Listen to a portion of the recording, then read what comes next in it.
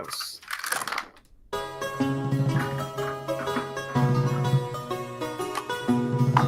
Okay.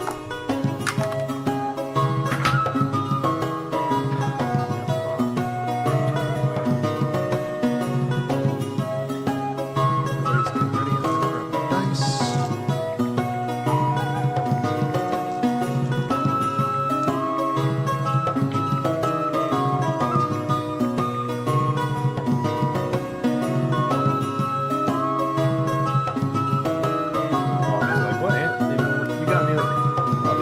Kaiju number 8's so good. I'm like, I fucking told you, bitch. I told you once. Robbie's watching Kaiju number 8. Nice. And I told him, yeah, like, you'll fucking love that shit. And now he's like, you got any other recommendations? So I'm like, alright, for you, I'd say JJK, definite. I'd say definitely, you might like Chainsaw Man. It's a little bit more out there, but hey, it's awesome. And I'm like, yeah, and these like fantasy animes, and I was like, alright, bet, Fairy Tail, Full Metal Alchemist Brotherhood, fucking Shield Hero,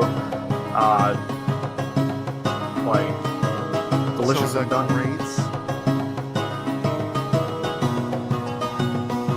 That's not like where. Oh, fucking hate autocorrect. I wish he would die.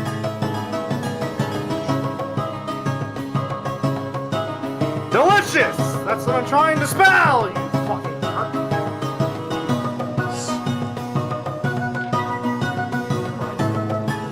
Delicious.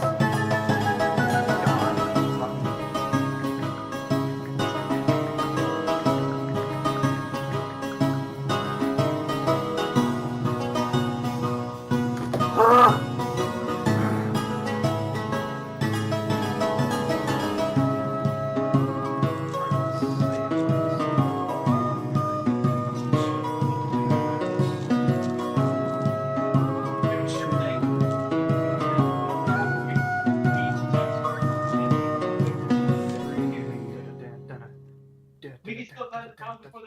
Four.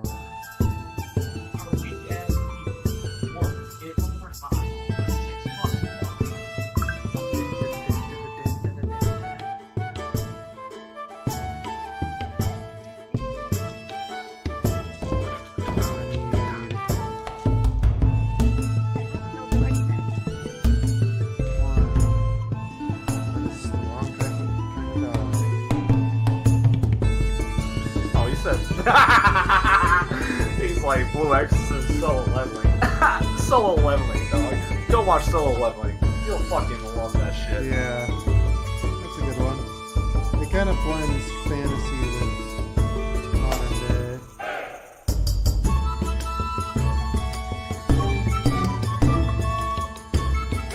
Oh, that's a fucking D10.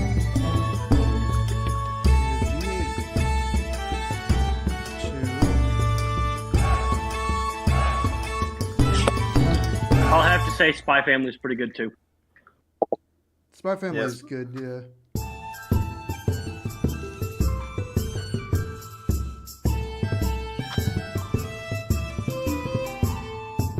Yeah, it's just talking to a friend who's a veteran of Attack on Titan, and oh god, what else has he watched? He's watched Shield Hero, he's watched Demon Slayer. I despise Attack on Titan. Wow. I'm not an Attack on Titan. Never fan get either. into it. I mean, if it's not for you, it's not. If you couldn't get into it, you couldn't get into it. I can't get into Naruto or Bleach, so. Okay, Bleach I can. Naruto I can. Bleach you can't start till like 5 episodes in before it actually gets good, if that makes sense. No, It's very fucking slow. Season 2 is better. But you gotta wait for Rukia to go back to Soul Society. When she does that, that's when it picks up and actually becomes good. Oh my fuck. Are you kidding me? Oh, well, I don't know. Yeah, actually. But I'm feeling pretty good. Georgia beat Texas today. Nice. Dun dun dun dun dun dun dun dun dun dun dun dun. It's nice until I switch teams when I go to Texas. Ew. I don't think I'm gonna be able to find this fucking dog right here. everything into my tray.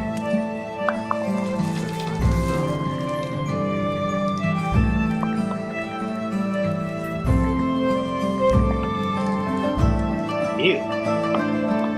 How dare you?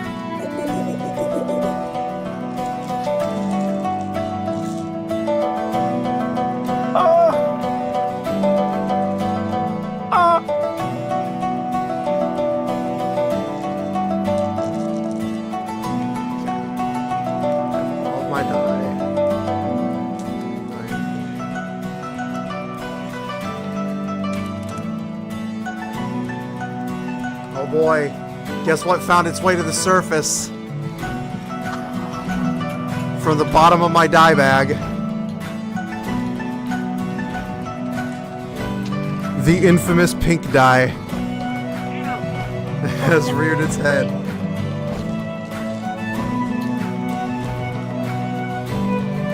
The only thing is will it actually be good tonight? We're gonna find out. 'Cause my dice are bipolar. I always also see Vinland Saga it's not really fantasy, it's more like historical.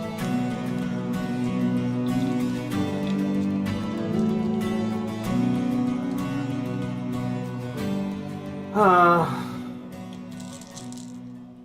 86. Oh my god, that was fuck. 86.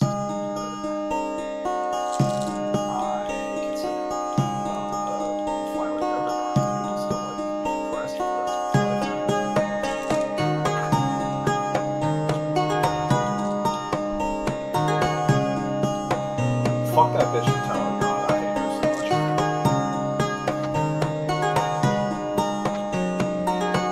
Shangri-La Frontier. Okay. Go. I have my die. Or I should say I have my dice. That I need for tonight, because I'm gonna need a lot. So I have all my dice. Is everybody set? Is everybody ready? No? Yes. Okay. Or maybe I'm not.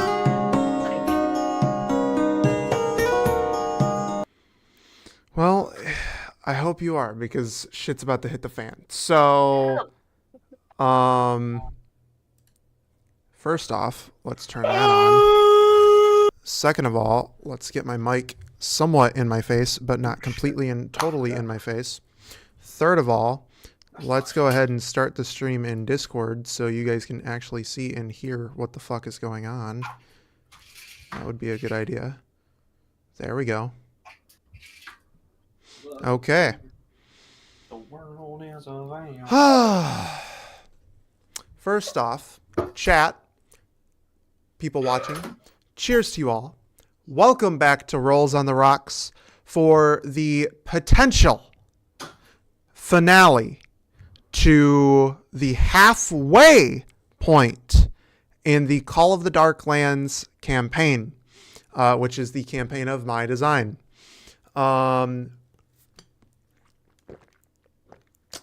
Take a drink. It has been 22 sessions and we are halfway through. which means that in potentially 44 sessions, we will be done. But after this halfway point, we are taking after this halfway point, we are taking a break from the Call of the Darklands campaign, and we are moving on to Taylor's campaign, which is called what? You're in the group chat. You should know it. Bitch, I am not in the mood to play games. I have been... What is it? The Fall of Theron. Fall of Theron. Okay. Yeah, someone to it. Yeah. Motherfucker, do you know how busy I have been? Wait, that's right? Or did I write it down wrong? No, yeah, you remembered.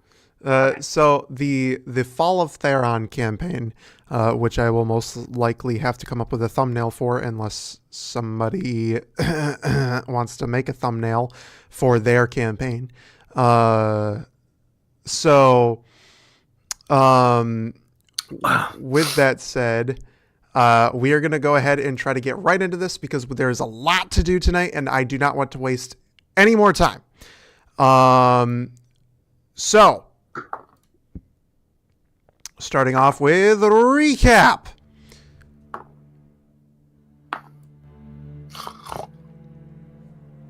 Last time we played,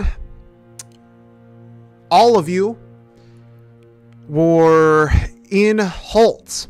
You waited around after meeting, you met with Dr. Igor Flay, the king, the queen, and after Sin's strange dream and her vision of Draris coming true, or meeting this man named Draris coming true, and her actually meeting him in this world along with the rest of you, you have discovered what these creatures that are causing the lockdowns within the cities to take place or be put into place, the curfews. And these creatures were large, fleshy, draconic, golem-like creatures that were stapled together pieces of dragons. And you have successfully fended off an attack from them. You have successfully fended off your attack. And to set the scene for everyone tonight, after you fended off this massive attack from these golems, which I may be getting ahead of myself, I don't know. There's a lot spinning in my head right now.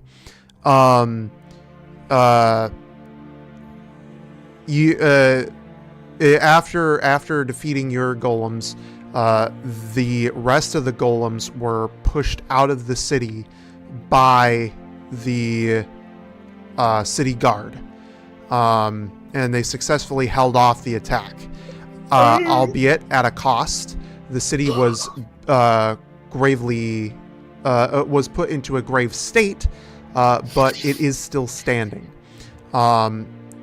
Besides a couple of broken and destroyed houses, things are, for the most part, okay. You ended up, prior to all of this in your attack, you met with Dr. Igor Flay, who gave you some information about these creatures and where they might be headed, in return for some radioactive pocket sand that your friend Ablin, who unfortunately is not with us tonight, decided to trade to him. You know where these creatures are around, which is Mount Drakenheim.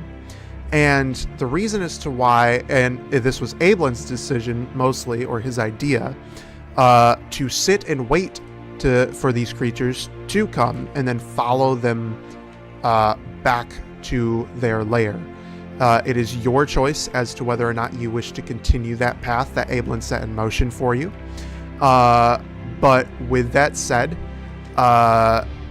we are now going to go ahead and jump back in. You are in the center of the street where the golems have just attacked you. You finished you supposedly killed all 4 of them. And you are now in free roleplay. Draris is with you as well, by the way. He helped you fight these creatures. So. Just a question. You said supposedly we killed them?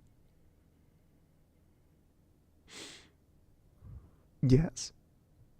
Okay. Damn it. Supposedly you killed all of them. Supposedly. Well, supposedly you killed the 4 of them and then attacked you. But yes. Okay, but so I'm clarifying because I don't know what the opposite of retcon is, but like so we didn't get that last little bit that the city guard had pushed them out, so that's new to me. So I'm gonna Yes, jot that that was going to be done. The only reason that was going to be done no matter what. The only reason as to why that wasn't explained last session is because we ran out of time. But yes, that did happen. That after you defeated the creatures, that is your setting for the scene. The rest of the creatures are fleeing currently as the city guard have fended them off.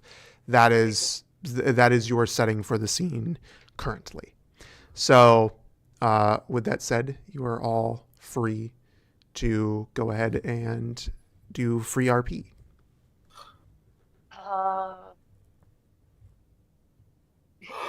Look around. All right, how's everybody feeling? I'm good. You're good. But you're good. Hey, okay. All right. I'm gonna go ahead and use some healing light on myself just because I don't like how low I am. All right. You are free to do so. All right. 11 points back. All right. Since just wincing her ass off, just. All right. I'm gonna go over like. Yes, I know I hate to say this, but that kind of caught us off guard. We need to. I don't know about you, but I need to take a rest after that one. Like, yeah, I'm beat up over here. I could definitely do that. Oh, So I guess we can. I'll never turn down sleep. Come on now. When have I ever turned it down before? So we'll have to wow. put Evelyn's plan on hold until the morning. With all of you talking and conversing as to what just happened, one of the dragon flesh golems that Yusin actually sent flying through a building stands up and starts booking it the fuck away. Good, we can book it. I'll be, hey, look, there's tracks to follow. All right. I would love to follow it, guys. I really would, but I think we need to regroup a little bit on that one, Agreed. honestly. So I'm pretty sure we can follow the tracks if they run, no matter where they run to tonight. yeah, well, I mean, they did leave tracks in the village, so. And I never remember that one. Garnishnitz? Yes, Garishnitz. Thank you. Everybody keeps calling it Snitcherweeno, and I'm like, what the fuck? Yeah, I guess we're gonna gather everybody up and check out the bodies that are around, that are right there. Okay. So you're investigating the dragonflesh golem bodies? Yeah. Okay. I want to see if there's anything more to learn about them. In that case, go ahead and give me an give me an investigation check. We'll go with that.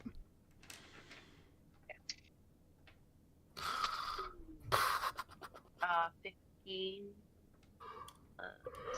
5. Oh, I got 20. What was it? A 20? Yeah, modified. Modified. Okay.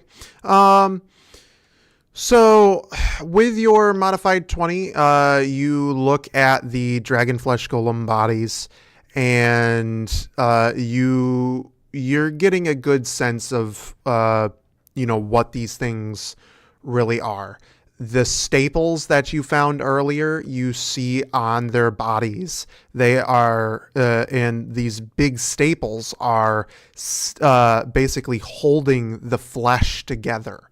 In a sense, kind of like a makeshift stitch, holding this dragon flesh together on these golems. You do see the same scales that you picked up from earlier. You see all of those mystical, magical colors that you picked up all on their bodies, and it's a mix mash.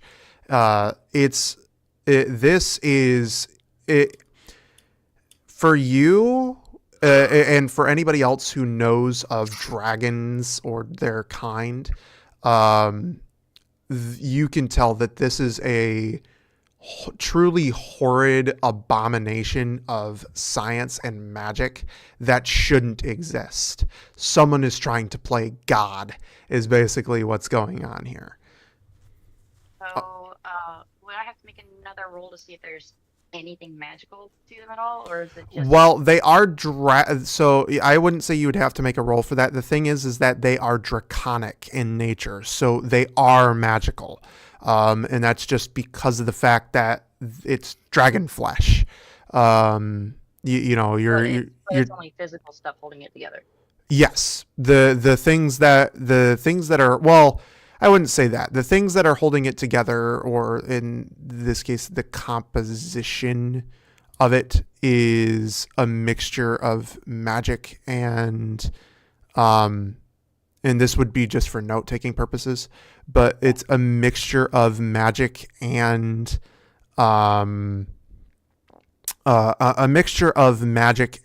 physical. Basically, you've got the science and then you've got the mystical. And that's kind of what's holding these things together. So somebody definitely created these things, as you've been told by Dr. Igor Flay, and as well as by Draris. These things are not natural. They were created. They were made. Okay. So I'm gonna stand up from investigating, look at the others, and I guess kind of look at Draris. And so, does that mean that they're like killing dragons and then cutting them up, putting them back together? How does that work? Draris is going to step forward. He's going to look at you and down at the dragon flesh golem body. Well, that depends. They could have gotten them from the corpses of dragons, but I highly doubt that they killed them. More than likely, they got these bits and pieces from dragons that were already dead. Or there is always the other option of an outside supplier, meaning whoever created these things, is receiving these parts from a dealer. More specifically within the black market. Now, well, that could be definitely a way of tracking them down. Shall we go to the Thieves Guild? Or, yeah, we can hit that in the morning after we get everybody settled and rested up. So, I don't know. It's fucking. Yeah, I think hitting the Thieves Guild or just following these tracks to the one that ran off would be best. Right now, I can tell you now that if I do that, I won't make that journey. I pray these tracks are here when we get back. Same. Sorry. So on a above table, Sins will not be making it if we go get into some shit right now. So Okay.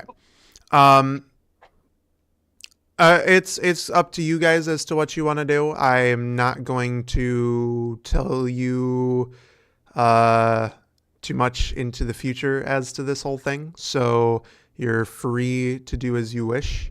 If you want to go ahead and take a rest, you are free to do so. Let's just take a No. rest. Yeah, I think we need to take a rest. Gather everybody back at the tavern or the inn. Okay, so you all decided to head back to the inn. It's kind of an inn slash tavern. At least this one is. I don't have the map up, otherwise I'd look at it. But which realistically, I probably should have brought that map up. But anywho, so you go back to the inn. I believe its name was Der Betrunkene Hause. Der Betrunkene Hase. Yes. You go inside and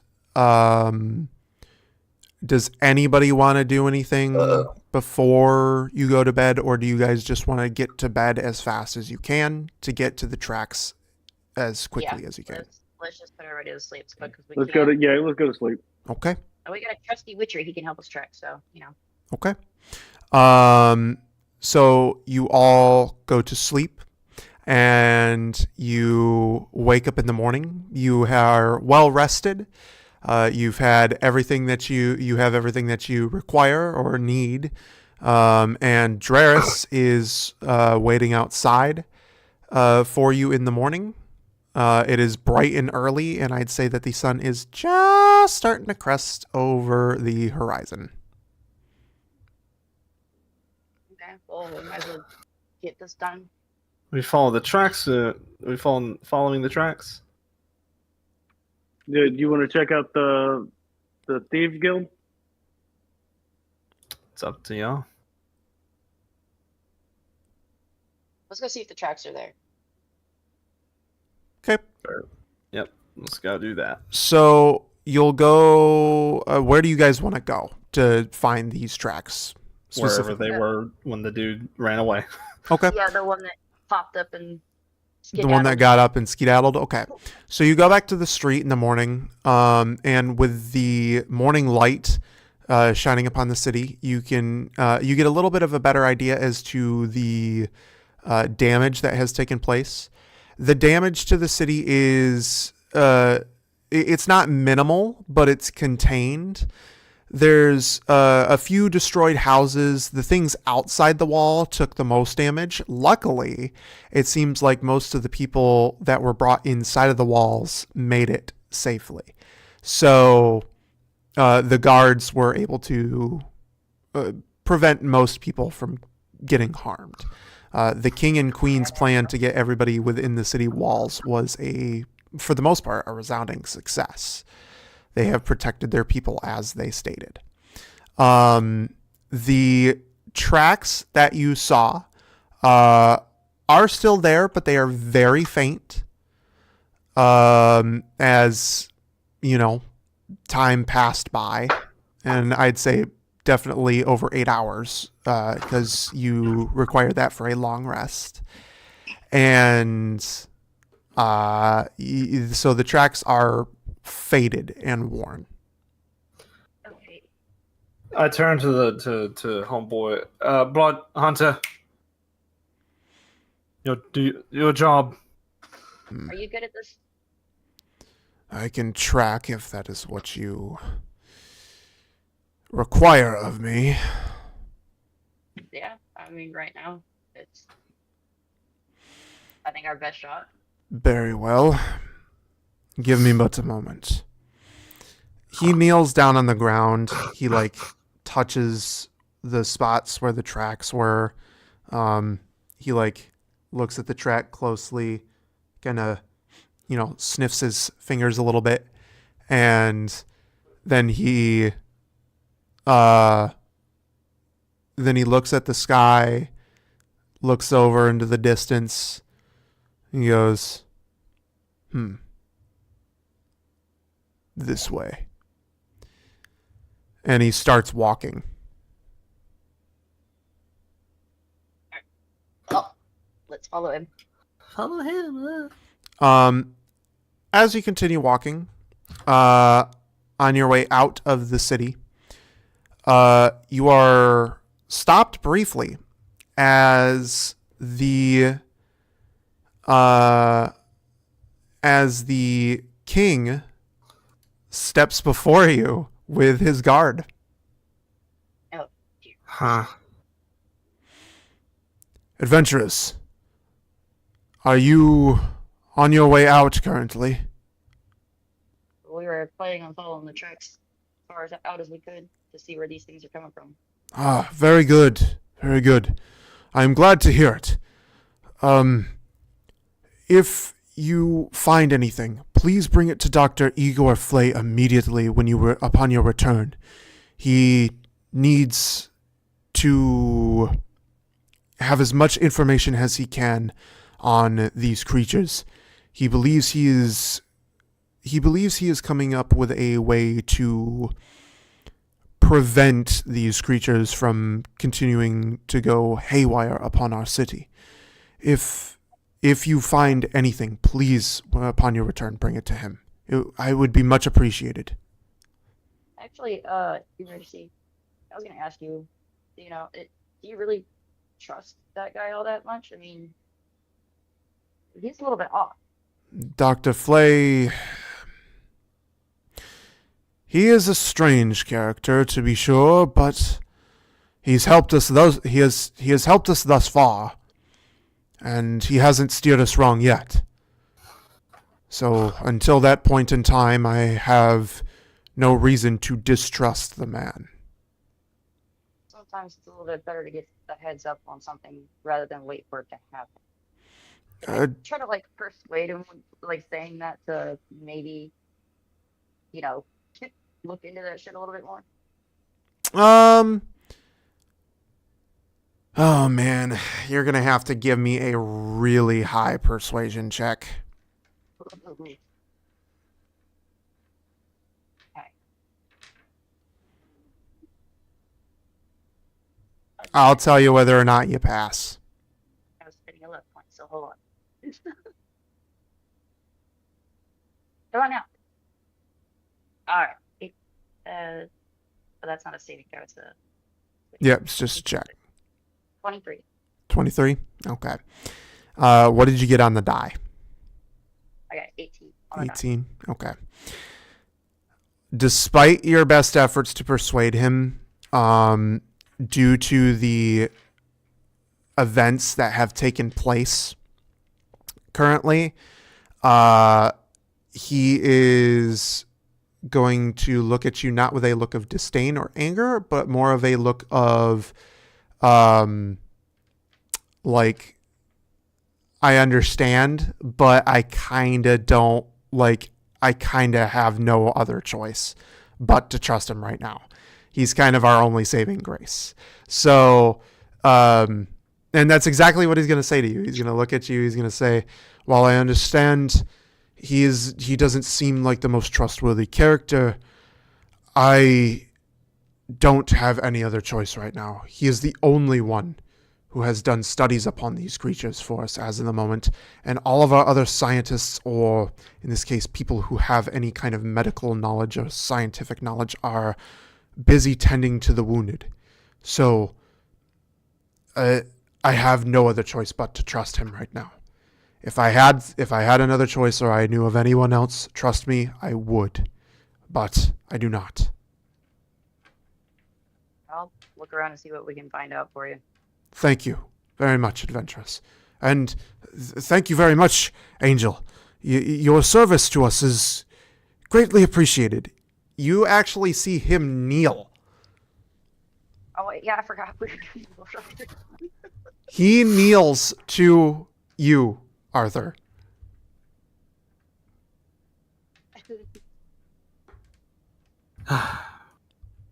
Rise, human.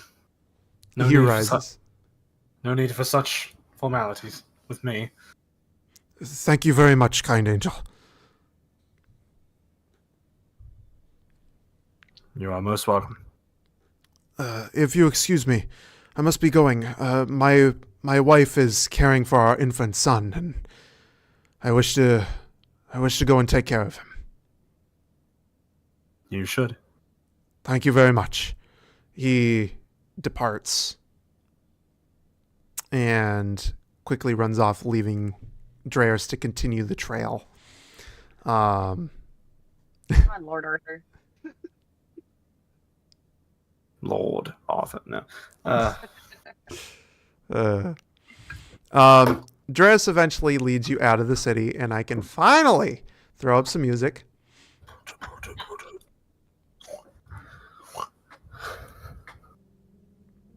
Might need to turn that up a little bit. There we go. Okay. So, you are now in the forests of Wolfstan once more. Or around the forests. And you are led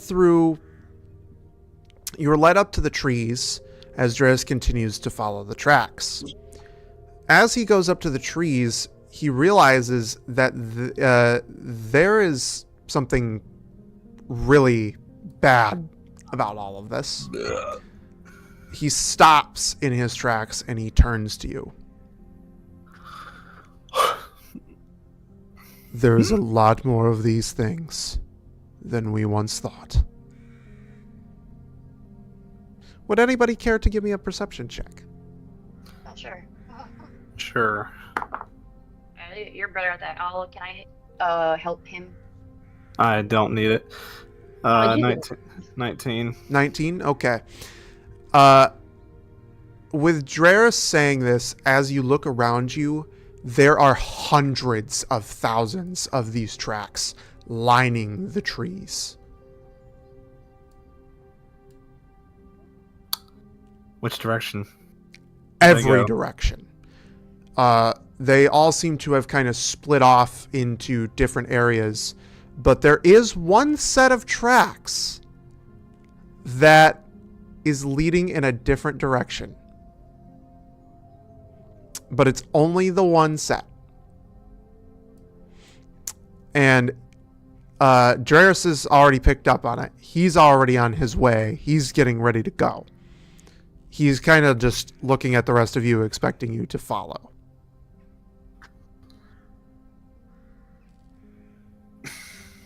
I follow.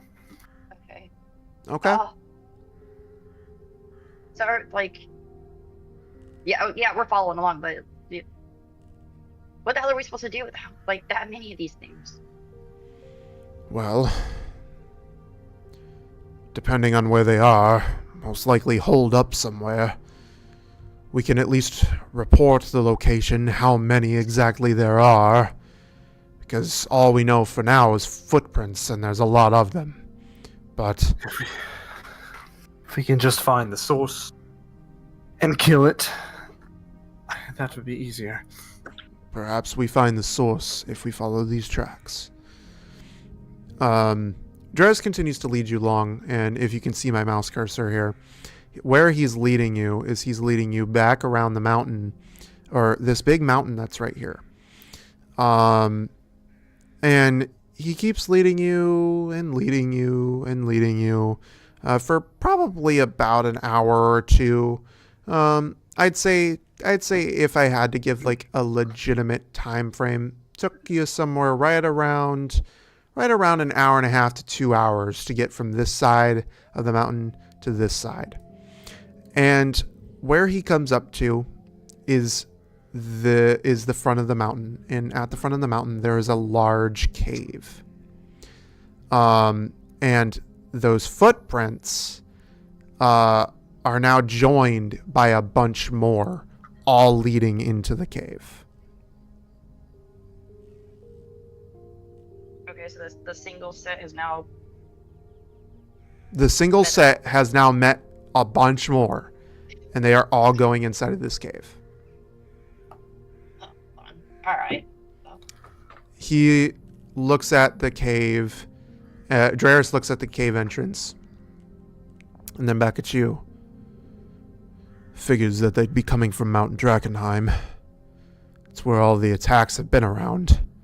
Probably should have expected this sooner. Still lit in the name.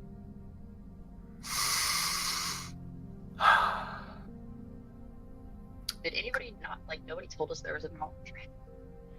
Oh, I mean, you could see it. You knew that this was here. You probably I'm saw saying- it on your way in.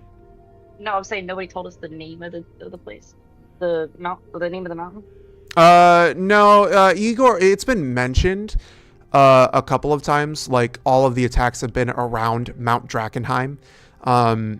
So you have heard the name before. The name has been mentioned. Okay, I missed it then. My bad. Yeah. Um, And if you wish for note taking, Drakenheim is spelled Drakenheim.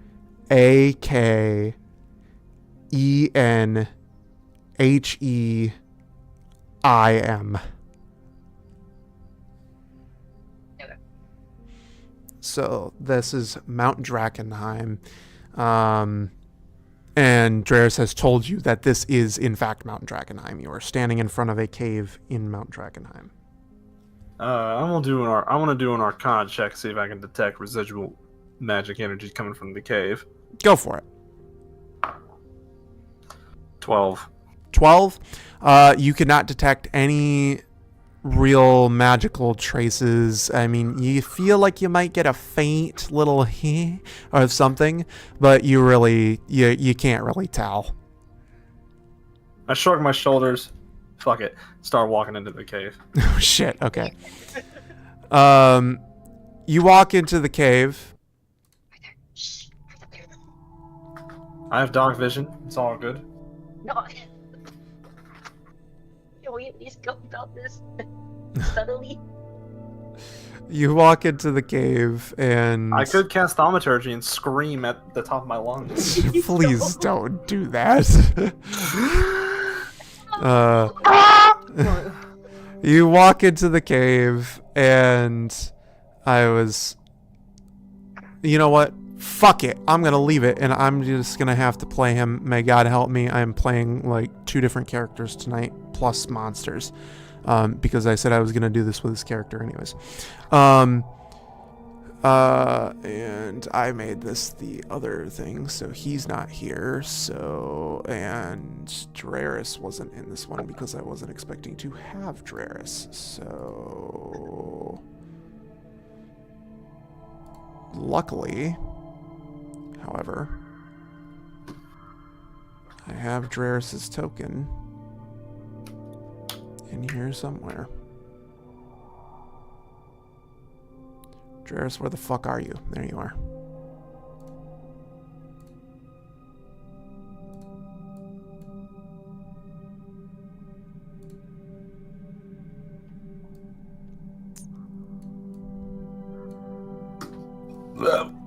There we go. Sorry about that. This map was planned out a week or 2 ago, so anywho, you walk into the cave, and the cave is dark, but surprisingly enough, it's not completely devoid of light. There are some crystals in the cave, and they kind of, and some like cave mushrooms that kind of like light up the area a little bit. But for the most part, it's still dim. And God damn it. Okay. Fucking God, my alarm. Just anyways. So welcome to the first of its kind map that I decided to have a little bit of fun with. So this is the first map that I'm using a quote unquote fog of war on. This is all you can see when you first enter the cave. There is a path to the left and a path to the right. There is also a path ahead, but you cannot see where the path leads past that. So it is your decision as to where you want to go into the cave first. When you enter the cave, there is clearly someone standing in the center of said cave. Okay.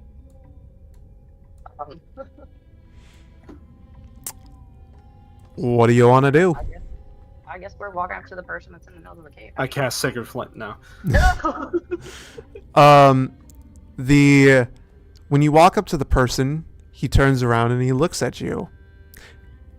Guess who it is? It's Taruka. I cast Sacred Flint now. back from his long and arduous journey over here, and already in the cave doing all of this stuff.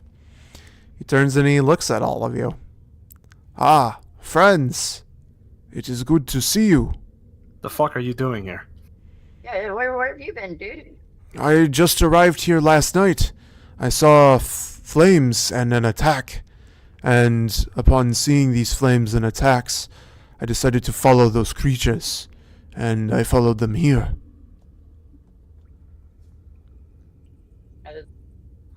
Learned anything from in here, or you just? No, I have been trying to examine some of the things within the cave. There is a strange feeling here, something that I am not quite used to. That would be? Strange magics are afoot.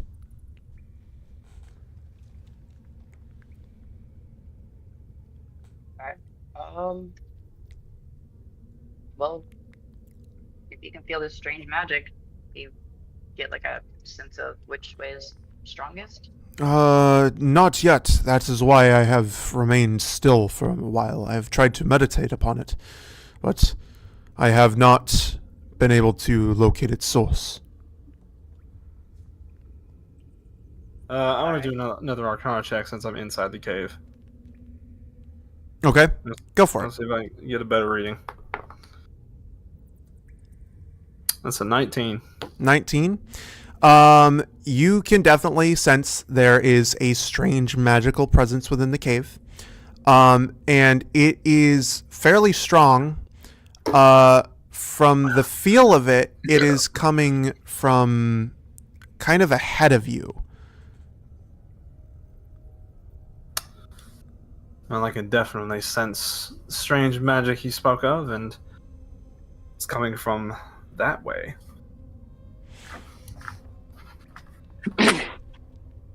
Bless you. Very Plus, well. Should we follow this? Since you have a idea as to where it is, should we follow you? Fuck it, why not? I start walking forward. Start walking forward, okay. So you start striding forward, and oh my god, that was not supposed to happen. We are sneakily striding forward. So I'm I'm gonna move everybody's tokens up. It's gonna look a little jumbled, but such is with the fog of war. Each one of these squares is how big now? 5 feet. So each square, so you are 5 by 5 feet, and each square is as well 5 by 5 feet.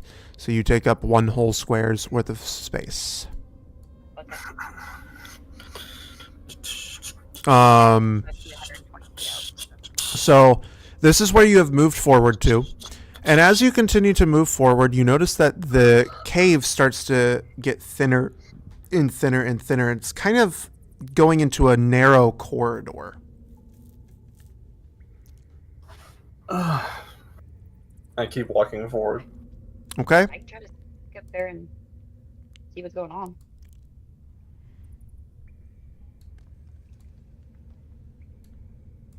I'm moving everybody forward. Such is the way of the battle map. Okay.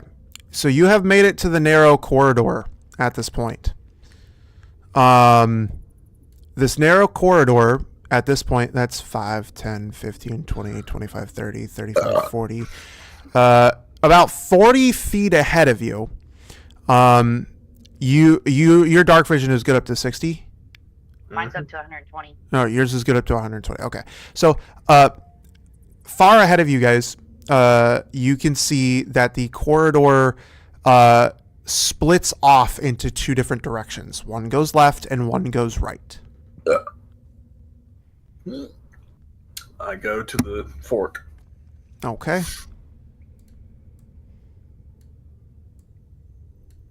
And this corridor is very tight, so here's what I'm going to do.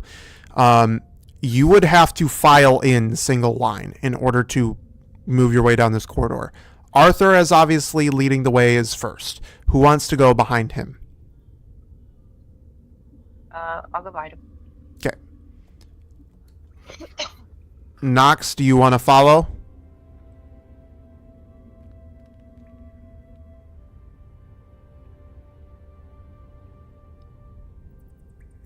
I think you're muted. I heard you sneeze because Look, Arthur said bless you. I didn't know I was muted. There you go. Yeah. Yeah, okay. So you'll follow there. We'll say that Draris follows you and Taruka takes up the rear. So you are now at the fork, and you can definitely see that this narrow corridor goes right and left. With your thing, your earlier check, you can tell that the magical energy is coming from the right. But you can choose to go either way. It is completely up to you. And as a note, because this is the first time that I'm doing this to you guys, and I may do it in the future, just because the energy is coming from the right does not mean that there isn't other stuff in this cave for you guys. There could be loot, there could be... treat it like a dungeon. There could be anything within each... with whichever way you go. So I'm just giving you that as a nice DM being, for future purposes. okay. What do you think we should do, guys? Should we flip a coin or? I'm following you two, so. Arthur, your vote.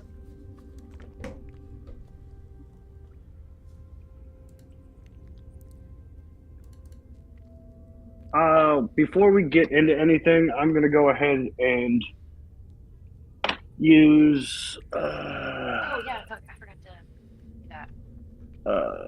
Where are you at? I am going to use. Where'd it go? Just what I need. I don't know what you did. Divine Sense, detection of good and evil. Okay. Fuck, that means I need to pull up a stat block. Hang on. Okay, while you're doing that, I'm gonna take my 10 minutes to do the inspiring leader thing, so everybody gets extra hit points. Okay. So everybody gets 17 temp HP.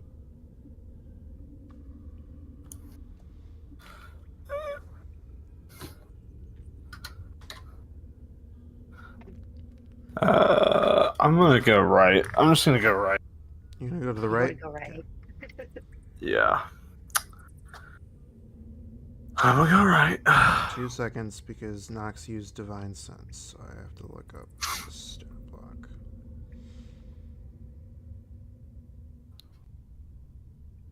Okay. Cool. Good to know. You sense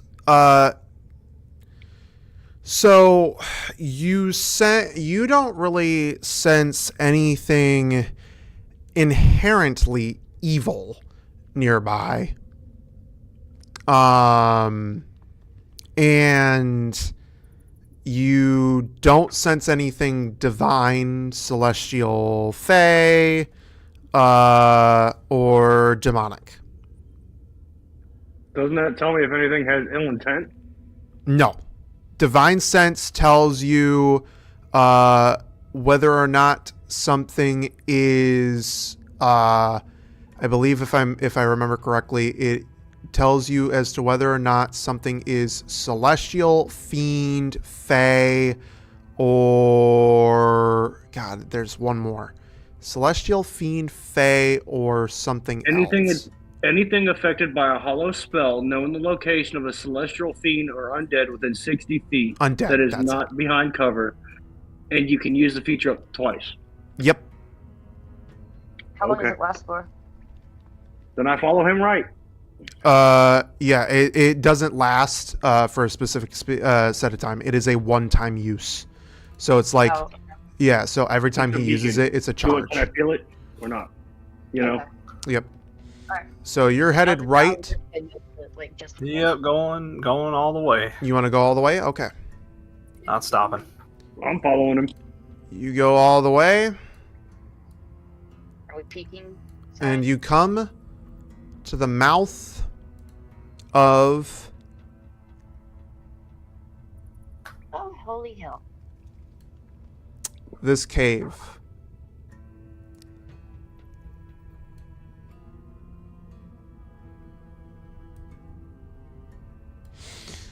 What lies before you is a literal fuckload of dragon flesh golems. And they are everywhere. Now, these tokens are a little oversized, and the only reason I did that is because I wanted to show you exactly the expanse of how many of these things there are. So there is a literal fuckload of these things. But their expanse pretty much fills up this entire cave. Almost the entire cave. They are all standing in a circle facing this large stone slab that one could basically treat as a stage. And there's one in the center, and this one in the center is looking at all of the others and they are like, it's kind of like addressing the rest of them almost. Roars, grunts, growls, nothing that you can understand, but it is just roars, grunts, growls, and it seems like they can all understand each other. They have not noticed you. They are all just kind of focused heavily on the one in the center of the stage, but there is a massive army of these things inside of here. I telepathically tell the party, go back. Just all right. We're gonna slowly start creeping back. Okay, you guys start slowly creeping back. Draris, on the other hand, is going to move forward. Oh, I stop him, He Nope. stops at you. and I telepathically tell him, go back. He looks at you. I don't care if... God damn it. Fuck. Please try me. Please try me. He looks at I you. turn around and run the opposite direction, away from them. Right. If he's going in there, he can go in there alone. He looks at you. I don't care if you think it's dangerous or whatever. I came here to get info, plain and simple. I have a feeling there's info within this room. Maybe not specifically in here, but on another part of the cave. They haven't noticed us. If I sneak through, ta-da, done and There's done. a whole different fucking path. I flash my eyes with power, and I say one last time, go back. He's the fool. Okay, hang on.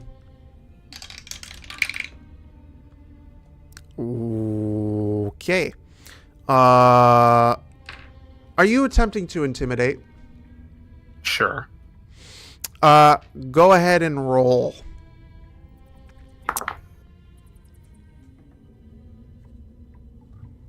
Tw- 25. 25. Okay, hang on. I have to pull up his stat block to know exactly what he got.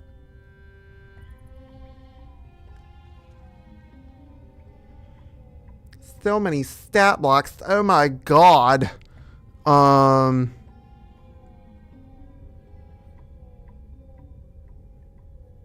Oh, that's right. He got the effects of a long rest. I almost forgot. He got...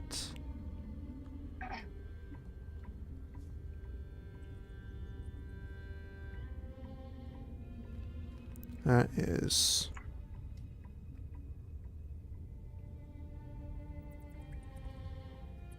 Okay. He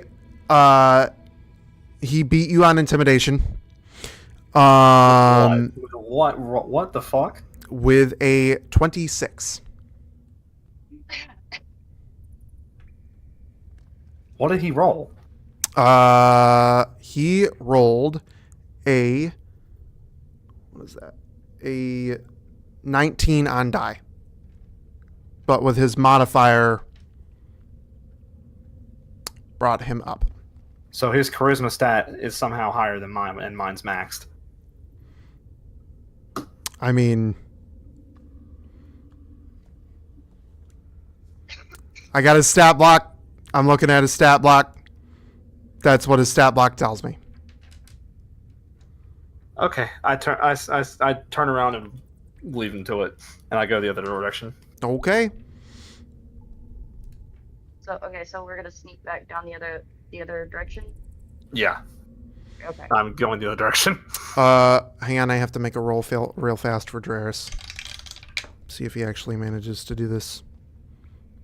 Which, with that fucking roll, I would very much so hope that he does, because goddamn, that is a very high roll for his stealth. And he's not very stealthy, believe it or not. Oh, fuck yeah. Oh, god damn, hang on.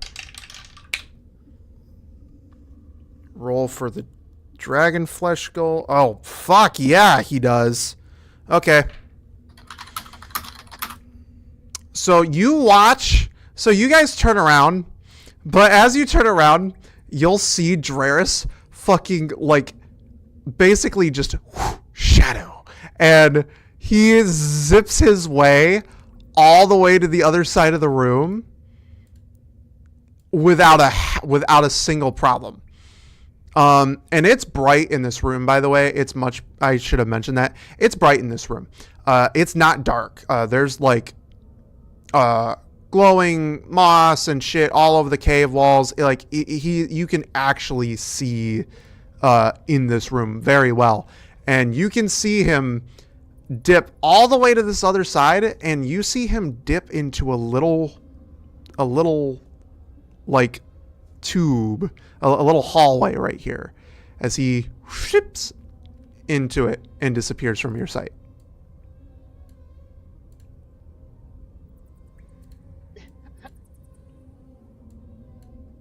Well, I guess. So, with that info, what do you guys want to do? I'm still gonna just like signal everybody to keep going back. Okay. Pretty sure with that, he can like we saw him disappear like that, I'm like, oh yeah, he's good. Yeah, we'll go. I'm gonna go to the. Yeah, we'll go to the other side. Okay.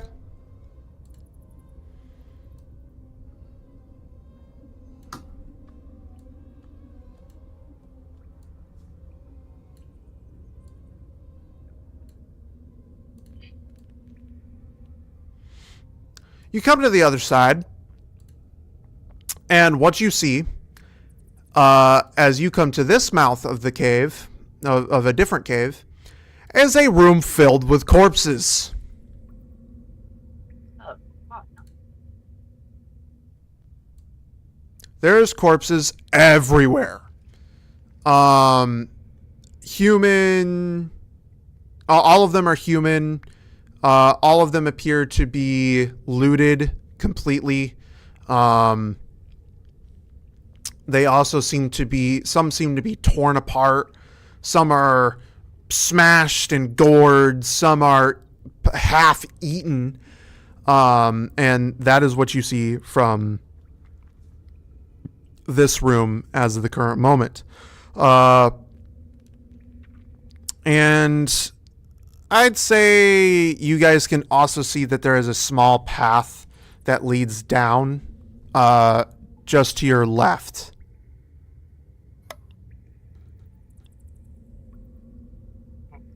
Sin's gonna nod her head in that direction, like questioning, like, should we go that way? I start walking towards that direction. Okay. Okay. As you start to walk, your feet kind of as you walk, basically underneath your feet. I pop my you wings feel- out and fly above it. He's good. I was just gonna say you feel the crunching of dead corpses underneath your feet, but there you go. Squishy belts. As for anybody else who can't fly, as you walk, you feel the crunching of dead corpses underneath your feet. Yeah. And other than that, nothing else happens. As you round the corner, you see a glimmer in this cave at the end of this tunnel. Woohoo. Alright, let's go. Oh. Quietly still. Quietly. Are you guys moving forward then? Yeah, sneakily. Very well. You move forward and you enter this room. Oh god. And as you enter this room, you see a massive mound of treasure. Gold coins flicker, precious valuables. It's good stuff. And there's a big pile of it. Sin's gonna reach her hand out and then stop and look at Arthur. And, you tell me about dragons. Do they have any kind of like weird sensey thingies on their stuff? Some do. This looks like a horde, which leads me to believe which leads me to a. Yeah, I think I know. I think I might possibly know what is causing this. So should we take a closer look at this thingy of this stuff before we look at it? Or touch it, I mean? Don't touch the treasure. Okay. But I want to squish the butt. If you want my honest opinion, I think a dragon is behind all of this. An actual dragon?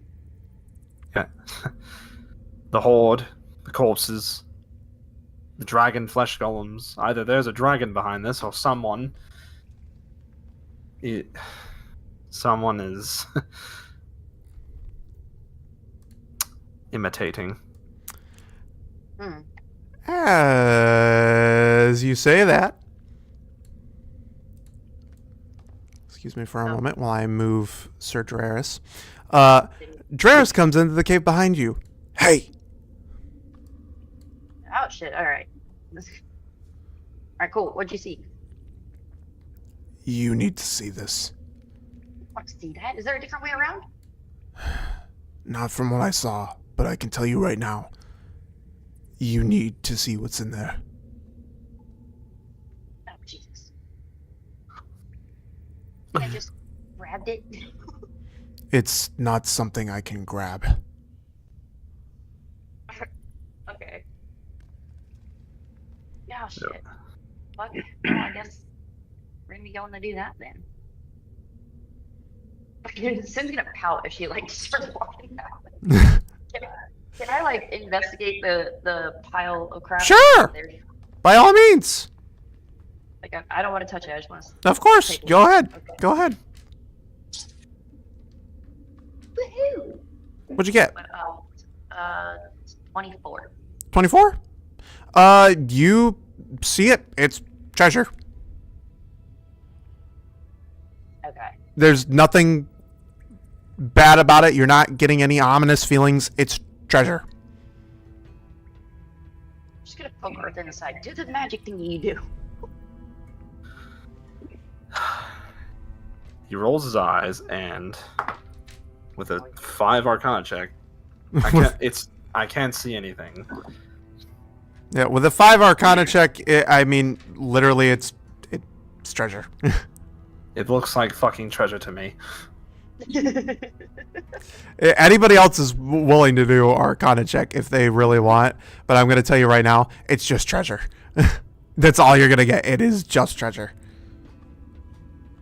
Okay, so I didn't see any traps, and it's just treasure. No, there's no traps. There is, it's treasure.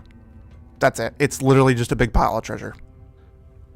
Alright, well, I mean, we keep that in mind, and then let's go see what the Witcher has to show us. I don't know how we're gonna make it through this. Okay. So I'm assuming everybody else is following then. Yeah. No, yeah. Okay. Might be going there alone. Making further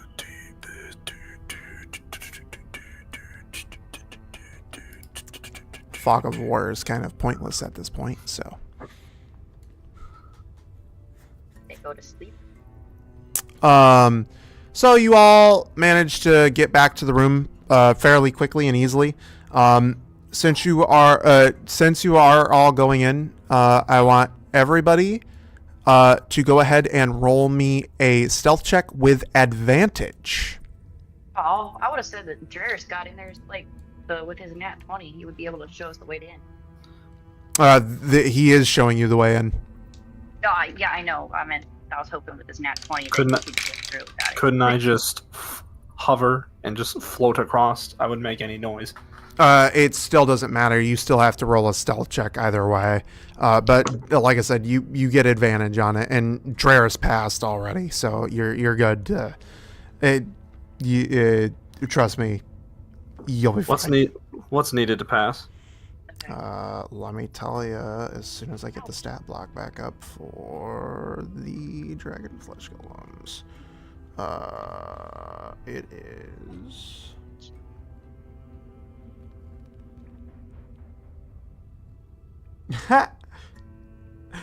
a 10. Oh, nice. All right. Well, Like I said, you shouldn't have any problems. You're rolling with advantage, and you only need to beat a passive perception of 10. So. Okay. I'd highly recommend all of you go first. Oh. Okay. No, seriously, like all of you go first. I'm gonna go last. Draris has already diggity dipped his way down there. Sin went with a 17. Okay. Sin starts first, and you sneak your way in, and with your 17, you are like a shadow amongst the walls. You creep your way over, and you slink on over to where Draris is.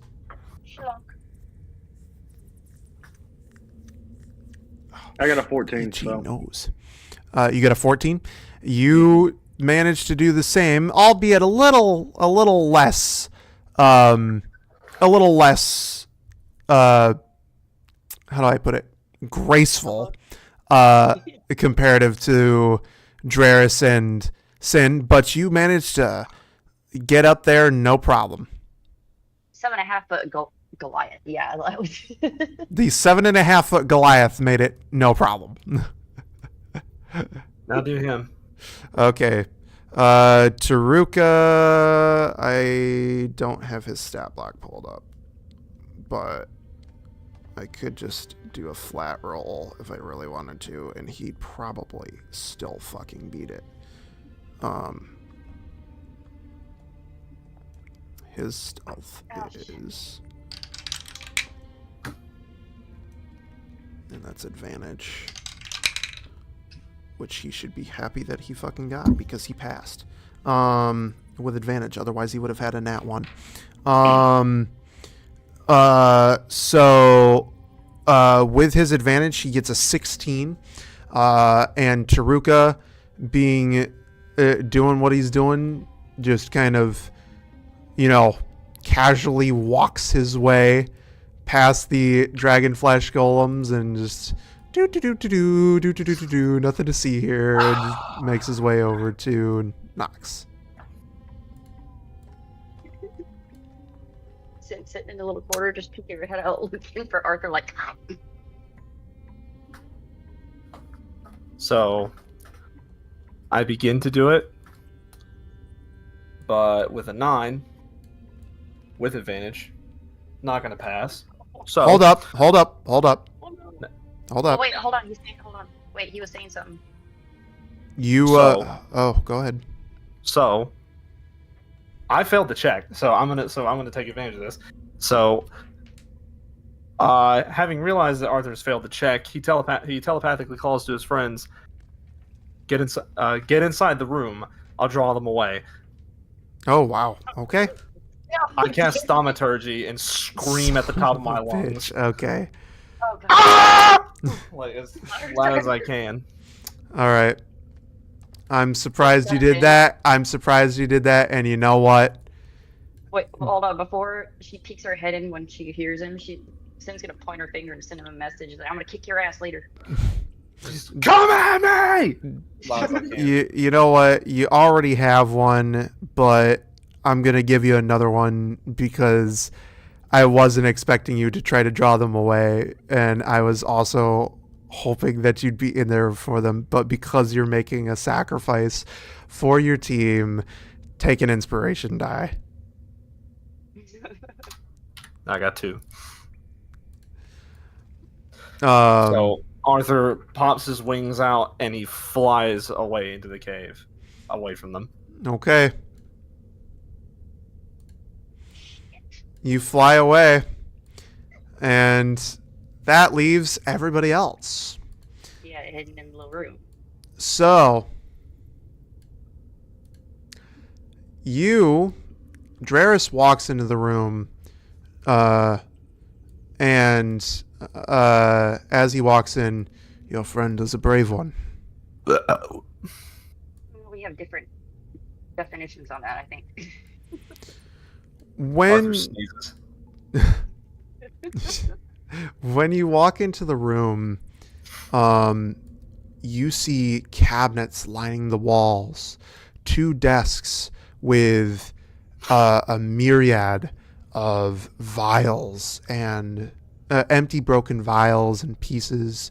And in the center of the room is a strange machine. This strange machine almost looks like some kind of pod or capsule. And it looks like at one time it was fully running and activated.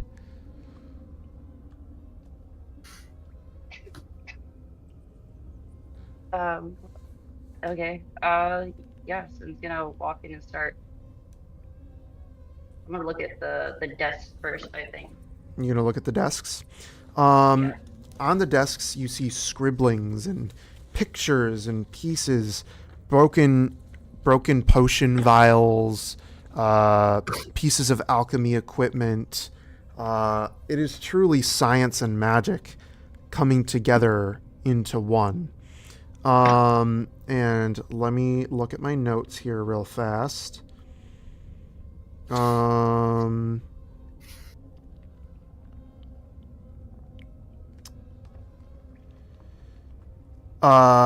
And not only that, but there is the drawings and things that are on the walls are plans, diagrams, sheets showing what was supposed to be in the pod. And the picture that you see is of a creature all too familiar to you. What creature? The very same creature that has plagued you since you were brought to this world. I'm just gonna grab the picture and hold it up. Go look at something. The funky lizard. Oh, that's what I'm calling it from now on. Funky lizard. Okay, so I'm gonna. Can I gather up the notes in the? Yes, is you there- can. By all means, you can.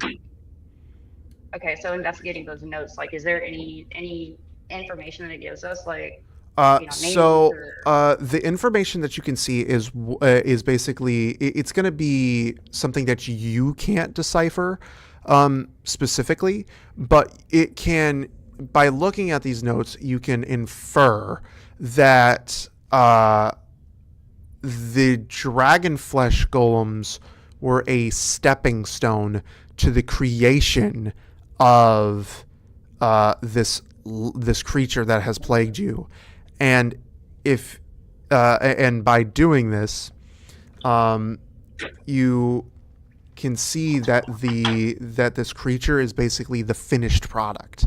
The dragon flesh golems were, like I said, just a stepping stone. They were something that wasn't supposed to be, but they were more like trial runs that ended up becoming useful to whoever created them.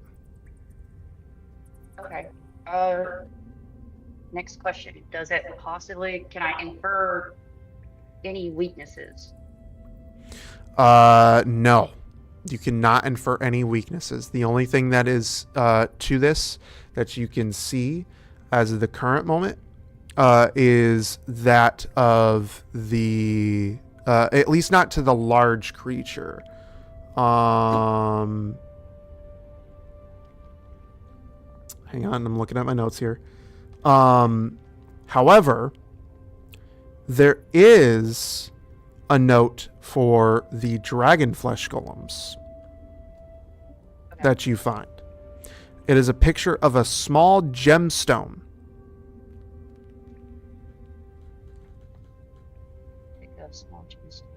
This gemstone is bright, vibrant red in color, and it is glistening with I don't know, it's opalescent is the best way to put it.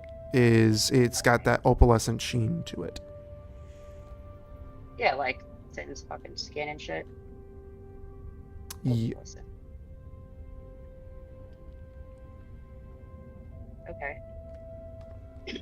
I'm just gonna gather everything up that I can find. And like kind of just like make my way around the room. Okay. Investigating everything that I'm going. As I you don't want to touch the damn pot until Yeah. As you make your way around the room, you actually find the gemstone. Really? Yes. You do in fact find the gemstone. You searched high and low, and you managed to find the gemstone. Now with the gemstone and the notes in hand, you will, and I'm going to say this, you will be able to infer this, because it's in the notes that you picked up and looked at. Okay. The gemstone can only be created. It is not a naturally occurring gemstone. It can only be created. Okay. Can I do? So I'm not okay. I'm not really getting. Can I do like a history check of anything that I might know that like Arthur might have told me that I forgot, or like anybody might have said that I forgot? Sure. Like looking at the things like. Yeah, history.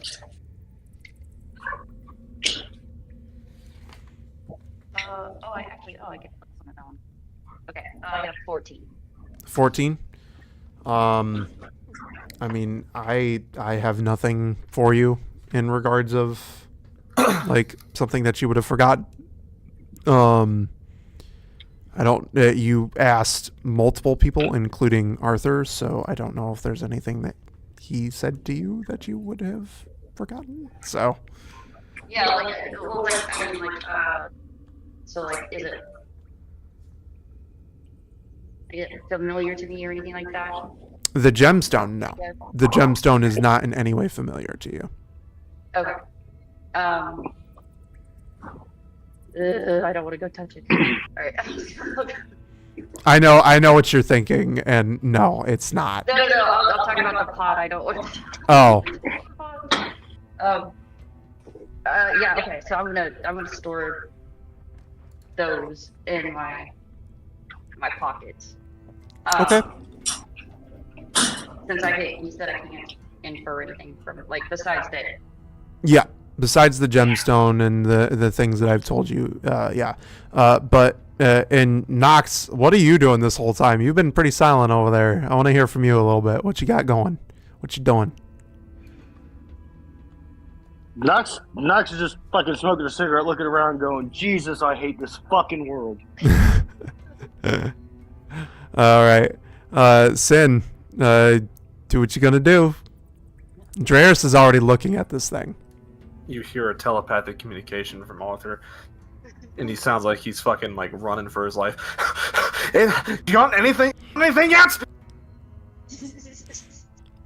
Yeah, just keep away a little bit longer. All right, just he sounds like he's dodging and attacks and shit. Just Wait, are you talking to one of us or both of us? all of you. I'll allow it for flair. I see red buttons and I'm debating about pushing them. Don't push. If I get yelled at for pushing red buttons, why is everybody else getting to push red buttons? I haven't pushed one yet. I'm just thinking about it. What is he talking about buttons? I'm not here fighting for my life. Okay, Arthur. Maybe one of these buttons kills the things outside. Don't okay, Arthur. Me. It's not you. You did it.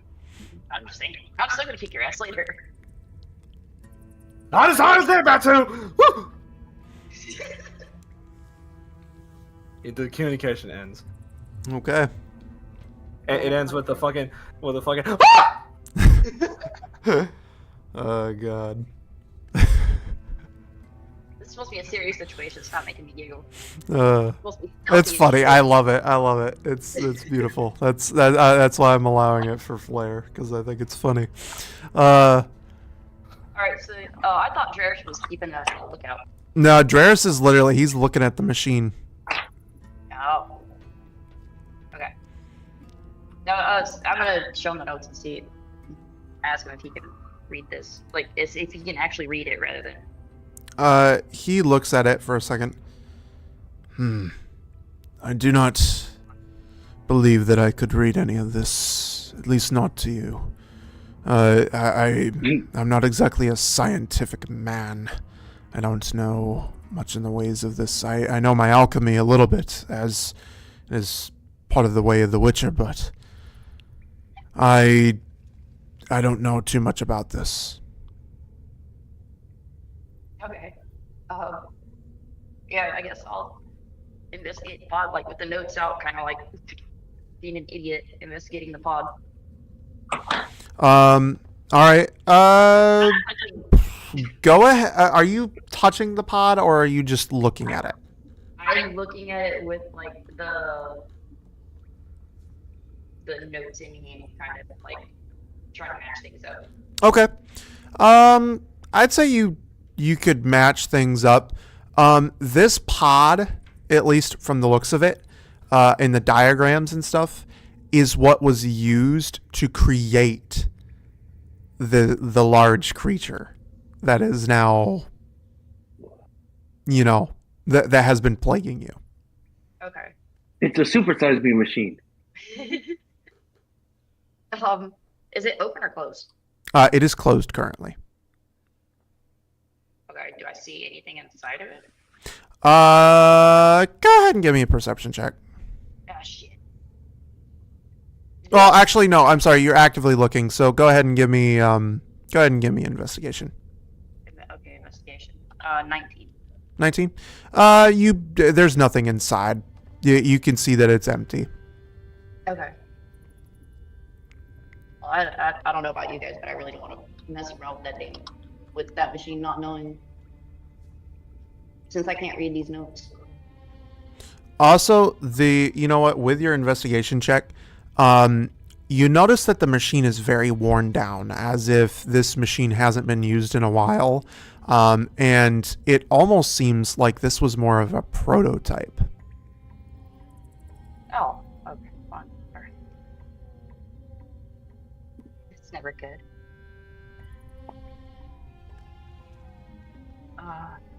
Prototype. Sorry, writing.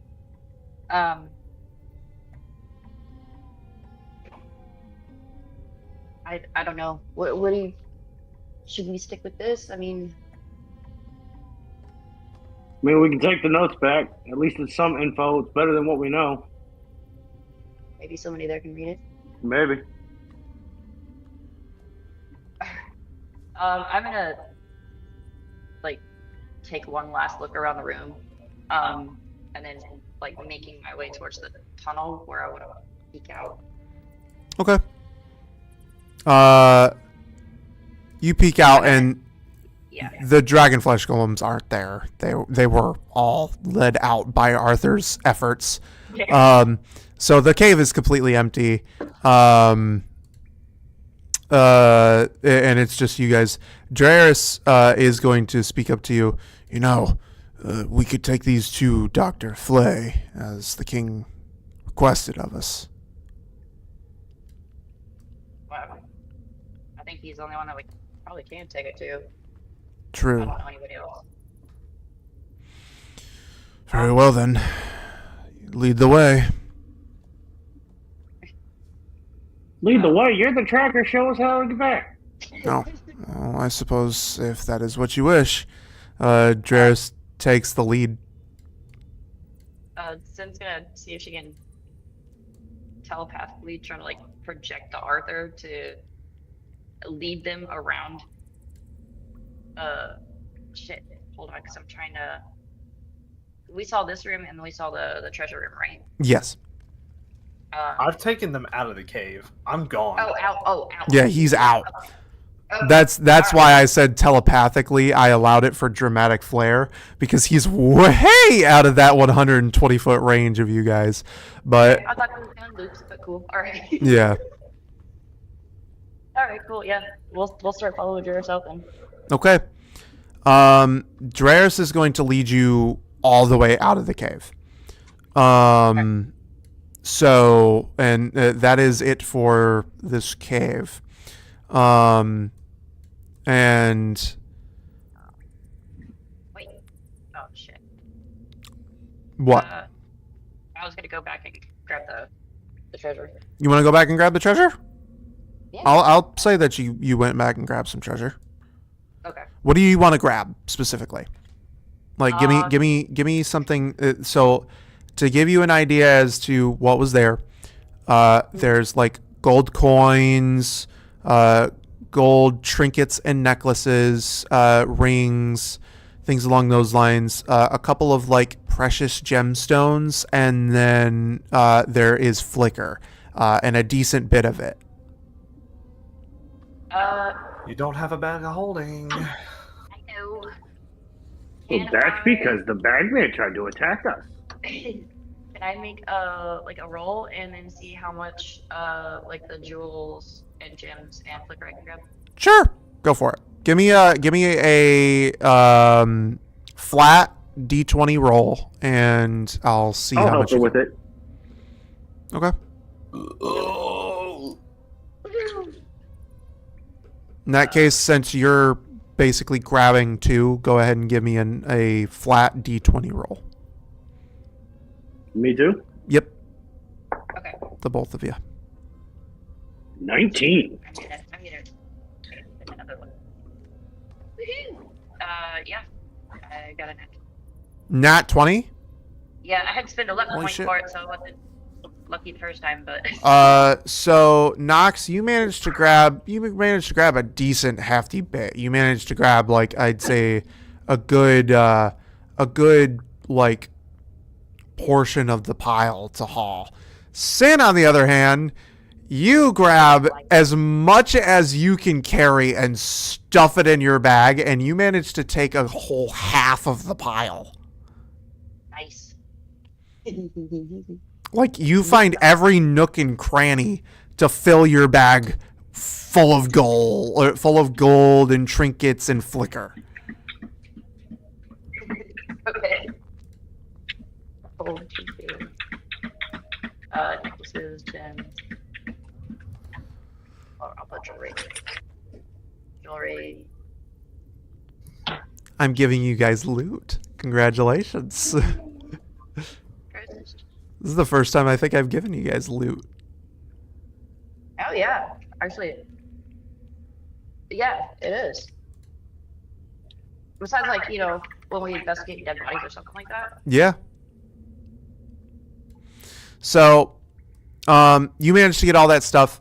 I'm going to keep things moving along because we are pressed for time. I go for it. So, Draris leads all of you out. You're no longer in the cave. Congratulations. You're no longer in the cave. Throw that back on. And you are now being led back towards the city. Arthur, go ahead and roll me a flat D20. 7. 7? Here. Ha! Well, guess what? So you run and you fly and you do whatever you need to do, and you manage to lose all of the dragonflesh golems in the trees as they rolled a natural 1 and completely fucking lost you. So you have evaded the dragonflesh golems and gotten away. And not only that, but you managed to catch up with the group. I fly. I just kind of fly in and dematerialize my fucking wings and just plop on the ground in front of them and just. I pick him up. You might. I was gonna say we might have to pull up the baby carrier that we use for Evelyn. Yeah, my golden boots are like covered in muck. My hair is a mess. I'm sweaty and I'm just. Yeah. Arthur, looks like the flying lesson's pulled off. Please tell me. I put my hand on Sin's shoulder. Please I tell me. pick you up. Yeah. I'm already holding you, bud. I put my hand on both your fucking shoulders. Please tell me that you got something. I got gold and flicker and gems and pretty shiny things.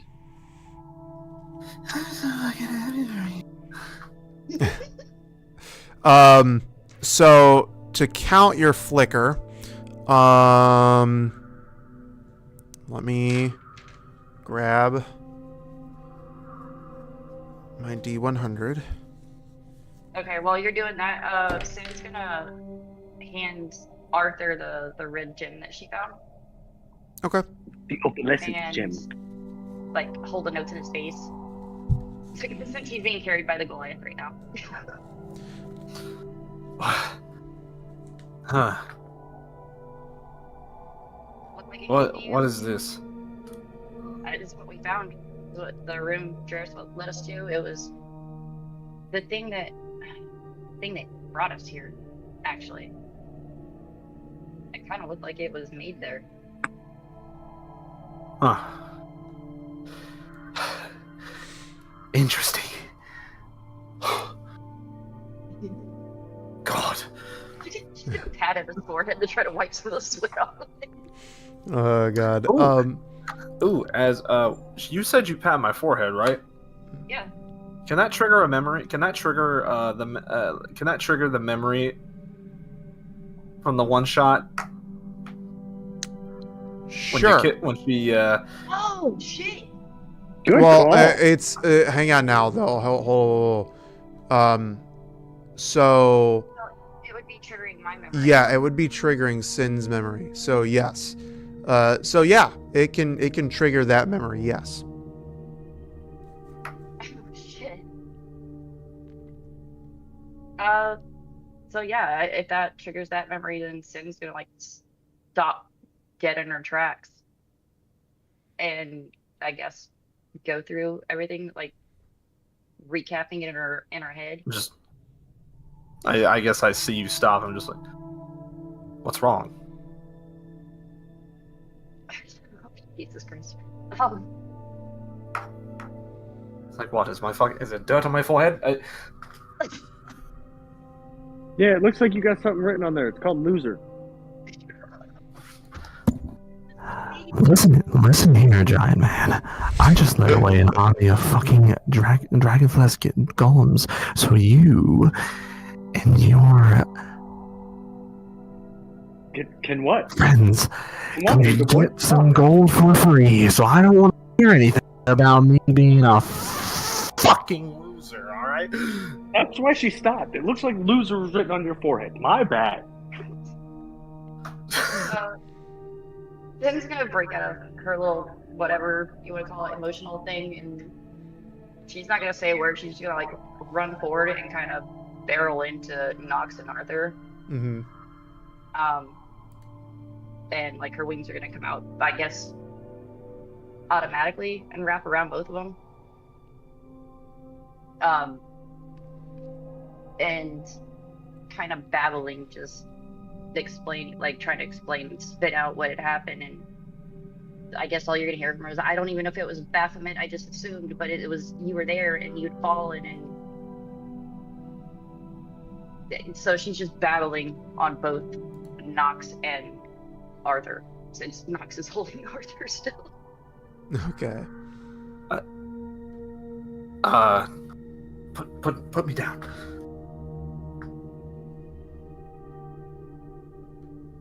Put me down. Gotta put you down. Thank you.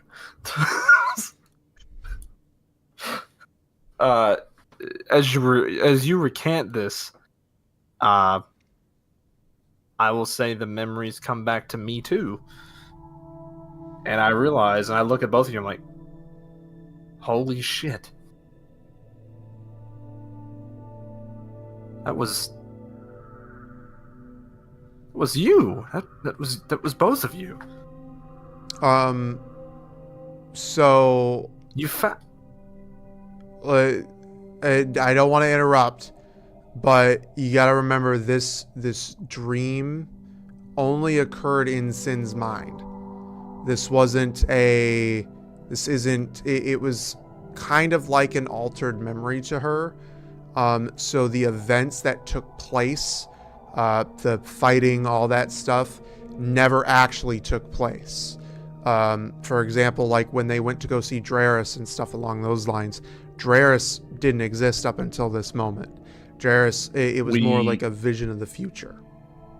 We established that was a memory. No. Okay. Yeah, I'm going to go ahead and I'm going to re-explain this because this was stated last session, and I'm gonna go ahead and I'm gonna restate this. Okay. This was not a memory. This was a dream that was basically a altered memory. So the stuff that happened in this dream never really occurred. It was that part was like a dream. Draeris was a dream. They didn't know Draeris up until this point. The only one that knew Draeris was Sin, and that was because of the dream. I But thought you were getting ready to do something like really cool, like that it may not have been how it happened, but like they all experienced those things and it just came together in her head like that. yeah, it was basically just Sin. It was almost like the best way to put it is Sin knowing you in current times, Sin meeting you and knowing you and basically having you like family to her, materialized you in this dream of hers as like a comfort aspect, but it was like a nightmare almost. There was a lot of things that happened. Again, treat it like it was an altered memory. That was a dream. So there's no reason for any of us to be interacting with it. That's the apparently point, because the only thing was to bring in an NPC that, has no reason to be here. Well, no, there was points to it. It was... what point? We didn't fight the same monsters. We didn't run into Arthur. We ran into somebody who we now know as Draeris, but apparently never ran into him. So the memory was no process and no no so use. Okay. So we'll just keep moving forward. Okay. We'll just keep moving forward. We'll talk about it later. We'll just keep moving forward. Something to talk about in debrief, I guess. But there was a point behind it, I assure you. So. I just think it's fine. We can go over it on debrief. I think it's just gotten very confusing because when we were doing it, it was a memory, and then we came and now back it's an altered memory that only so. one of us remembers. So yeah, it's something to go over. Okay. Because it's hard to, it's kind of hard to play off of. So, anyways, you guys, Juris leads you back to the city, and you managed to get back safe and sound. The dragonflesh golems did not follow you. You don't know where they are, but they did not follow you. That much you know. Now that you are back in the city, what do you want to do? I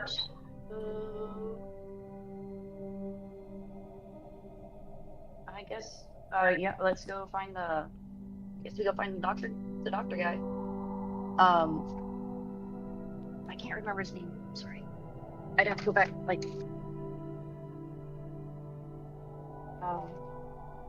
Dr. Igor?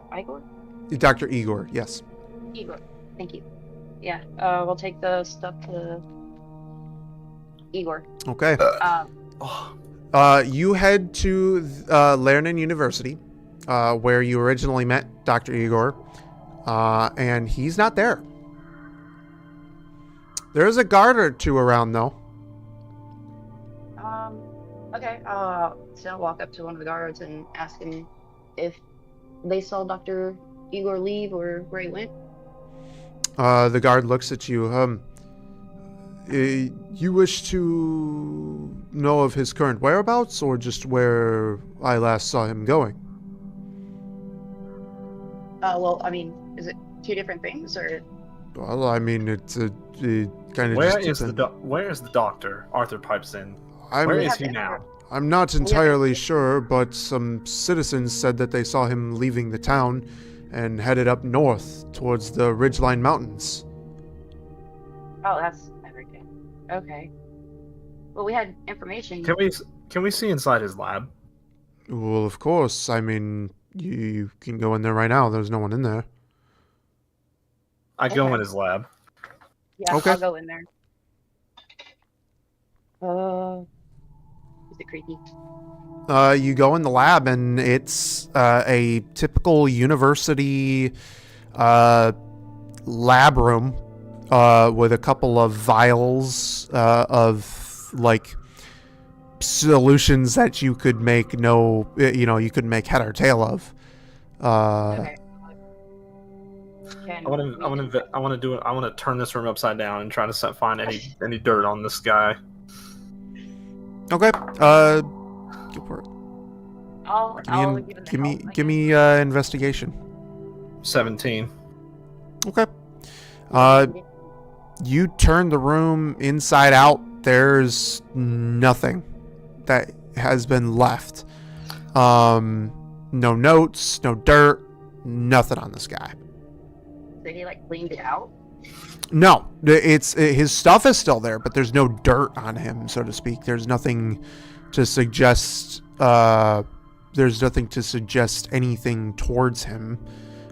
Depending on what you're looking for, I'm assuming you're looking for some kind of damning evidence or some kind of something that's gonna, as said, you're looking for dirt on him. There's no dirt to dig. I go back. I'm gonna go back out to the guard. I'm gonna look him in the eye. I'm gonna tell him this. Does the king know that he goes north to the mountains? This is the first time that I've ever heard of him leaving this room, so I would assume not. Okay. Listen to me very carefully. I need you to go tell your king. Damn your orders. Go tell him to go tell him that this man is acting outside of his parameters, going places that he does very conspicuously, and that he needs to be watched. Well, of And course. When you see him, tell him the angel sent you. We're going to go after him. Tell him to send a squad of his best troops behind us as reinforcements in case we need it. Did you guys hear Knox, or was he muted? I did not. We did. What did he say? He said to tell the king that the angel sent him. Oh, yes. I did hear that, yes. Okay, sorry. I've got to double check since his messes up sometimes. No, it's good. Sorry, I was heavily focused. No, you're fine. And as Nox says that, I expose my wings. Yes, tell him the angel sent him. Sent you. Of course. With pleasure, Angel. I shall do that immediately. With haste, go! He takes off. Sin is still in the his lab looking around. You said he has notes and everything in there. I want to see if I can look through those. Okay. So you're looking through the notes that you grabbed from the cave, or any notes that he has in the lab? Yeah, from the doctor's lab. The doctor's notes are just like simple tests on the dragonflesh golems that they've gotten so far. There's no like conclusive evidence or anything along those lines, but it seems like everything's on the up and up. It seems like he's trying to actually help the city as the current one. Well, no, you said, the king said he's the only one investigating it, so yeah. Let's see if maybe he had an answer or something, or that. No, as of the moment, nothing. He's with the current info that he has, there's nothing. Okay, and there's no notes on like why he took off. Nope. Damn. Okay. Okay, Sin will run out to meet Arthur and grab his arm and then start tugging him while she's talking to him. But library. There's a library. Let's go to the library. The library? Why? Oh, well, maybe we can find somebody there that can read this, or I can find something to translate it. Oh, it's not like you can't. I mean, you can read it. You can understand the language. It's in common. It's just it's like it's a bunch of science mumbo jumbo. The only person. Yeah, but so is he the only scientist we have here? Nobody in the college, nobody in the library might be able to, understand this stuff. I don't know. I didn't. Yeah, I thought it meant like when you said confer from. If he's the one investigating, then it should be he who sees this. Okay. Alright, so never mind on the library thing. Are we just gonna dash off to the dang mountain then?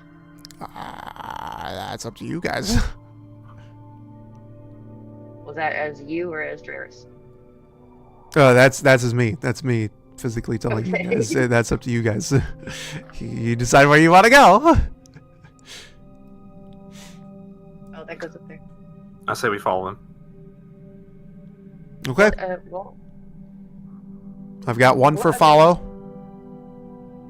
I want to hear the rest of the party say, that's where they want to go before I make anything. all right, yeah, we'll go. I was gonna try to find somebody else that can kind of maybe make some sense of it, but. Okay.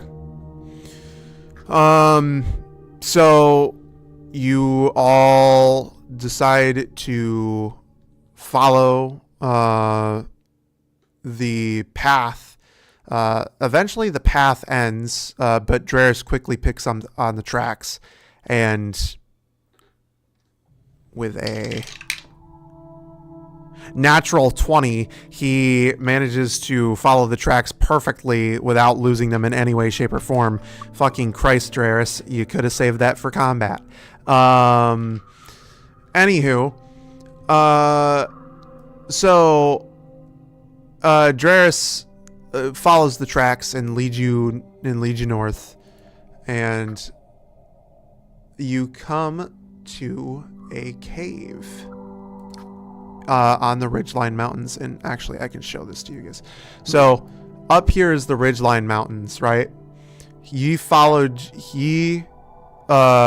I don't have it marked, but he basically led you straight north and up into this giant section of mountain over here.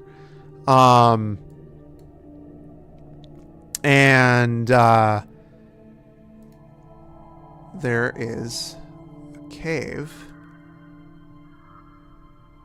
which is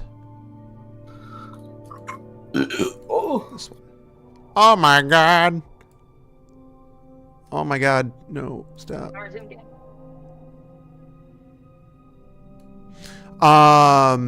Okay. So this is, I just need to have that open. It's been over a year. And I need to have my next ambiance ready.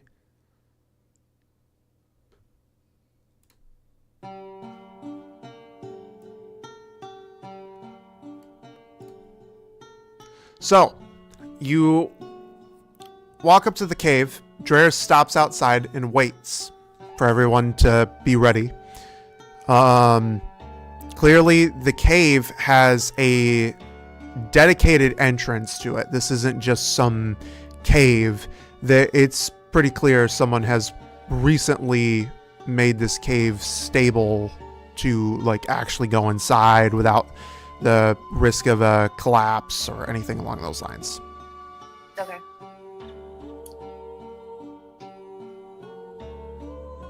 What do you wish to do?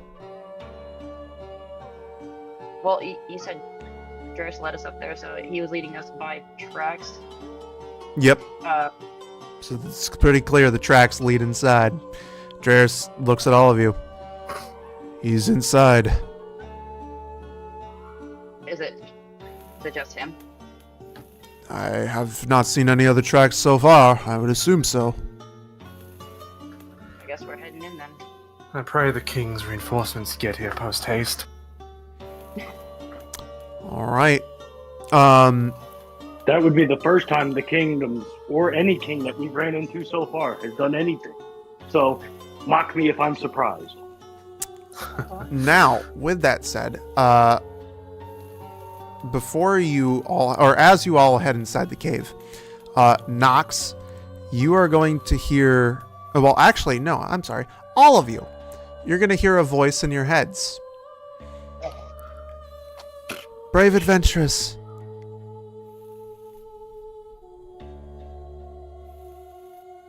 Can you hear me? Indeed. Who is this? It is I, Aphrodite. Okay. Arthur's face goes cold. My patron, yes. There, I sense something very wrong. I believe that you are all about to face something very powerful. I wish to assist you in any way that I can, so please allow me. You feel a rush of power surge over you, and you all gain 2 level ups. Whoa, what the fuck? Wait, is that on top of the level we already... So, yes, you would be level 12 currently. So you would now be level 14. Oh, god damn it. Okay, I forgot to... oh, god. Well, you're going to have to give me a minute now. Welcome to the level up in the middle of the campaign, everybody. This is...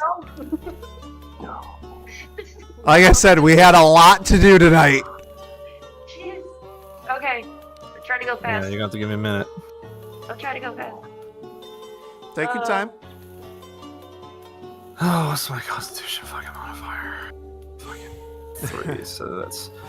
I wanted to make sure everybody was ready.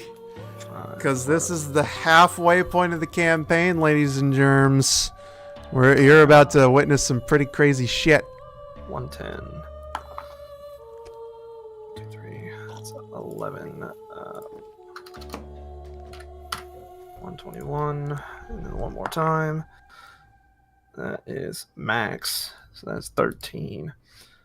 Another 10. I'm at 134 HP.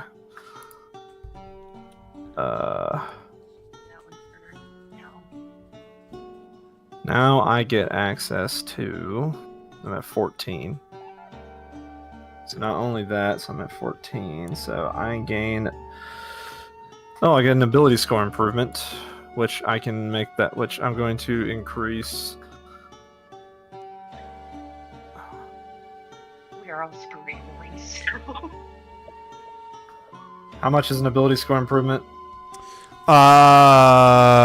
Ability score 2. improvement is by 1 unless you choose the same score twice.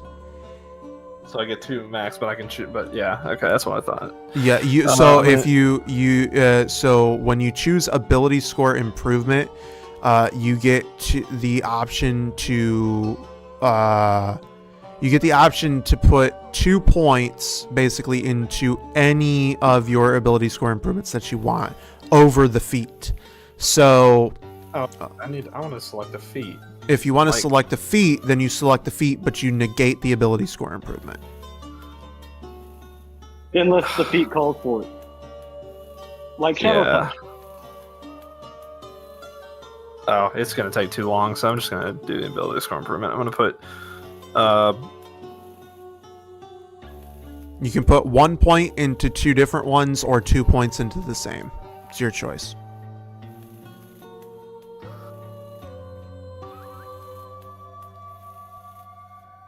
Oh, dear God. I'm going to put 1 point into wisdom, bringing my shit to +2, and then increasing all of my wisdom shit to +2. Go all the way up. You have magic to pick. Yeah, you know what? And I always take forever to do it because.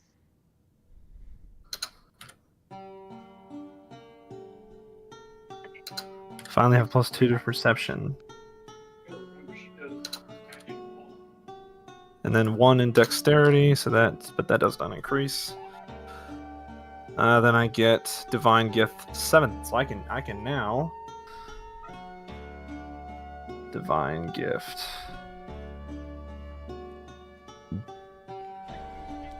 I can now cast 1 7th level spell for free in the cleric spell list, and then I get a spark of divinity. At the start of each of my let's see.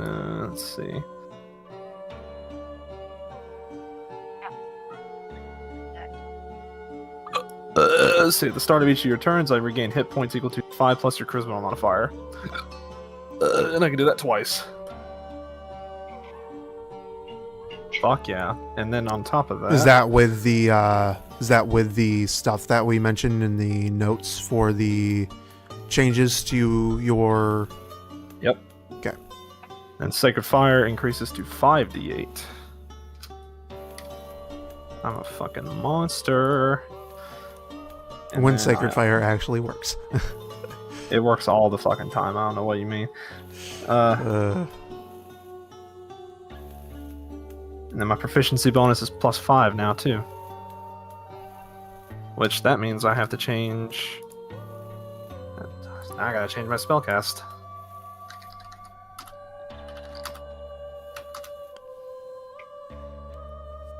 Because it's yeah, so that's 8. Yeah, so that's 8 plus 1, 16. Oh my, what the fuck? I still don't get that yet. 1, 2, 3, 4, 5. Oh, wait. What? 2, 4, 6. 1, 2, 3, 4, 5. Okay, so it's not. Yeah. Oh, my spell save is now a 19. Let's go.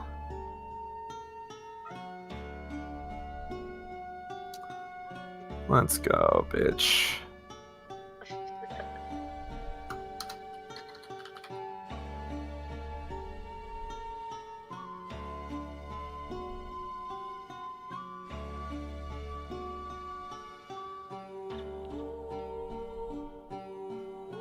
Ow. That hurt. You good? Okay. Like went to turn and knock my knee against my desk again. Oh. Okay. So it's proficient. So strength modifier. So now I have a +8 to hit on my attacks. By the way, this is for stream purposes. Typically, you don't. When it comes to streams, most people that provide free music are really chill, and they don't. They're like, yeah, you don't necessarily need to add, the credits when you're streaming because sometimes that's too hard to do. But I try my best to show the song and who it's by. This particular song is done by Darren Curtis Music.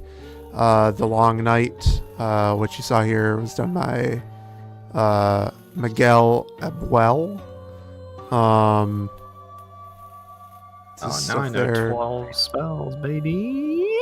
The intro 2, 4, that 6, you all 10. heard is done, or this particular, the recap music is done by White Sand, as you can see here. And then the actual intro music, there's a bunch. There's the Medieval Tavern music, which is done by Darren Curtis. Tavern music, Celtic music is done by Ivan Dutch. I don't know how to pronounce that. Embers in the Wind is done by PGN Music, and Free Medieval Tavern, royalty-free music, Fireside Tales is done by Darren Curtis Music. So. Oh, and Dark Forest is done by Naturescape.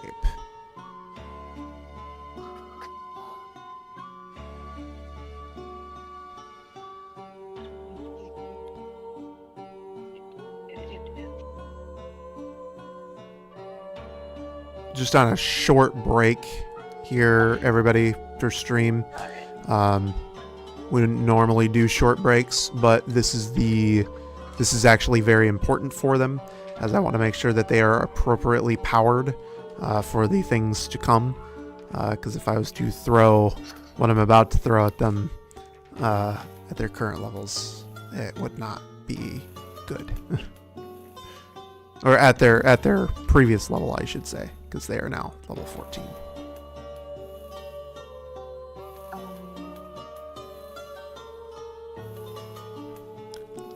Where the hell is it at? I just had it. Good lord.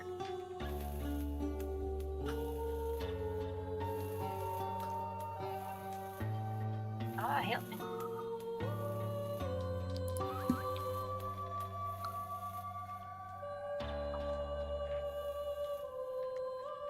Okay. Yeah. That's gonna have to.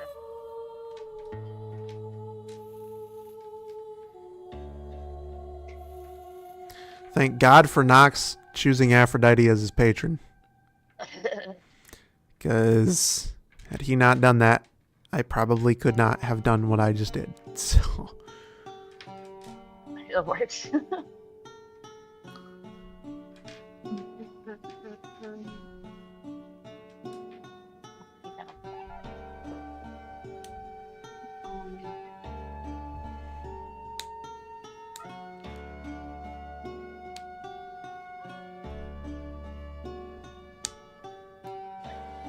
Why did she do that?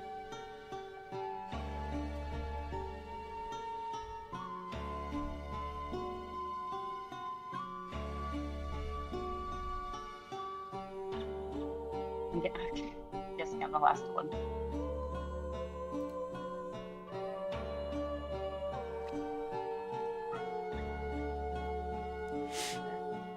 Come on, computer. Okay. Y'all doing good? Yeah. Okay.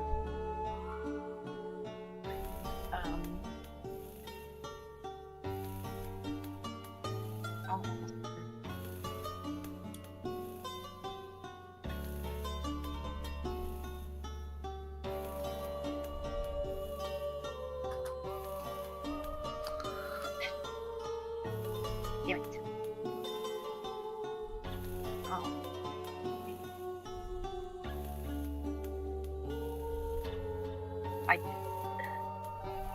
Alright, I'm done. Okay. I think we can. I'm good to go. Yeah. I think she's just picking spells. Yeah. Okay. All right. With that said, you all enter the cave. We are coming off a break, by the way, everybody. You enter the cave, and when you enter the cave, you'll notice that the floor is partially stone, but there is a large carpet that is in the center of it all. And what lies before you, I can actually zoom out a little bit here, is a big room. This room is clearly a lab similar to what you saw in the cave in Mount Drakenheim, but much more advanced, much better than the simple prototype stuff that you saw in that small, dank little cave. What you see is a pod in the center of the room on a stone circle glowing red with runes. This pod is clearly active, unlike the other one. And there are cabinets lining the walls, desks filled with glowing potions. It's as if someone was just here. But Dr. Igor is nowhere to be seen. I call out, Igor! There is no response.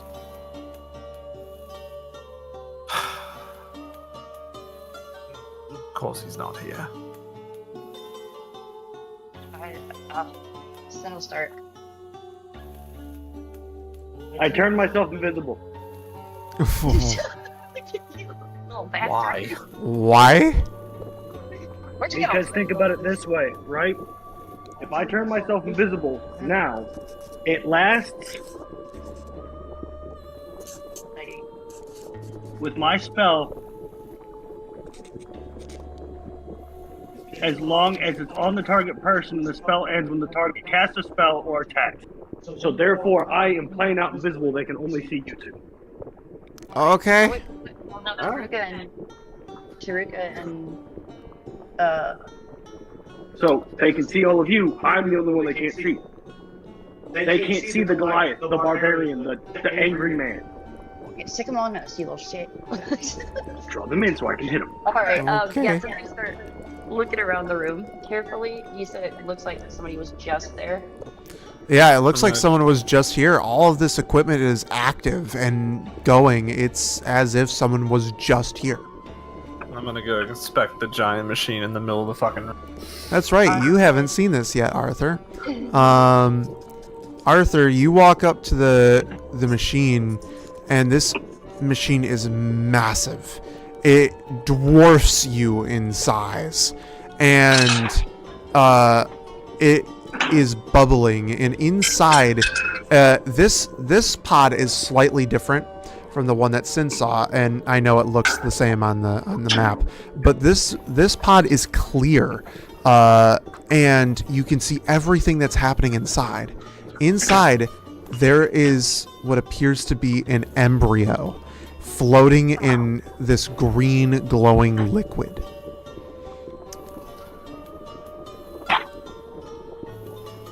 May I see what creature it is?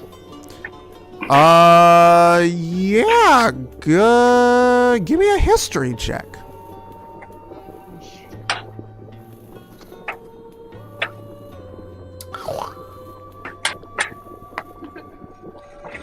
Dirty 20. You can tell that this is clearly a lizard-esque embryo, very similar to the creature that brought you here to this world.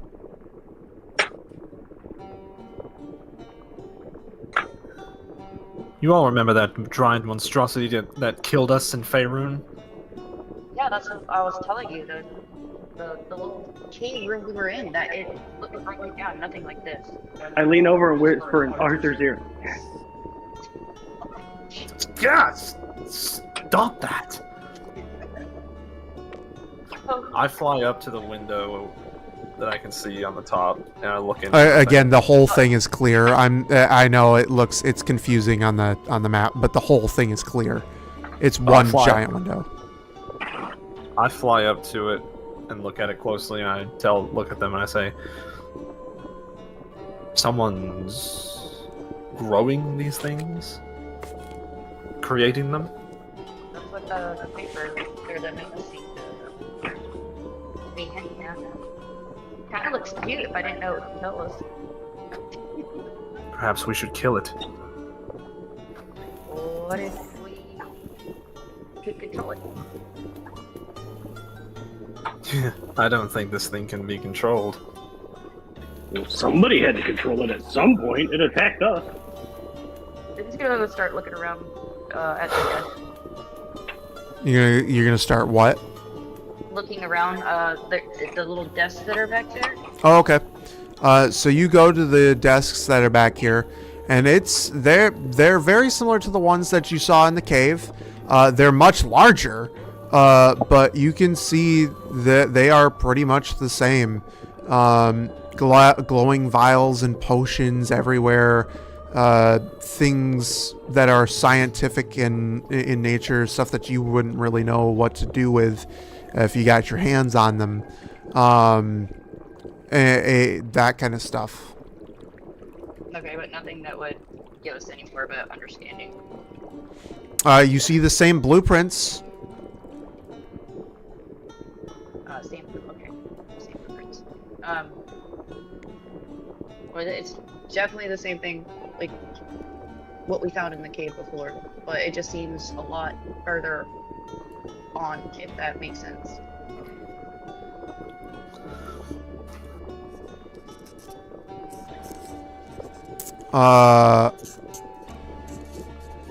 Taruka goes up these.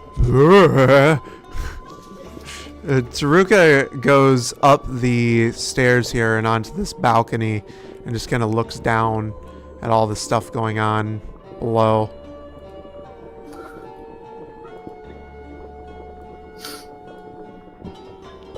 Draris moves up to the machine to look at it.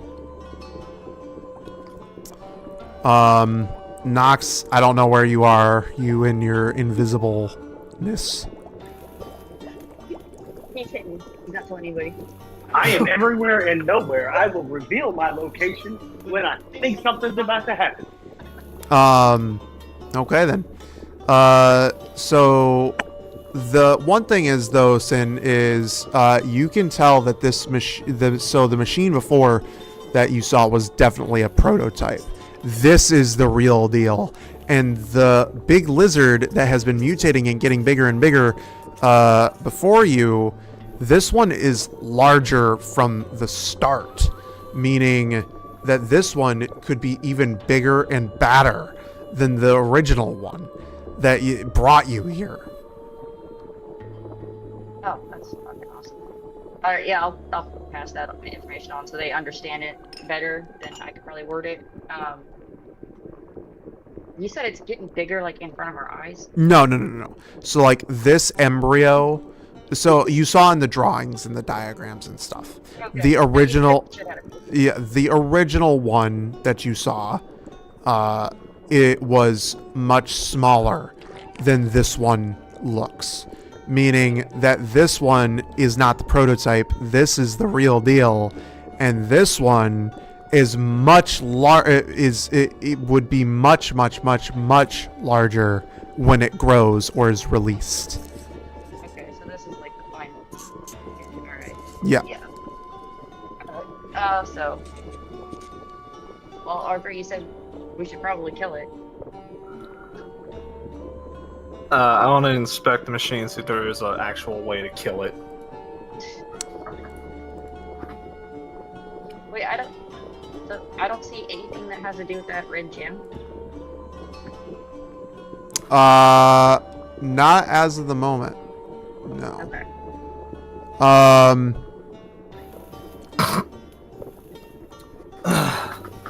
As you begin to inspect,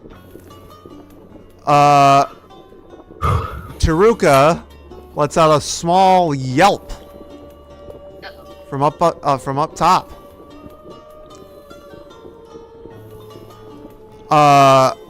There is none other than Dr. Igor Flay holding Taruka hostage with a knife pressed firmly against his throat.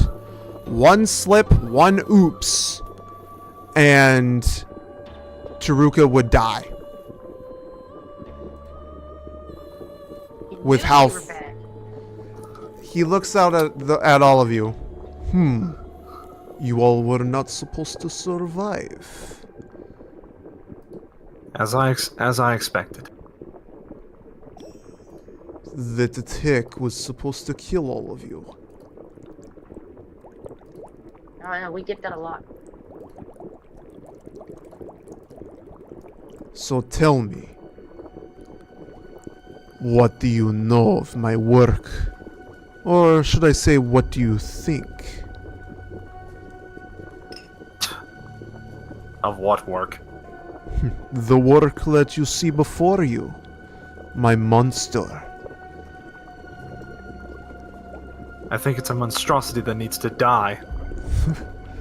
Well, you see, the Wraith King would not be very happy. I can give a damn what the Wraith King thinks or feels or wants.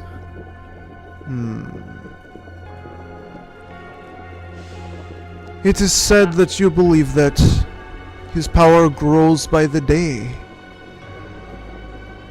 He becomes stronger and stronger. I have built him an army of dragon flesh golems. And not only that, but I have given him a creature that rivals the gods themselves. And then, to make things better, I am creating a second one. One that is going to be even better than the first. Well, if you value your little creation, I'm going to ignite. I'm gonna basically prepare the spell of Flame Strike in my hand and point it at the glass creature. If you value your little pet, I suggest you let him go. Oh, by all means, try to destroy my machine. See what happens. You do. I think you gravely misunderstand how outmatched you are. No, I think you gravely misunderstand how outmatched you are, Angel. When he says this,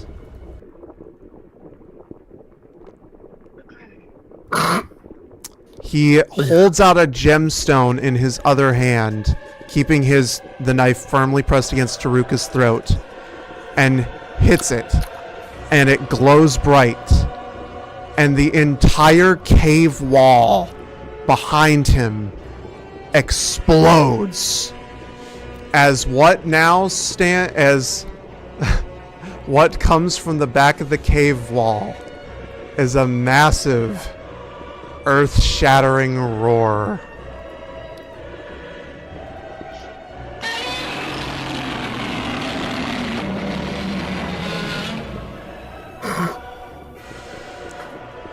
And there before you stands his creature. Oops. In full view and mutated into its fourth form. It now looks exactly like it did when it brought you to this world.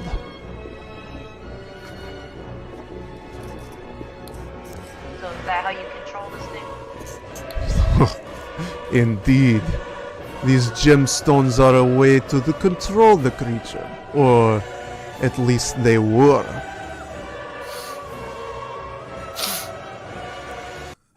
But no, this is the only one to control my creature.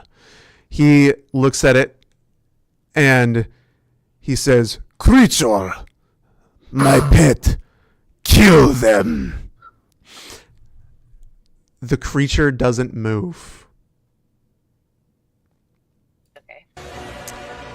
It looks down at Igor. What are you looking at, you stupid abomination? I said kill them! You are my creature. You are to do my bidding when I tell you. He points the gemstone and it glows. And despite the fact that he's doing this, despite everything that he's doing, the creature does not move. He walks up to it and smacks the creature's foot. And it looks down at him, lifts its leg, and crushes Igor. He splats, his body turning into a fucking pancake of blood and guts. And the creature, once again, lets out another ear-splitting roar. Setting its sights, not on you, but on the city of Holt, which is just to its south. Okay. Can I? So, is it moving away, or? It is starting to move forward as it trudges through the mountain, and unfortunately, Igor had. Oh, I forgot to fucking mention that. Goddamn. So let me replay this scene. Just to rewind, instant replay. Hang on. So Taruka was in the hands of Dr. Igor Flay when he went over to smack his creature's foot. And not only was Dr. Igor Flay killed, but so is Taruka. God damn it. Alright. Sin's gonna run up and check the pancakes, I guess. The pancakes are flat and bloody. There's almost nothing left. Is the gem there? The gem was destroyed. Shit, I don't think that would work. I have mending. No. Mending would not work on this crystal. We need to get back to the town and stop this thing. Kill it. Apparently. Arthur, give me that jewel back. Where the fuck is my guy?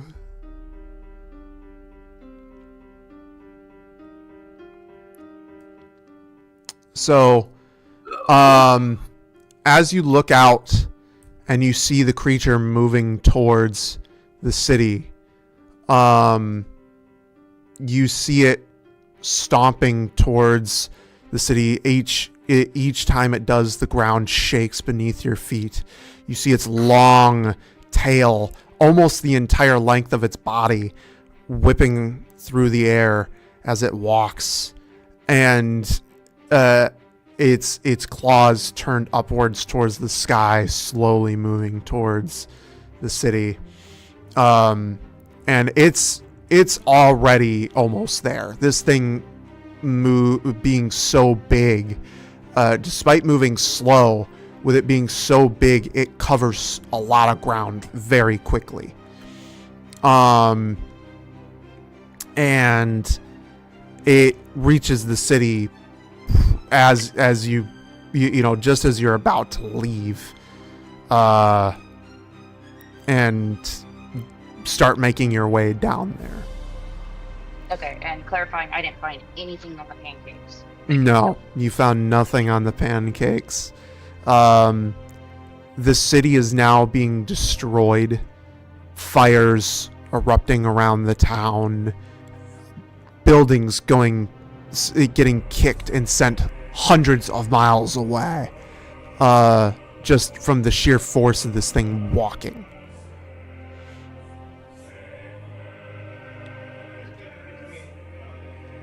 If he's talking, he's muted. You're muted. He's on. Yes, you still are. You muted now? Nope. Welcome back. There we go. Okay. There we go. I step in between Arthur and Sin, and I don't think we're gonna make it to town anytime soon. Sin's gonna call out to Barngar. Okay.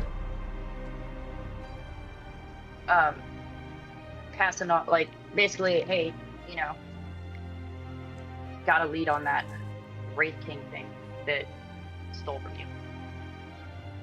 Okay. Barngar responds, "What did you find?" Found out that he had a doctor working on this creature that's destroying everything. It'd be fun if we had nice if we had a little help. I'm gonna hold the red gem in my hand and could I pass that on telepathically? The red like, gem? the red gem, the notes and all that. Like, let him see what I saw. Yeah. Okay. Yeah, I'll say that you can telepathically pass that on. Why not? I'd opened my mind to him last time so we could see. Oh yeah, you did. Okay. Yeah, I'll open my mind to him. Yeah. Sorry. So he sees it all. Very good. But I think you have more pressing concerns right now, considering what's happening to that town. Yeah, we're working on it. Well then, I suggest you get going. Yeah, a little help with teleportation and out. But yeah, cool. Bye. Alright, what's your ideas for fucking getting there? We just running? You wish for teleportation? Sure, that'd be helpful. Very well. By the way, as you walk outside the cave, and get ready to be teleported, well, the now destroyed cave because the mountain's fucking gone. You do see the king's men, or the king's guard, as requested by Arthur. They are dead. They're dead? They're dead. They were killed by the creature as it walked forward. Oh, he smashed them too, okay. Oh, for Tom's sake. Alright, let's go. You feel the teleportation starting. This is a little different than last time. It's a little different than the original teleportation. You feel the spell starting to take effect. As this happens, you will start to see a scene unfolding before you. You see the spines on the creature's back glow purple. And you hear its signature roar.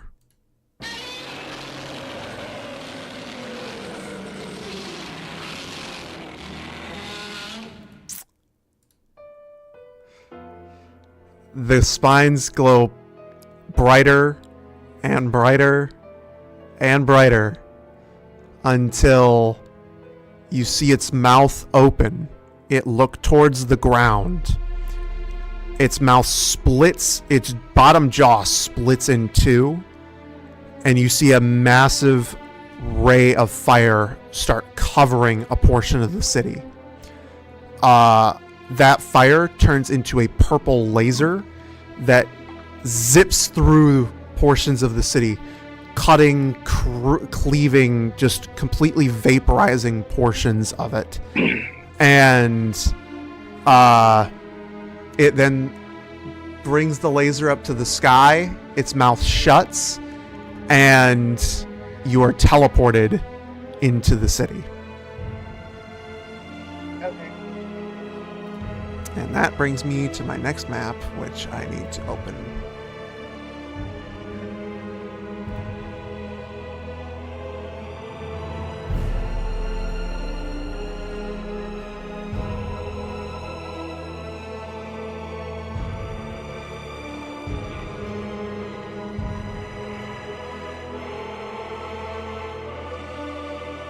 I kind of have to be zoomed out for this.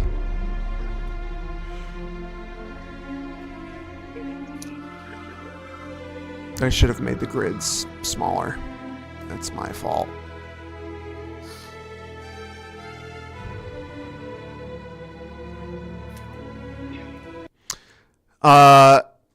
You arrive in the city. Actually, I'm going to keep that on. You arrive in the city, and you see the creature standing before you. As you arrive, and it's now the wake of its destruction. Houses destroyed, cracked pieces of ground singed, burned. And this is where you now stand. Guys, I have a very stupid idea. I'm gonna try to use that gym. I know it didn't work for him, but maybe it'll draw its attention.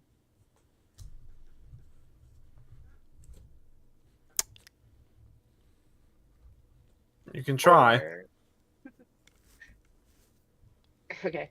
Yeah, Sin is gonna pull the pocket or the gem out of her pocket Okay. and let her wings out and kind of, I guess, go up about 20, 30 feet and call out to the monster. The monster does not respond. Son of a bitch. Oop. Is there any way I could like try to put some of my power into the gem? No. There is no way to put power into the gem currently. In fact, this gem that you have on you from that cave is different than the one that he was using.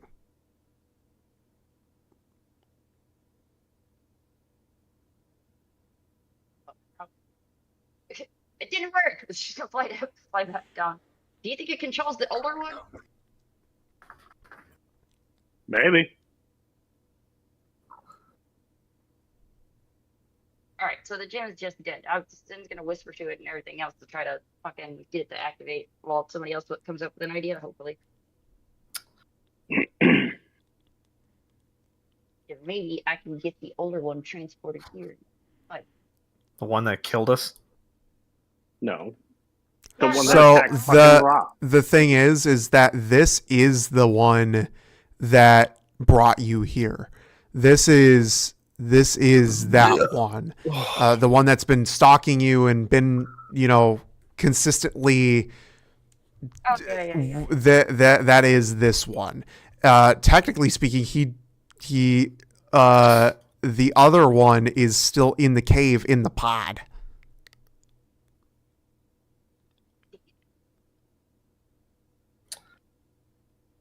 Well, I think it's time we have some revenge. yeah. Looks like we're just gonna have to go full tilt on this. All right. What do you guys do? Arthur will look at his comrades and say, if this is the last time that I see you all, know that this journey was, it's been more to me than anything. And I love and cherish you all. Sin's gonna run up and give him a hug. All right. So Hey, don't worry, we'll make it through this. Arthur, do you think you could carry me on your wings, or Sin? How much you weigh?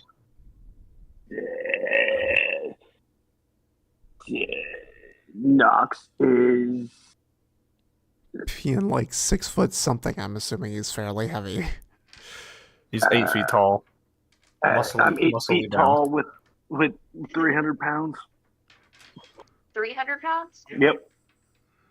Where do I made this guy beefcake. Where do I see my You're thin as fuck for a 8 foot tall boy. I No. can push, drag, or lift 390 pounds. I'm strong. Well, maybe if you can get me up to his face before he sees me, I can stab him in the eye. Okay. That's what you want us to do? You want me to take you up there? Yeah. I'm I down. want to go up to his fucking. I'm still invisible. He's only going to see you. So until I make an attack, he can't see me. She wouldn't be able to see you either, which means you would have to climb on top of her. No, I would have to position her arms underneath my arm into my armpits, and then she could just take off. So she's got like just blindly reaching out with grabby hands. Yep. That's not a good thing. All right. I position her hands so I that she follow can them. carry I me follow up. them up. Arthur, distract him while she throws me on the head. No. Arthur will fly over and just use thaumaturgy and shake ya as loud as he can. Okay. You do that.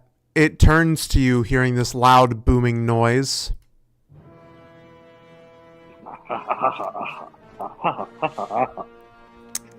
And it looks down at you. I'm up in the air. Oh, you're up in the air.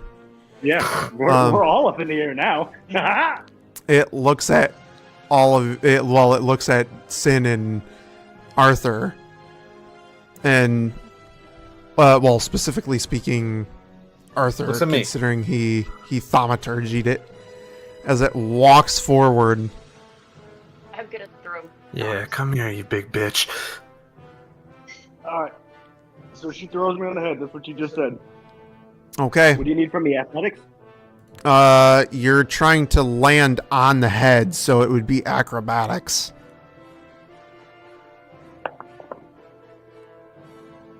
Fucking 19. Okay. You know what? You're a big guy. You're very. You managed to land on the head. This thing is like massive. You land on its head and you're a tiny speck. Okay, that's perfectly fine because you know what? Even a gnat and a mosquito, they can fucking make you go blind. Just be up there. Are we like rolling? No. I'm gonna. Okay. I'm gonna walk to the forefront, like eyebrow area, looking for its eye. You find its eye and it sees you and slings its head. I haven't made an attack yet. Oh, that's right. Yeah. I'm still invisible. Invisible. Well, hang on now. Hold up. So you went down to its eye by its eyebrow, correct? Yes, like right above where the eye would, so I can swing swing my sword into his eye. Okay. It is not going to see you, but it will probably feel me. it is going to feel you. But here's the thing. Sheikah has tiny arms that can't reach its head. It don't need to reach its head, and it does have large arms. It does not have tiny arms. Godzilla, Sheikah, has short arms. Just roll an attack on the Roll eye. attack. I am. Doing it now. Well, I was also gonna say the way you described the head, it made me think that, like, I'm gonna do this He really before you likes can shake seeing me that. off. Oh, Brian's gonna fucking hate me. what did you do? Brian's gonna fucking hate me. What happened? There it is. Blindness, bitch. I mean, sometimes it's like. Let me capture it because that makes it a 28. Tell me that misses.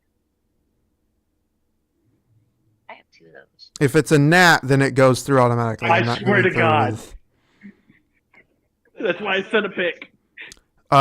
Okay, you're gonna hit it, but so you first I hit of it all, with my electric sword. That's what I'm doing. first of all, you're gonna hit it. Okay. Second of all, it is immune to lightning damage, so your lightning is gonna do jack diddly squat. You will. What type of damage does your sword do? Slashing. That will go through in full. Lightning damage will not, and you will not blind it. If I'm stabbing this thing in the...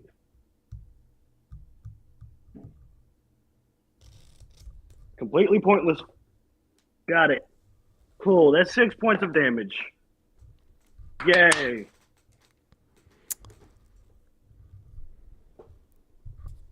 And I did not cook this sheet up before this session. This was cooked up a while ago, and I didn't do it on my own. This was done by both me and Cesar. So this is not just a me thing.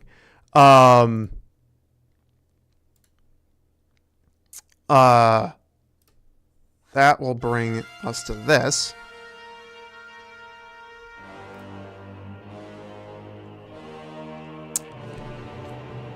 Okay, so allow me to get my calculator because this is gonna be hell in a handbasket. Are we like not in initiative or anything like that yet? You're about to be.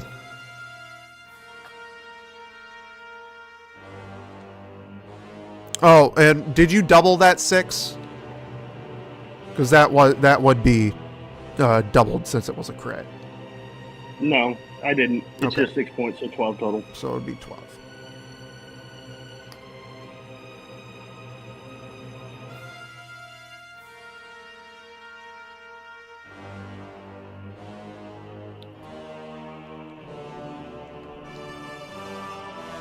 There's a reason as to why I give you guys help. Fuck. I was also expecting Cesar to be here for this fight, but... okay. So let me go ahead and roll initiative for Draris first. Okay. 15. So, Nox automatically goes first in initiative due to the fact that he had a sneak attack on Shinka. So there's that. Where the fuck is my pad and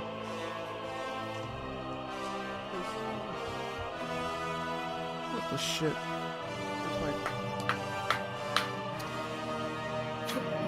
Where's my pan of paper? Oh my god. Oh my god. Hang on. Okay, hold up. I'm fucking bobbled here and I can't find my pen. Or I got my pencil.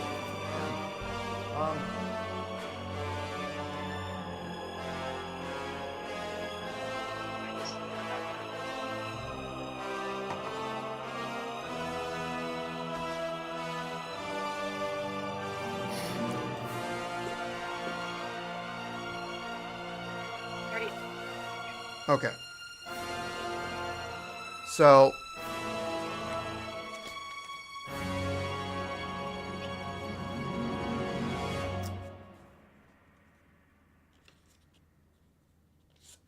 here we go.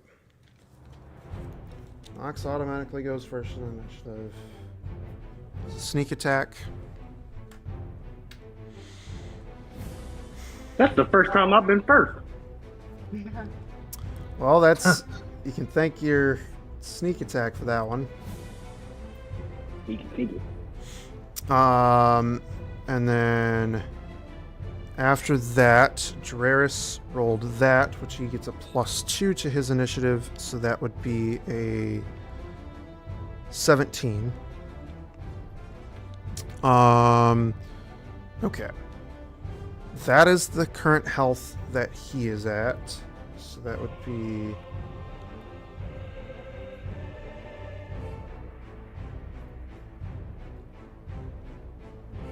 Okay. So I have his current health. Oh boy. Okay. Did anybody get higher than a... Wow, okay. That was unexpected. Okay, did anybody get higher than a 17? I haven't even rolled yet. I got a nat 20. You get a nat 20 on initiative? Okay, you will follow Nox. It's so with the it'd be 22. Yeah, it doesn't matter. You'll follow Nox. Oh, yeah, I know. I'm adding it all up. I got a 19. You got a 19? Okay. There we go. We do this. We ready. I have to change out my notes.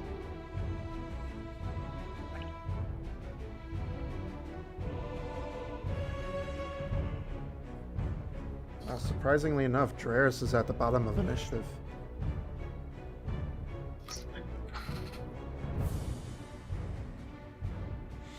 Okay. Welcome to initiative, everybody. Nox, your sneak attack will have been your attack action for the turn. My bonus action is the rage. So you are now raging. You are also, as of the current moment, you are approximately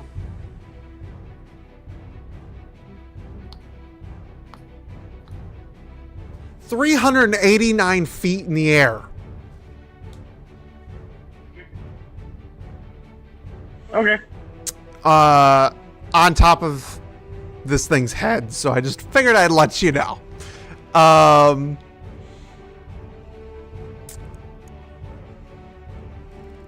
As for everybody else, since that was your bonus action, you're raging, I'm assuming your turn is done?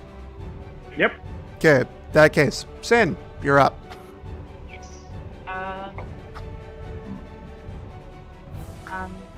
And of course, my spell dropped, so I'm now sword sunk in this thing's eye, holding on for dear life. Your sword managed to hit its eye. You're not planted in its eye.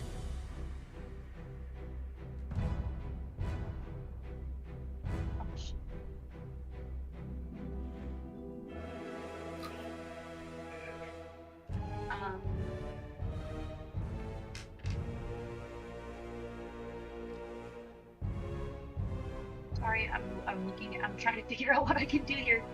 You're good. Just hit this bitch with the most powerful spell you got. I have a couple of those. It's not that. I'm thinking of other things.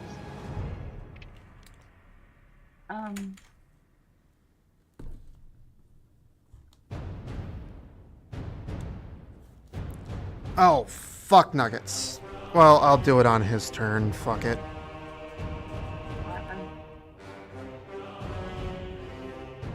I need to make a Constitution saving throw because I have his blood on me. Okay. You will need to do that. Yeah. Well, actually, no, it didn't. I'll say that it didn't really bleed on this one. You hit its eye. It didn't really do much. It was like a toothpick going, eh, you know. So All right. I'm going to go ahead and do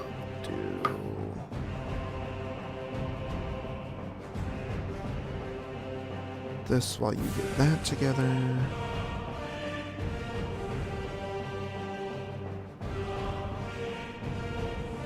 About helper. Alright.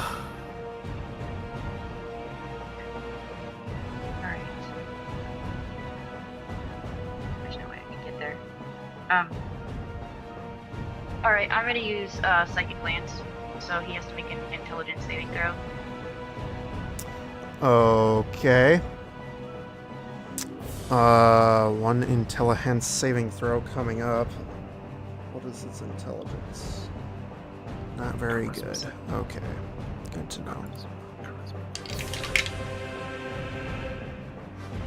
What did I have to beat? An 18? Match. Really? Okay. Oh, so to clarify, by the way, that was my quickened bonus action. So let me mark that off. He actually rolled really low on that too. So he's lucky he matched. And then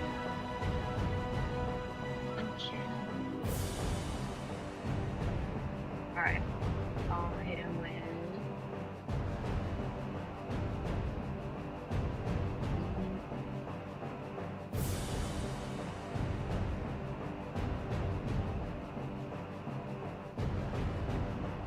I'm gonna hit him with Eldritch Blast, I guess. It's fall back.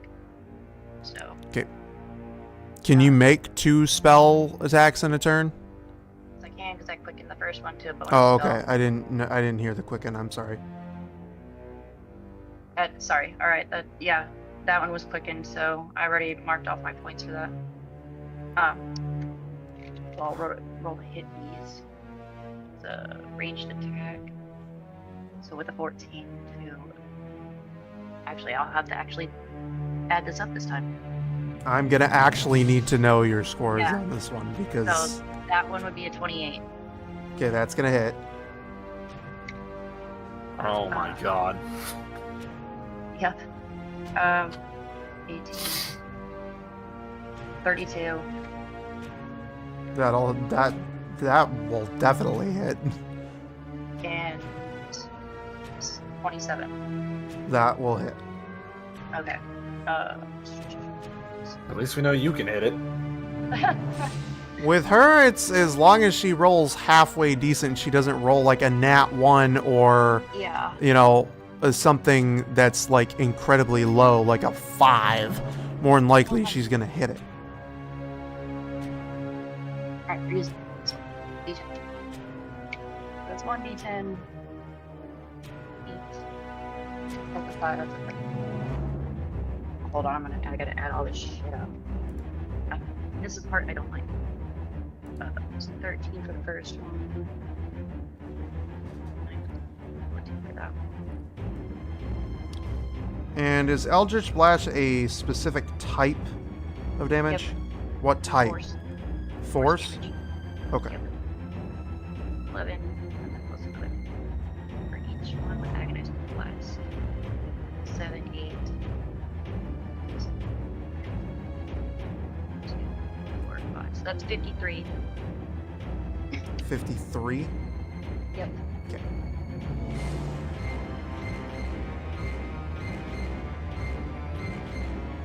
I gotta get you.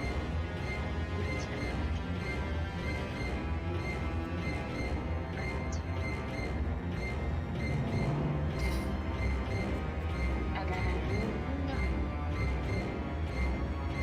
it's really hard to see the big pattern.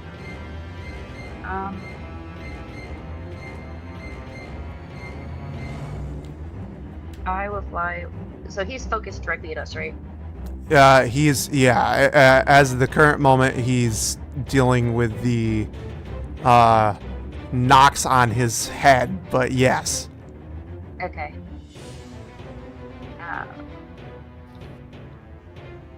Alright, I will see if I can. Oh, there's no way I can point.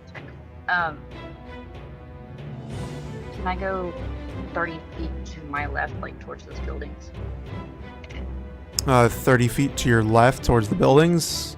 Yeah. I'm still in the air, like fucking hovering where I got knocks off. Yeah, no, you're good. So, shit, I'm gonna have to half this because I made the grids too big.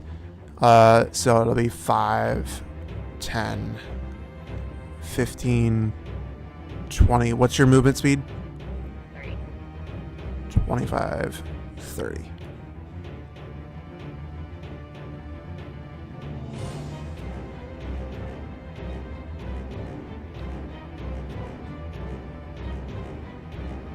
Okay. Yeah, that ends my turn. All right. Next up is Arthur.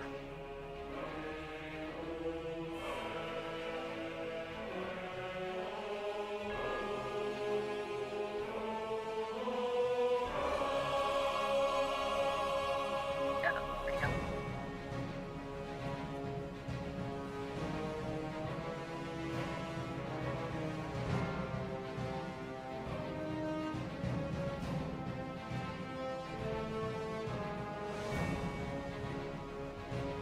Arterial.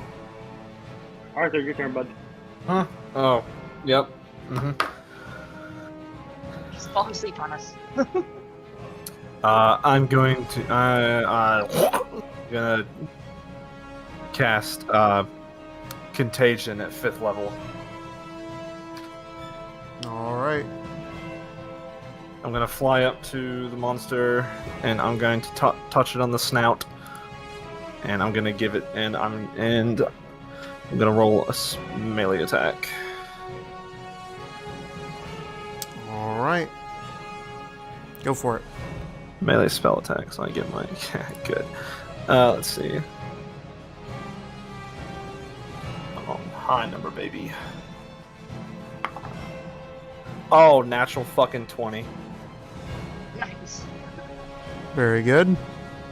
So with that, Shinka's now poisoned, and I get to choose what disease I'm gonna give her. So you hit it, right? Yeah. And what specifically does this do? I need to know. So on a hit, the target is poisoned, and I can choose.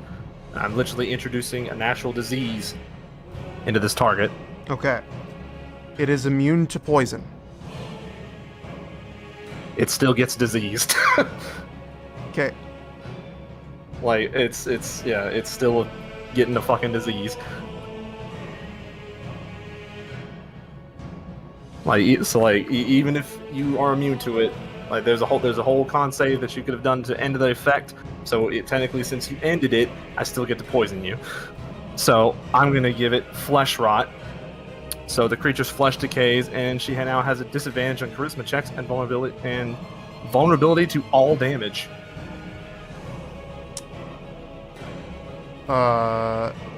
Okay. Interesting. I'm not sure how that works, but okay. Let's see. The target succeeds on 3 saves. No, I'm poisoned. When the spell ends, the target fails to save. The target is not poisoned, but. Okay, so maybe I misunderstood the spell, and you don't get to like do that. I don't know.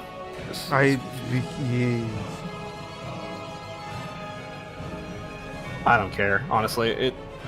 Yeah. Let me go back. I'm gonna redo my turn.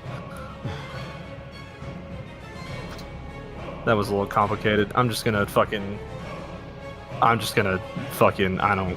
care. I'm just gonna hit it with Flame Strike. All right. Yeah, Contagion, too complicated. Should have been straightforward, but it's not. Fuck me sideways. I'll look at the spell. Don't even don't even bother. Like it's because again, it's like you inflict a creature with disease. You make a spell attack. Made the spell attack. On a hit, it's poison. At the end of the poison target's turn, it must make a con save. If the target sees 3 of the con saves, there's no longer poison. The spell ends. If the target fails 3 of these saves, the target is no longer poison, but choose one of the diseases below. So I get okay. So yeah, it wouldn't have fucking worked anyway. Like, God, they need to like word that better. Trust me, I get it. Earthquake. That's such a The first time I read Earthquake, that's such an overcomplicated goddamn spell. Yeah. Like whatever. Yeah. I'm just doing fucking Flame Strike. Make a dex save. Okay. Luckily for you, this thing is not very dexterous. So.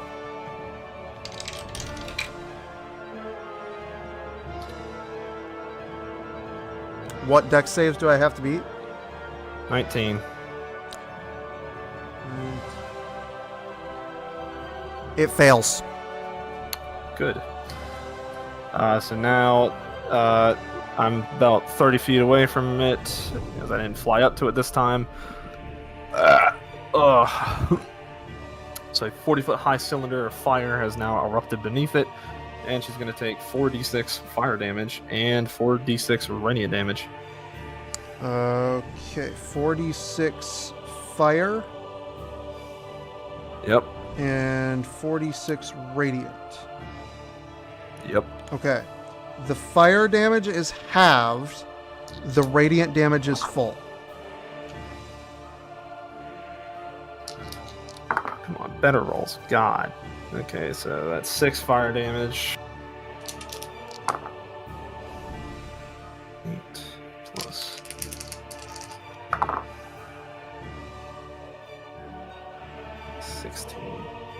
19 radiant damage.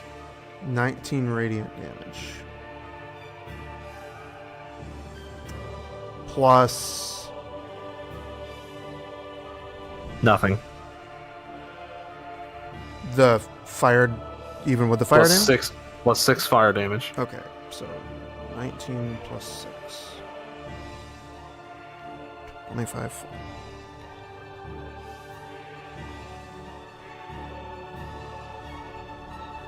That brings me to that. Okay. Math is fun.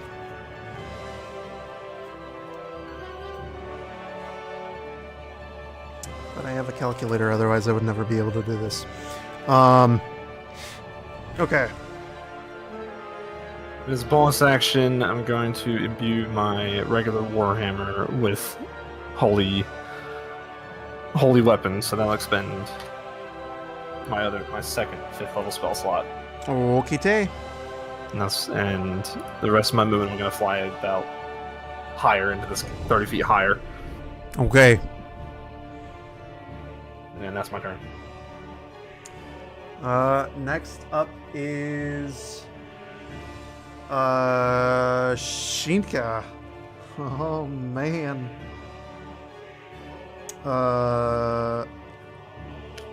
So with its movement, it is going to step forward.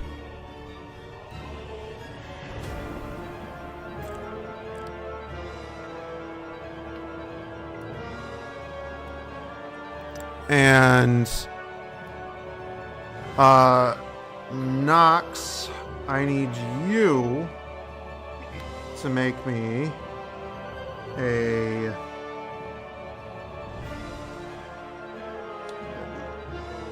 a strength saving throw.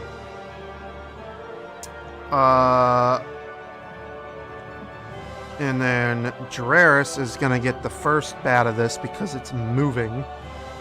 So Draris needs to make me, because he's the only one on the ground right now, I think. Well, no. Sin, are you on the ground? Nope. No, you're in the air? Okay.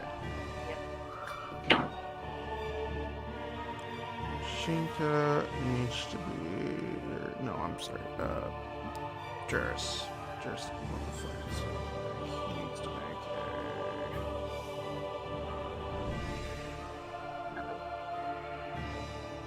acrobatics check. Does he pass? Oh, fuck yeah, he does. Okay, well, good for Draris.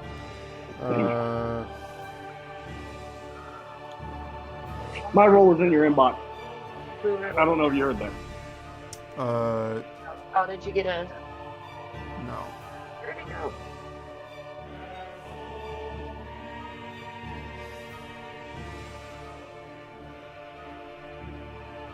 Okay.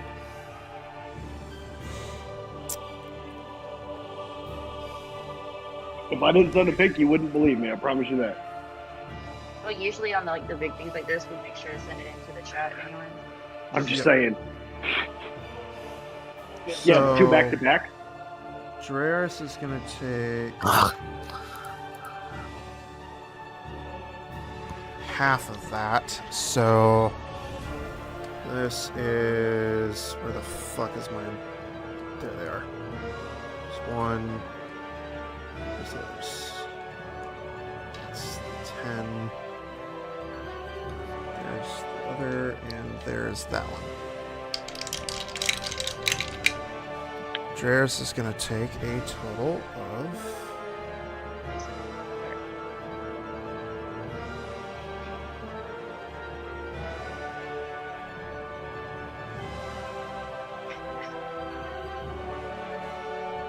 that half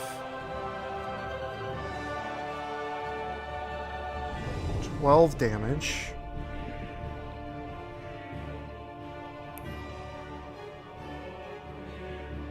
So that brings him down to... There's Taruka. Taruka is dead, so... this is that.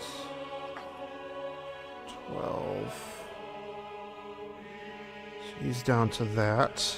Oh, Draris, you poor soul. I should have leveled you up. But I didn't. So he's now at that, which puts him there, plus the surroundings, so he needs to make a dexterity saving throw.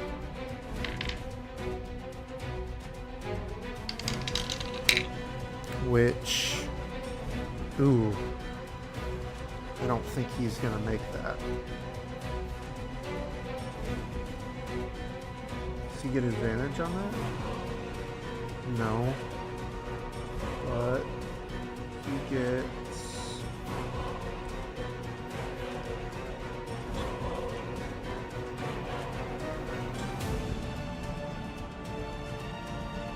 Wow, he beat it.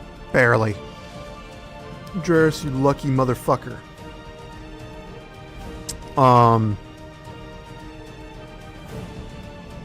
Wow. Yeah, Draris, you are one lucky son of a bitch. Okay. So that's gonna be that halved. And he doesn't get knocked prone. Where the fuck is my... There it is.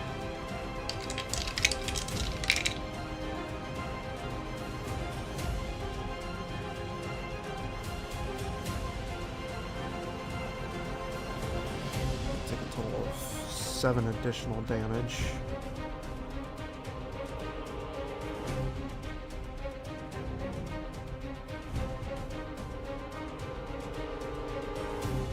Brings him down to that. Okay. Draris took his damage, and that was just from movement.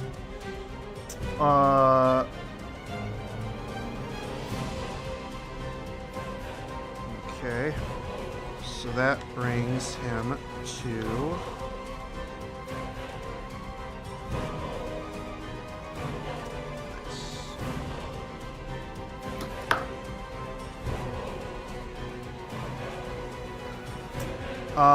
Okay. So, this comes to my homebrew rules for the campaign.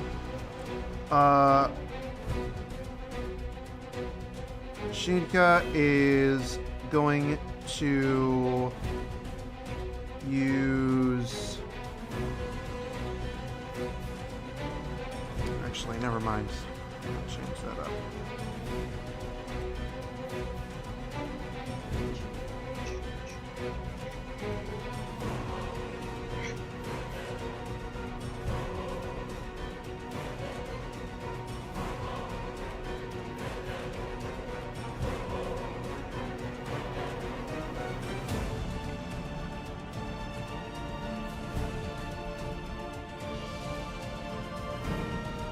Okay.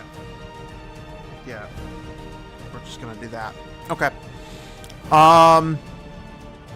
Arthur, where are you exactly right now? We flew about to the height of its head, and I flew 30 feet above its head. So you're probably not in reach right now. We gotta put a dampener on this flying stuff because there's literally nothing I can do against you guys. You're 3,000 feet in the air. I think we might need to put like a fucking skybox on your asses. Don't make such tall monsters. Huh? I said, don't make such tall monsters. We had to ring to the top.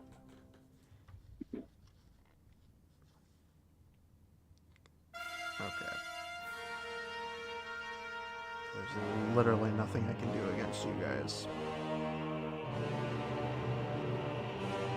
At the current moment.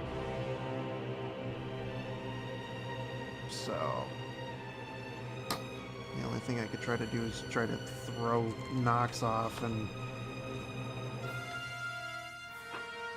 I don't think that's gonna work because that would just come down to strength saving throws. So The only thing that I can do is try to kill fucking Draris down there. Poor Draris. He's gonna take the brunt of all of this. Draris is probably gonna fucking die. He's gonna get to do absolutely fuck all. So Draris is gonna take 2 bite attacks. Oh no.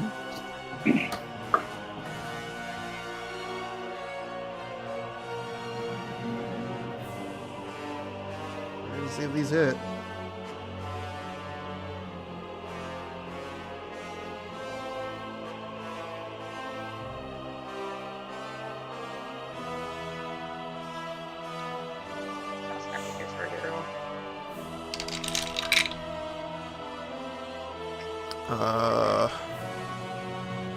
Yeah, both of those hit. Both of those hit. Okay. When the bite attack is made, dealing all of that,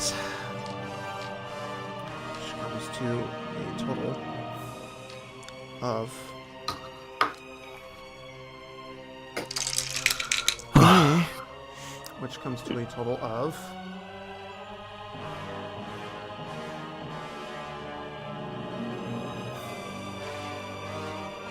that plus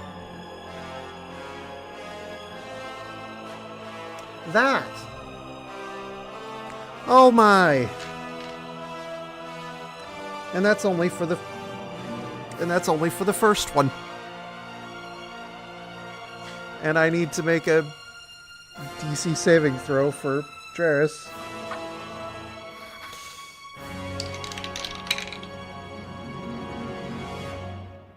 Luckily, he makes it. That might save his life. So, that does that. Now I need to roll the additional damage. And he's going to have to make an additional save. That's for every attack allocated. So, that comes to a total of...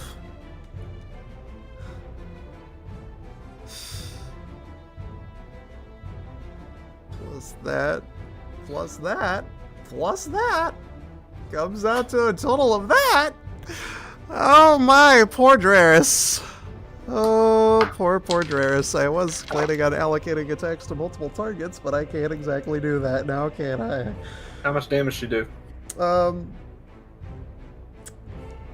We're about to find out. Hang on, I have to make an additional saving throw. Which he fucking succeeds with a nat 20. Draris, you are one lucky motherfucker. So he's going to be spared that. And I'm going to say that because of that natural 20, he's going to get that. So Draris' nat 20 just saved his fucking life.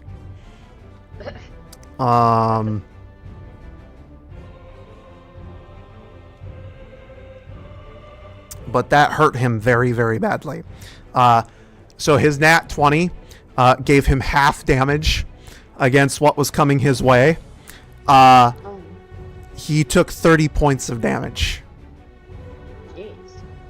That's it. After being halved. Oh. You didn't level him up?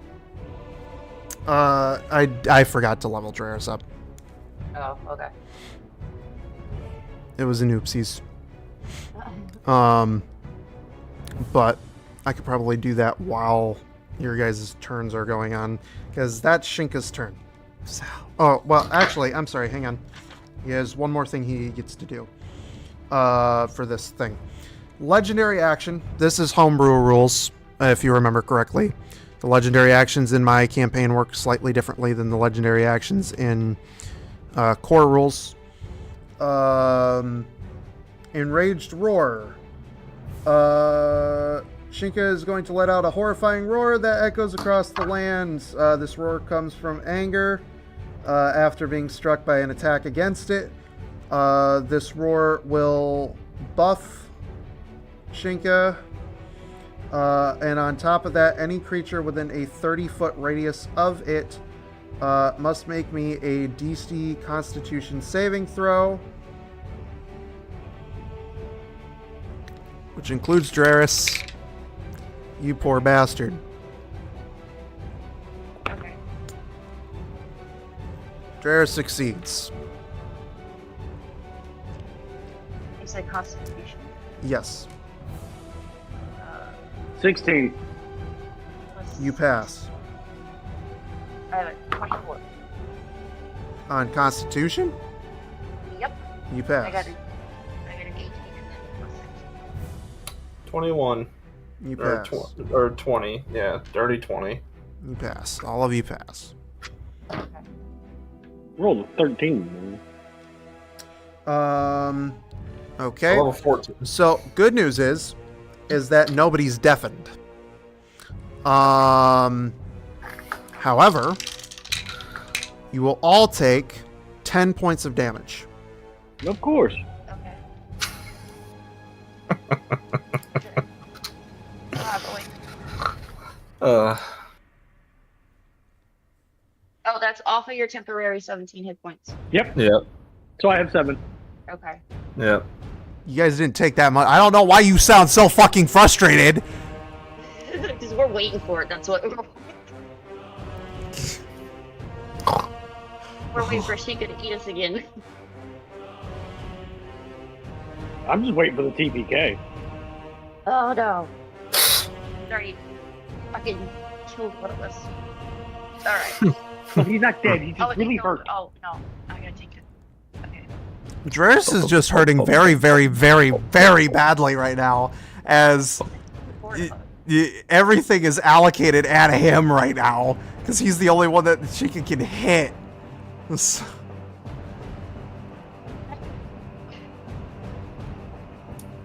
Poor dude. Okay. On the bright side, he gets a new fucking blood curse.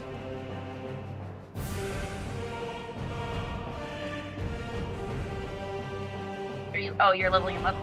Yeah, I'm leveling him up as you guys do your thing, because that's Shinka's turn. So Who's next? Who's next? I'm just looking at stuff. Next up would be Draris. Okay. Oh, so we Fucking okay. This is chaos. Draris is just gonna attack. He's gonna swing his longsword. Actually, no. Bonus action, he's going into his hybrid form. Attacking with his longsword twice.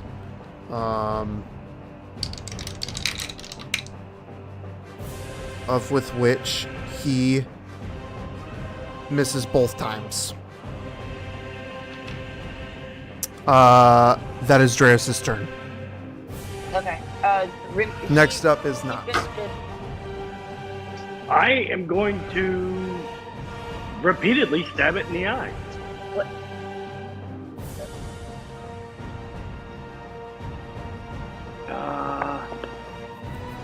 God damn it, I forgot to do that again. Fuck me. Whatever. I'll do it on his next turn. What do I need to do? No, I forgot to do something. It's fine. On my turn? No. Do I need to do something? No, it would be on Shinka's turn. I was supposed to do it at the beginning of the fight, but my dumbass didn't do it, so Okay. I'm gonna wait until it's his turn and then I'll do it. 25 You hit. for the first one. Okay. This dice is getting rewarded.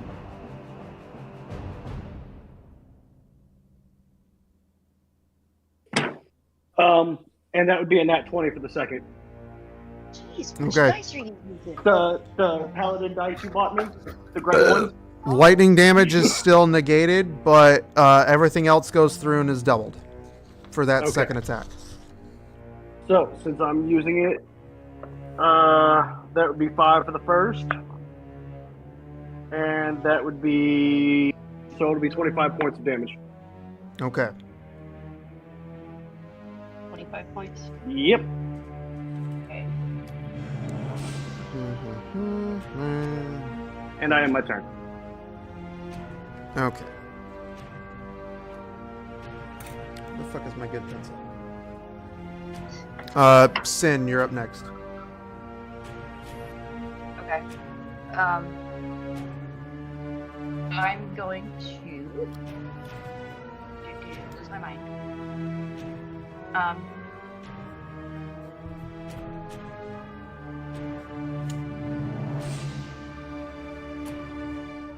I'm going to do a quick spell for my bonus action. And I am going to cast, let me double check it's where I can put it, so it doesn't have to be on the ground. Do a rest. Okay, so 3 floating. So, I'd say about its shoulder level. Right? You're at about its shoulder level? Not me, my spell. Oh, okay. So it's gonna be Wall of Light. Okay.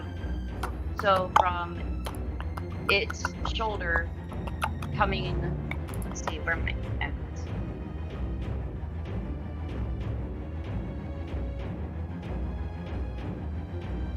I want to hit it so that like the wall starts at a shoulder. It's 60 feet long, but I don't want it to hit me. You don't want it to hit you. Obviously, I don't want to spell you. So you can place it wherever you want, like. Yeah. Okay. It could be free floating or it could be like off attached to something. So I want to have it free floating. I'm still at, I think, at its head level.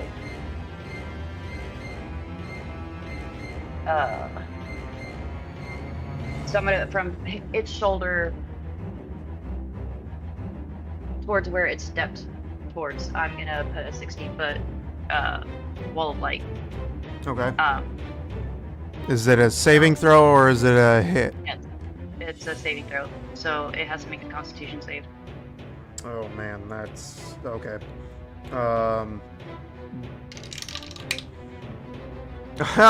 Wow, that's a shocker. I was not expecting him to roll that. That is a nat 20. Ah, silver.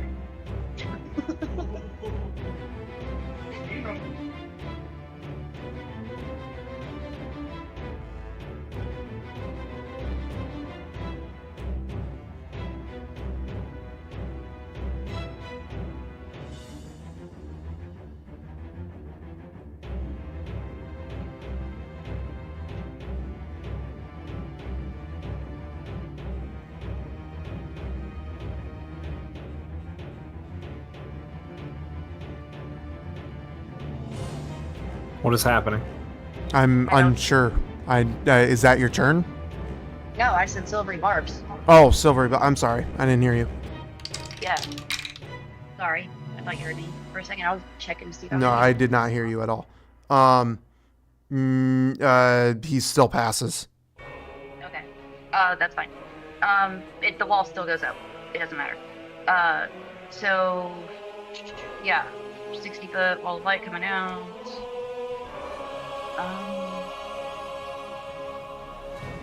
I'm going to leave that up. Okay.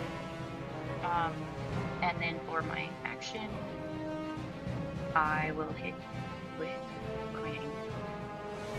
You're gonna hit him with what? I'm gonna go ahead and hit him with Eldritch Blast. Okay. So once again, we're gonna go do that.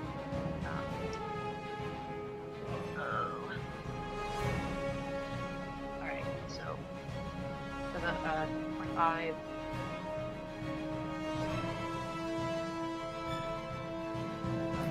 $41. 21, you said? Yeah. You'll hit. Okay. Alright, so 25 and 21. 21. Alright, 34. Yeah, you're gonna hit. Yeah. And then I just got rid of this.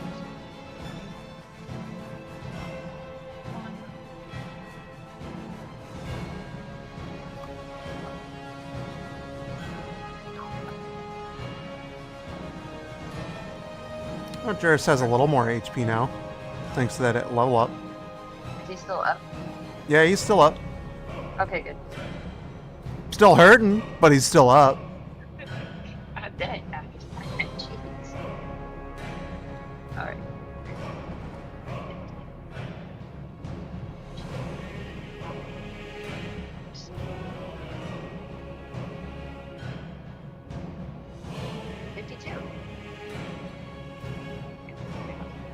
Alright, so 52. 52 damage?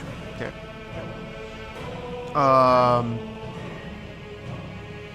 That is... I have to look at the thing here.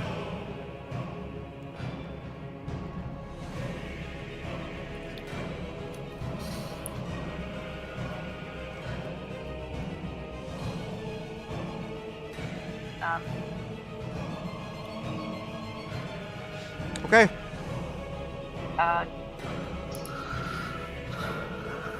How much movement would it take me to like hover above its head? Hover above its head? Yeah. Okay. Where are you exactly right now? Like, where were you when you cast that Like wall of light? By its left shoulder. Okay. Or right shoulder, I'm sorry. If you are by its right shoulder, from its shoulder to its head is gonna be... Oh, God. I'm doing a lot of, like, estimating here, but probably somewhere along the lines of 25 to 50 feet. So I'm gonna go with the larger of the two and say 50.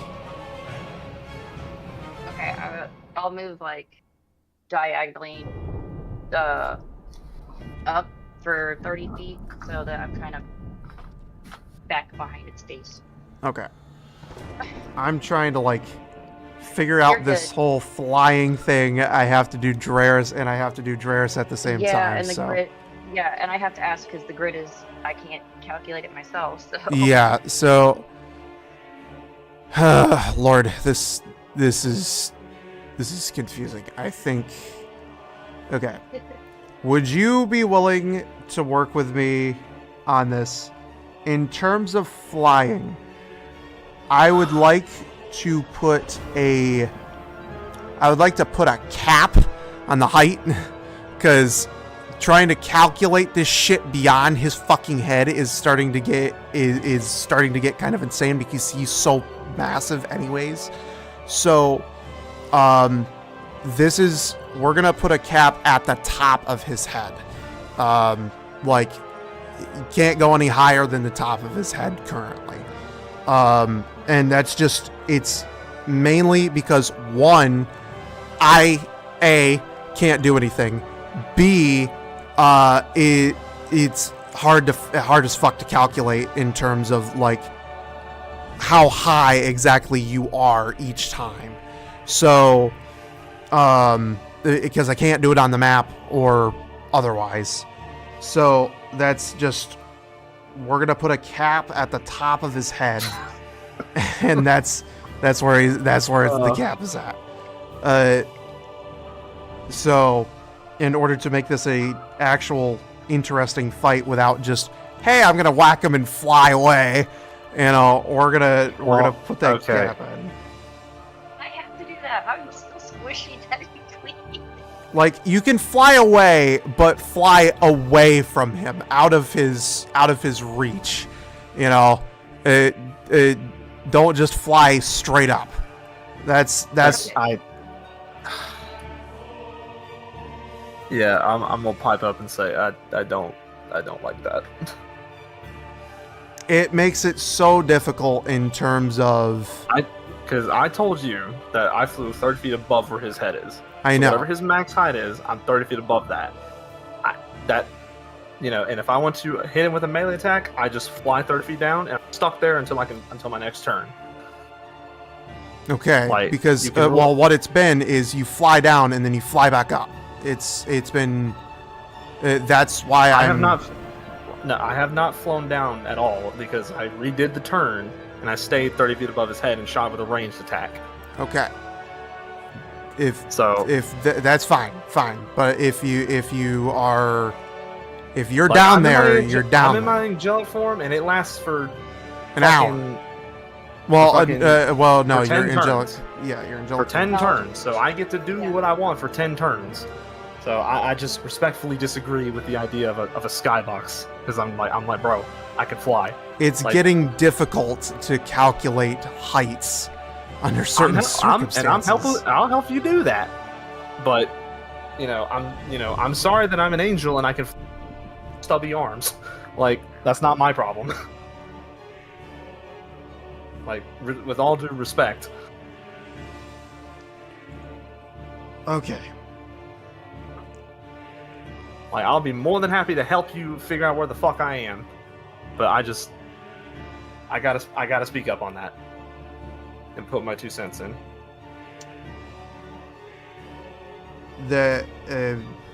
I guess that's fine, but if you... You're the DM! You're the DM! Oh. You rule it. I'm just giving my opinion. That's my only thing is getting rather difficult, but what we'll do is, I'm just saying, like, I'm a creature that can fly. It's only fair that I can fly. But I'm not trying to cap you. At the same time, I'm also trying to make this a fight that's like actually not just, hey, that like literally nothing happens to you guys. I'm trying to make this like a legitimate challenge for you. In 10 turns, I'll be on the ground, so. And like I said, I will fly down, do my attack, and I'm stuck there. Okay. Until my next turn, then when I can fly away. We'll run it with that. That's what we'll do. Like that's how I was gonna do it. Like, again, like that's what I had to do for Contagion, but I redid the turn because the Contagion spell was overcomplicated, and like, yeah, like that's what we'll run then.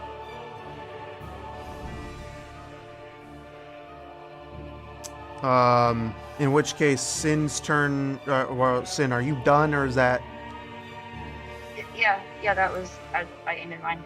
Okay. Then in that case, Arthur, you're up. Okay.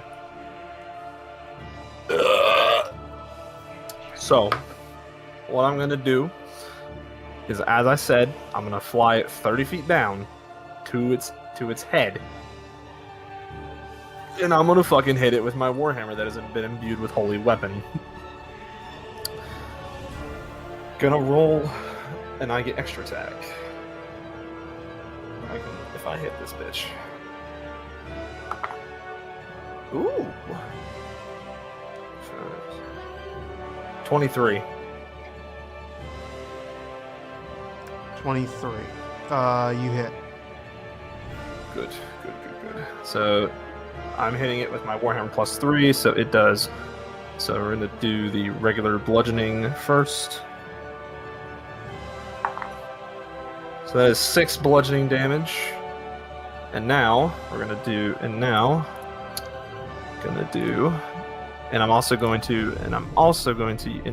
to use the angelic Sacred Fire to bolster that as well. We're going to do it, let's see, holy weapon, that is, she gets hit. So that's 2d8 radiant damage on top. Wait. That's what we dismissed it. Sacred Fire is 5d, baby. So, and I get to hit this thing again. This is great. So angelic weapons, Sacred Fire for this one. So I'm gonna roll 7d8 total. Okay. And I'm gonna calculate this shit. So that's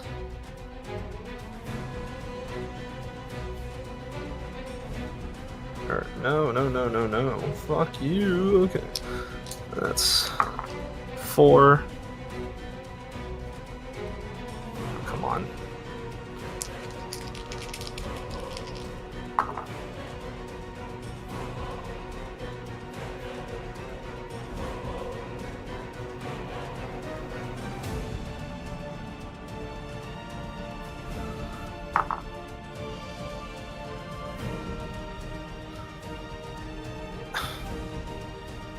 And I said 6 bludgeoning, right? Okay. I said 6 bludgeoning, right? Yes, I believe so. Okay, so in total, it's 6 bludgeoning and 21 radiant damage, and then I'm gonna attack again. Let's see if my second attack hits.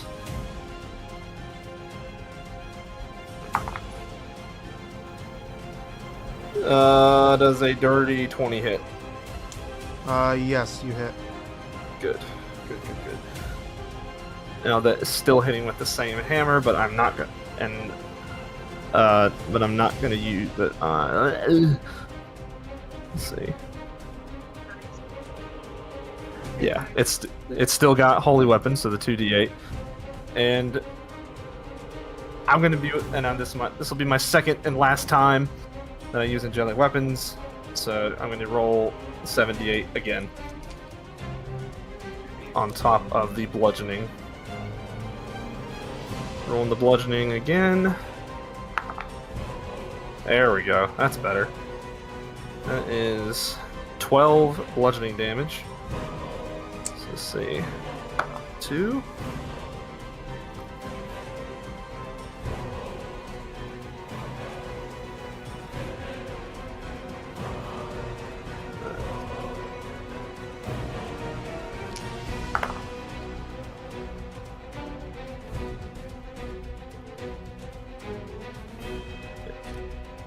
Two.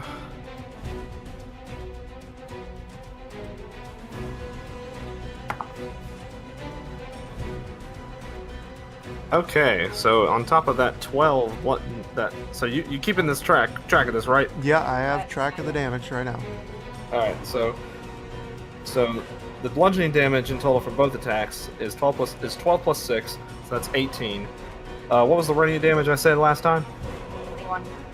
21. So in total, that is 55 radiant. Okay.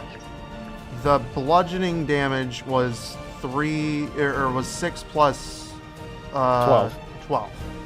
Okay. That's 55 radiant damage, and on top of that, 18. So that's 73. 18 bludgeoning damage, 73 damage. And it was how much for the radiant? 55. 55 for total for the radiant. Okay.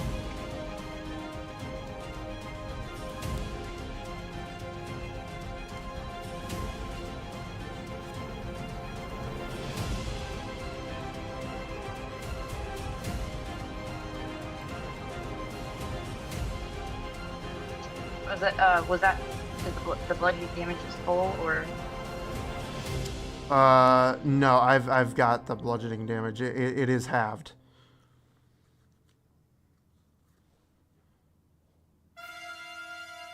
And I should have been having your fucking force damage this whole time too. Oh, but I haven't been, so.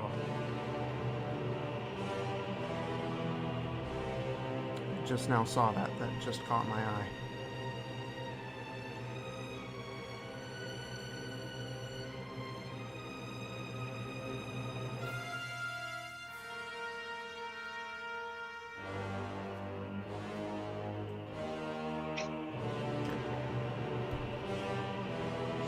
Okay. I've got his new HP. Is that your turn? Yes. Okay. Alright, I'm gonna go mute for a second. I have to take some migraine meds. Yep, you're good. Oh, damn. Okay. I feel that I'm practically getting a migraine right myself. Like I need to.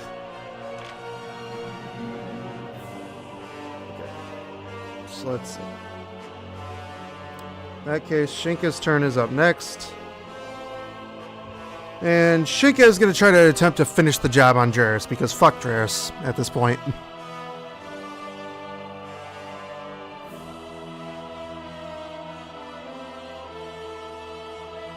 I'm going to try to relieve some of my stress.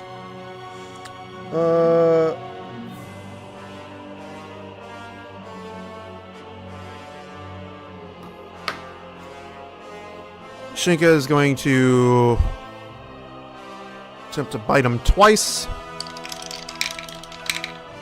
Like, I'm in range too.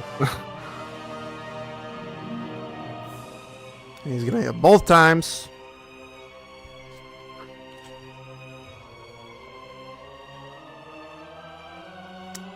Which is going to be all of that. Lovely damage on that. Should have grabbed more. Oh wait, I do have more. So,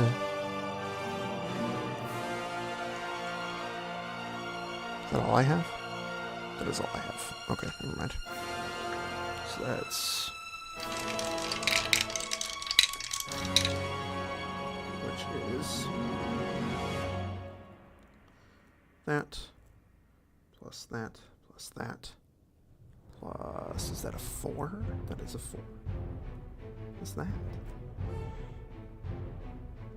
Which equals that. Shit. Plus...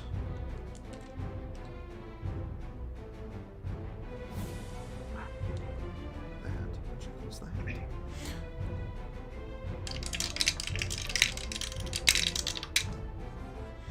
Plus... that, plus... that, plus... that, plus... that. Plus that. Brings it to that. In addition, Draris needs to make me 2 saving throws,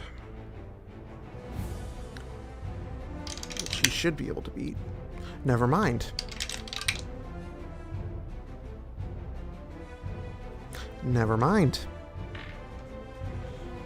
He's gonna fail one of them for sure. The other one, I'm not sure. Are you failing that one? That's with him being in his form? Yep. Okay. The other one was that. That one is unsure. I don't know. That would be... especially with that. So that would be that. Okay. So that one he beats. The other one he fails. So... and he's going to fail badly. So... with a natural 1. So that is gonna be... receive puncture wounds that will continue to bleed unless treated. New bleeding status effect.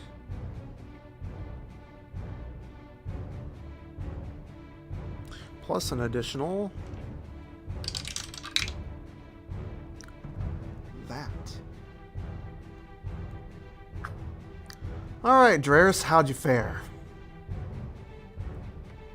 Not good. Draris is down. Oh shit. Alright. I have things. Oh, hell.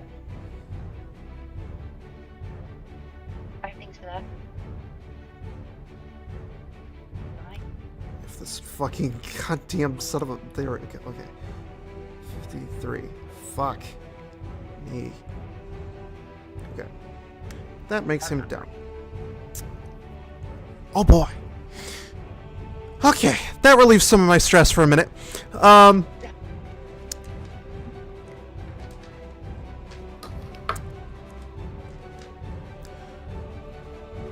Wolf Boy's fucked. He's down. As you watch Shinka bite down on his body and pierce his flesh He is currently bleeding and suffering from the bleeding status effect. Would you say that I could hop off when he bent down to bite him? Yeah. Yeah, I'd say you could do that if you wanted to. I'll hop down. Hold on, because how does the bleeding affect with him being down? Like, so bleeding is a custom homebrew status effect that I came up with. Bleeding is where, at least for this particular creature, if he fails a Constitution saving throw, he is punctured by the teeth and is now bleeding. In order to stop the bleeding, he must make a Constitution saving throw, or someone can do something. Either he can make a medicine check as a bonus action, and he has to make the check in order to heal, or someone else can do it for him. Until then, every time that his turn comes around, he will take 1d6 bleeding damage. Okay. All right. I have to double check so I can make sure that. So basically, even as he's on the ground, he's still bleeding. So he will still take damage. Okay. Which basically just accounts as a failure on a death save.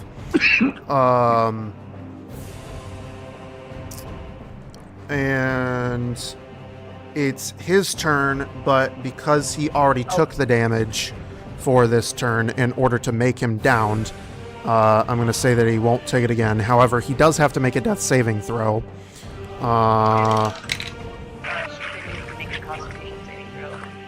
And with which he fails. Wait, how far away from me is he? Well, you jumped off of his head as he bit down on Draris, so... Yes, but how far away am I from him now when he's making his death saving throw? Shit. Well, you hopped off of his head right around... I'd say you probably would have hopped off a little bit behind him, to be completely honest. So, probably be about... What is that? 5, 10, 15... About 15 feet away. Oh. Okay. Well, then that does no good for him. Okay. What? Oh, you had that working on, right? Yep. Advantage on death saving throws and +1 to all saving throws. Okay. All right. She's gonna take 31 radiant damage. What? You said he failed his con save? Who? Jinka? For... The wall of light. Oh, no, I didn't do a con save for him. He hasn't rolled it yet. Oh, I thought you did. No, that was Draris. for Draris. What do I need to beat for the con save? It's 18. 18? Yeah.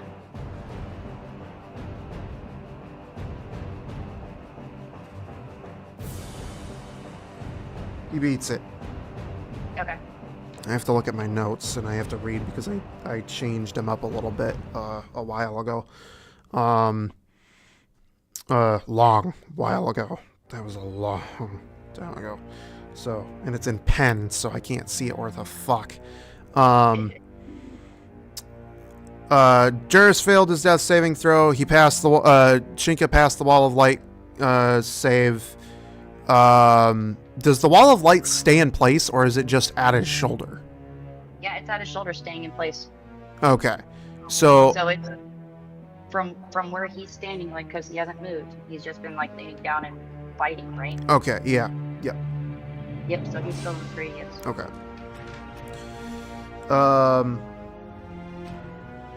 In that case, that's done.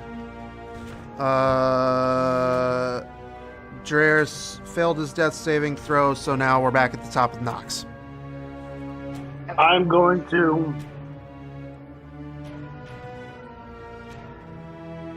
to move up and attempt to stabilize Draris. Okay. What do you need me to roll?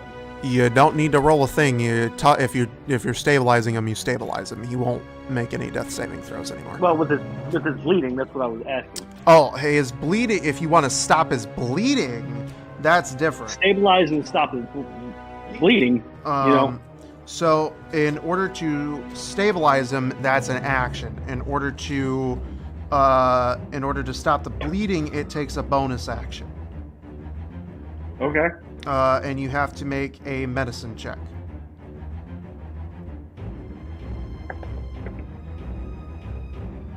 Medicine check is 19. You successfully patch his bleeding, and Draris is now up with 1 HP.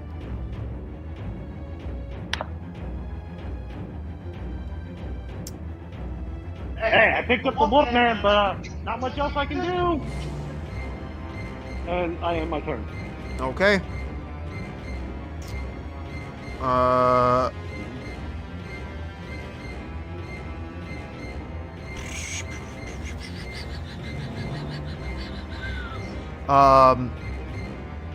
Next up is Sin.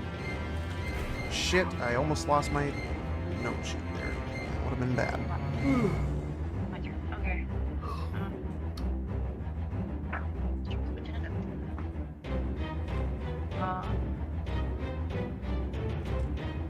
So I will hit him with. Where's that? Oh, here. Okay. So quick spell. I'm gonna hit him with it's called Starry Whiz. Oh wait, no, it's only one for me. Okay. Yeah, it's called Starry Whiz. So I'm gonna be launching a starry mote of light at him. Okay.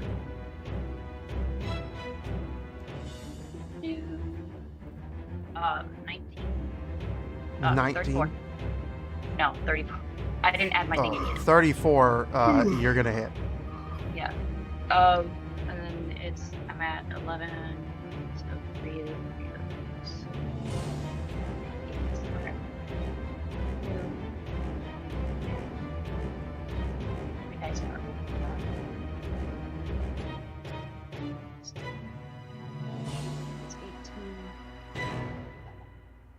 25 radiant. And I don't think it matters, but it emits a dim light. And it can't go invisible. Okay, so you hit him, and it does how much damage? 25 radiant. 25 radiant, which that does full, I think. I'm fairly certain. I'm gonna look at this again because apparently I've been Yeah, you missing said that shit. radiant did full. Yes, radiant goes through. I'm looking at his sheet in depth, fully. Radiant goes through. Okay. So 25. That's his current HP. Minus 25. Brings him down to that.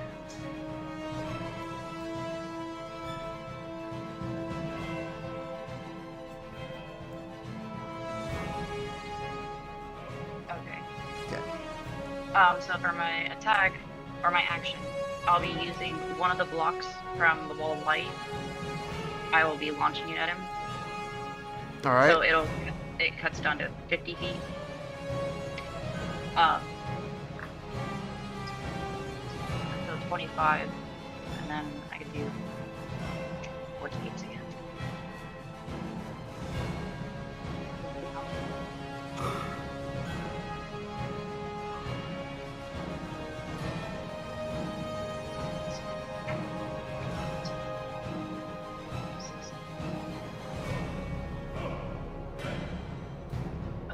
So 28. I don't think that. Yeah, just 28, and it reduces the wall. Okay. But no conditions applied or anything else.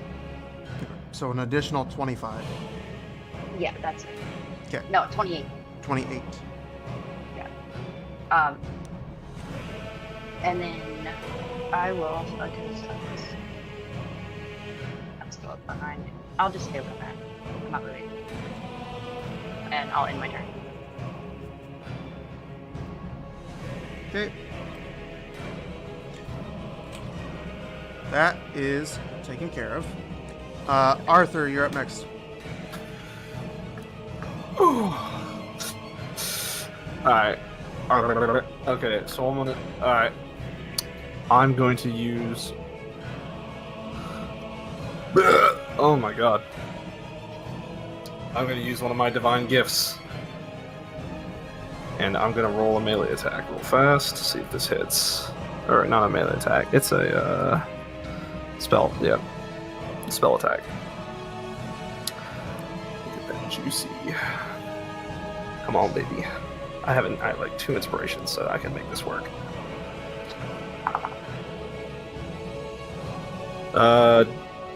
22. 22. You hit. Alright, so what I'm casting is I'm casting Plane Shift on Shinka. Okay, what does it do? You need to make a charisma saving throw.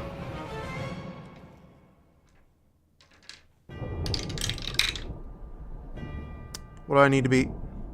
19.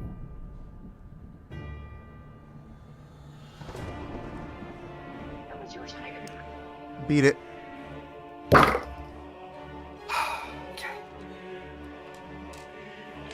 Any silvery barbs that can help me? I can try, yeah. And that Oh yeah, no, I didn't. I'm sorry. So you'd have advantage. no, like, can you cast that to like affect his saving throw? Yeah. Let me double check before I say that, but yes. Like, can you do it as a reaction? Yeah. For this round, I haven't used it yet, so I'll go. I can do that. Yo, no way. Oh my So, god. yeah, he'll have to roll again, but I can't give you the advantage. It has to pass It's somebody else. just yeah, do it. Yeah, I'm fine with that. Beat it. Okay. I'll give. Who's next? Okay. Well, it didn't work, so I'm gonna fly 30 feet above it, Okay. and then my turn. Is it Varys' turn next? No, next up is Shinka's turn. Oh no, I meant like on our side. Oh, yes. Yes, Jairus' Okay. turn would be next after Shinka. All right, so he'll have advantage. Shinka is going to use Stomp.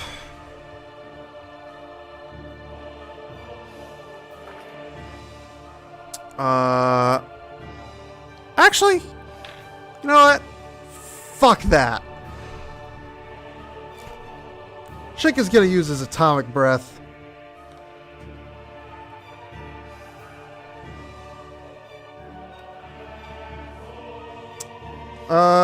Shinka has evolved to now produce a breath attack. Blah blah blah blah blah.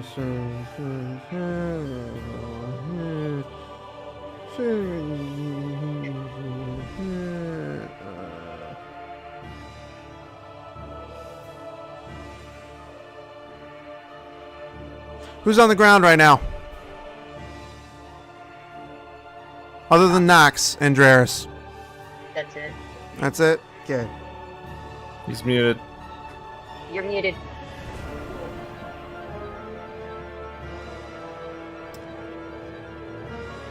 Sorry, I took dogs out. That's why I was muted. You're good.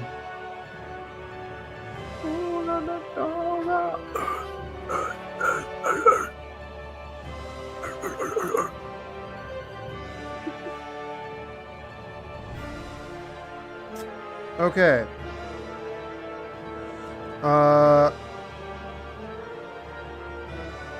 I need you, Nox, to make me a dexterity saving throw. Actually, I have advantage. I need you to make me 2 dexterity saving throws. Go ahead and make the first one first, and then I'll... Well, actually, no, hang on. I'm sorry. Hang on. I need to read this because, again, this has been forever since I've read this.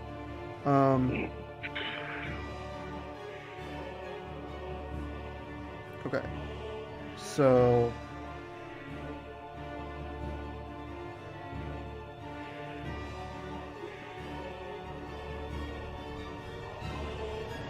Okay. Yeah. So, I need you to make me a dexterity saving throw. We'll start with that, and then we'll figure out where things go from there. Okay. You pass the saving throw. But that's with advantage. The first time I rolled a 3, the second time I rolled a 15 plus 2. So. Well, you still pass.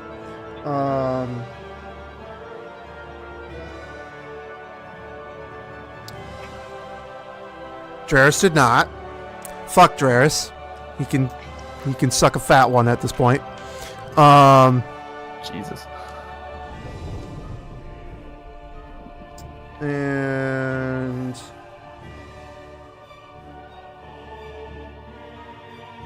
he has to make me a second saving throw. Do I? No.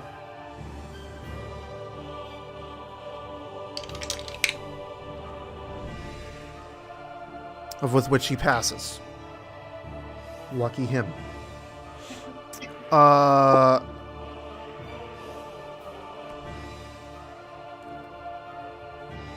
So... Oh, actually, no, he can't.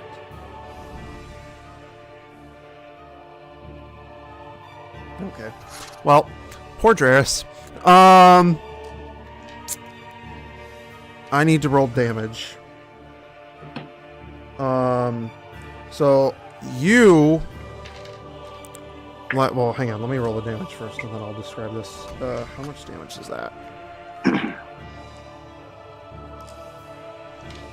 That much damage.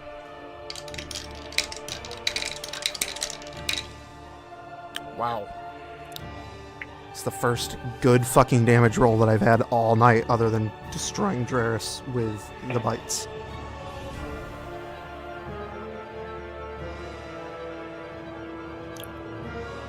Okay. And that is that plus anything, or is that just that? Yeah. Okay. You're gonna take 21 radioactive damage.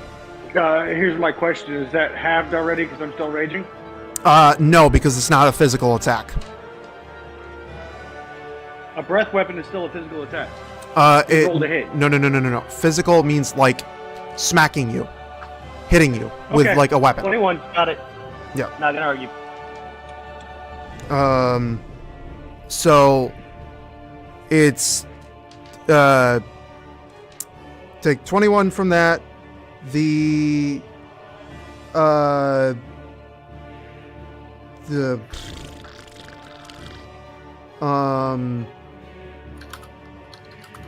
otherwise you're fine.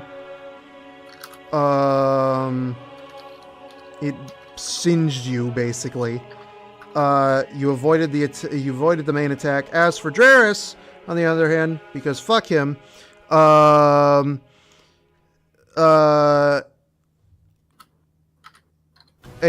cone of atomic fire comes out of Shinka's mouth like you watched him do in the distance earlier. It hits Draris, completely engulfing him in the flames. You dodge out of the way just barely. It turns into a purple laser and vaporizes Draris into nothing. Draris is dead.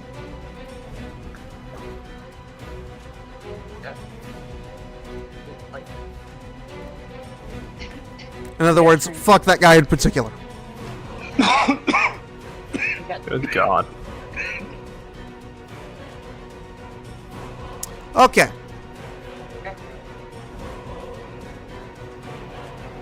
That is Shinka's turn. So Next up would be Draris, but he's dead. So, next up is Nox. I'm gonna go stabby on his foot. Okay, With its hoe. go stabby at his foot. That would be dirty 21.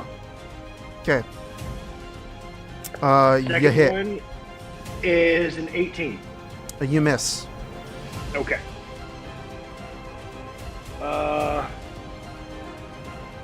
10 points of damage. Okay. Draris did absolutely nothing this entire fucking thing.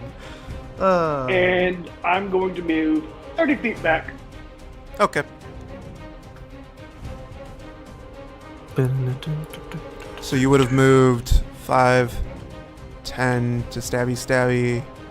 So that'd be 5, 10, 15, 20. So you have moved away. Mm-hmm. That's it.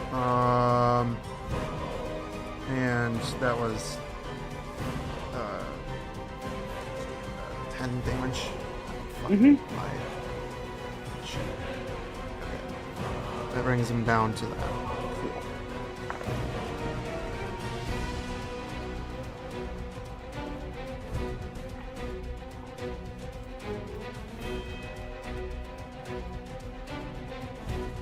All right.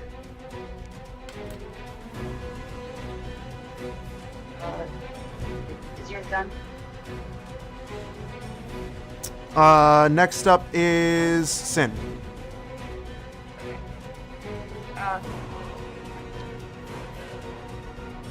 So I'm gonna click in Guiding Bolt. Okay.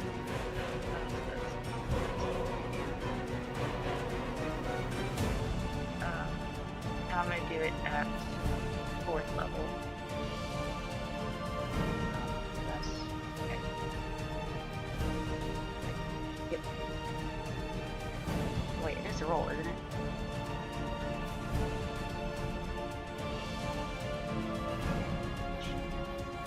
Yeah, range spell attack. Okay, cool. Sorry, I had to double check that it wasn't a touch. 17. Oh, that's 32.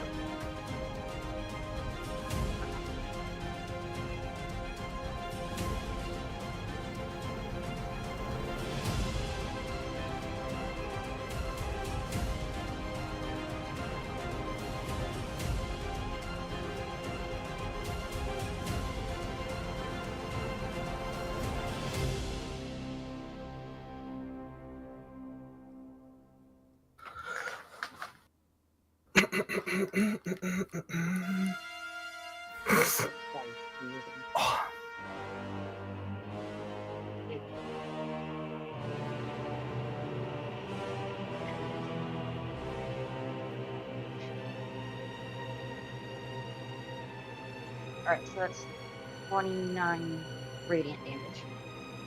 With my bonus action. 29 radiant damage. Yeah. Spicy. And then,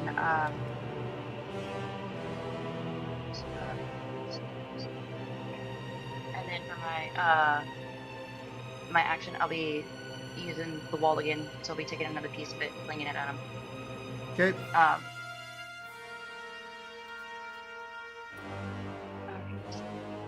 30. And then...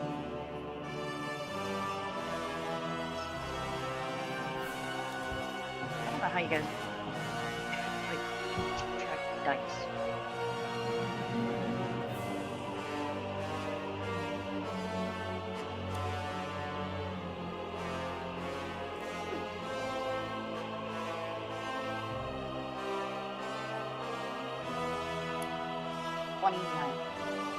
Another 29. Yeah. And then, so that's another 10 feet gone from the wall, so that's down to 40 feet now. Okay.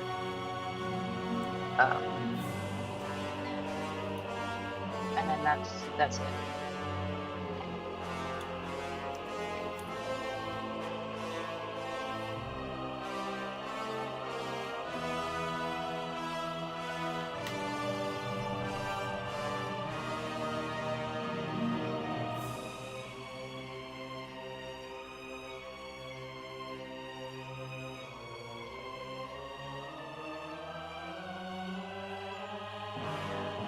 You said that was your turn? Yeah, sorry. Yeah, that was it. Arthur, your turn.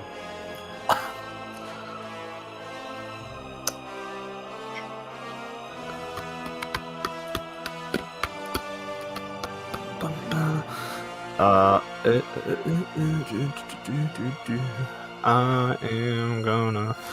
What the fuck am I gonna do?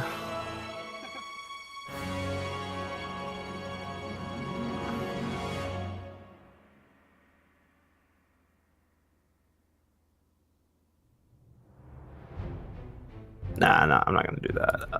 Let's see. Well.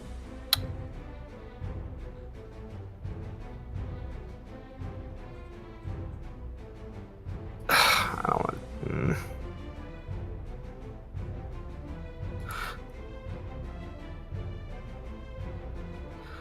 I will use my second and last divine gift. Second and last divine gift. Okay.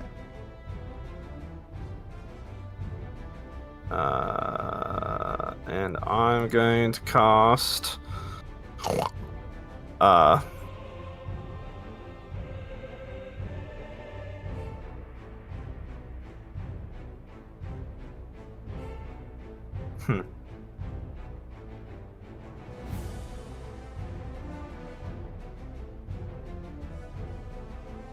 Sin, is your reaction charged? Yeah. Yes. Can you hear me? Yeah. Okay. Trying to debate as to whether I want to try that again.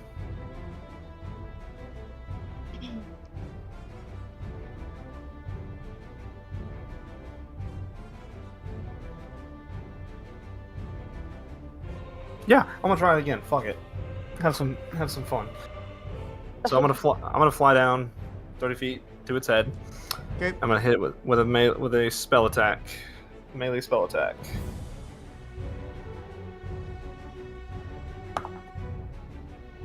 Ooh, that would be. I'm assuming a 14 misses. Yes. Inspiration. Gonna use my inspiration to increase that. You said you had a 14. Yeah. You're gonna need to use both of them inspiration die. What is inspiration? It's 1d4. Yeah, it's 1d4. Oh, okay. So you're gonna need both of those inspiration die to hit, or even have a chance at hitting.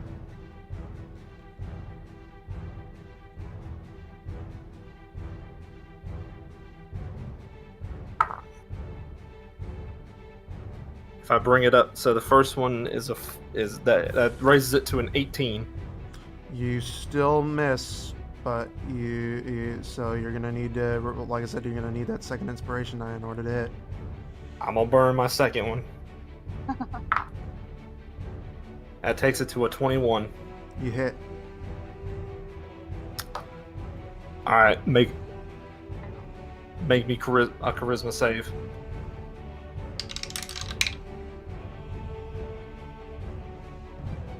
He fails.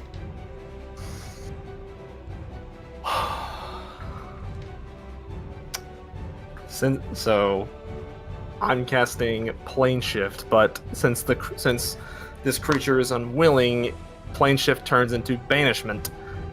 And since she failed the charisma, she is now transported to a random location on the plane of existence that I specify. So I'm gonna send her to the hells. Okay. Oh god.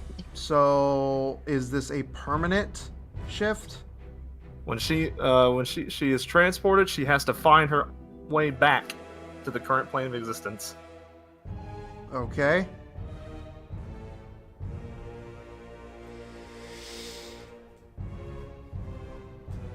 Okay. Let me roll a die.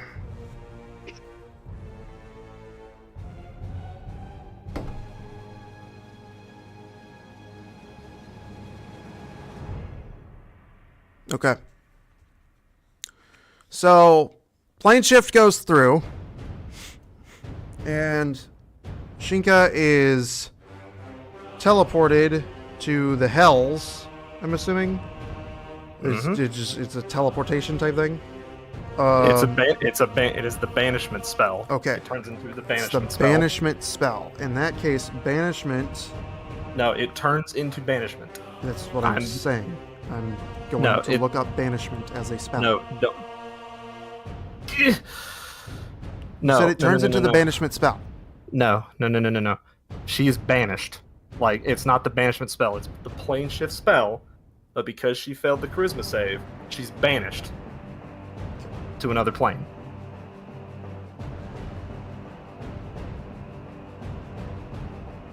Is that homebrew? No. That's a 7th level clerical spell. Plane shift.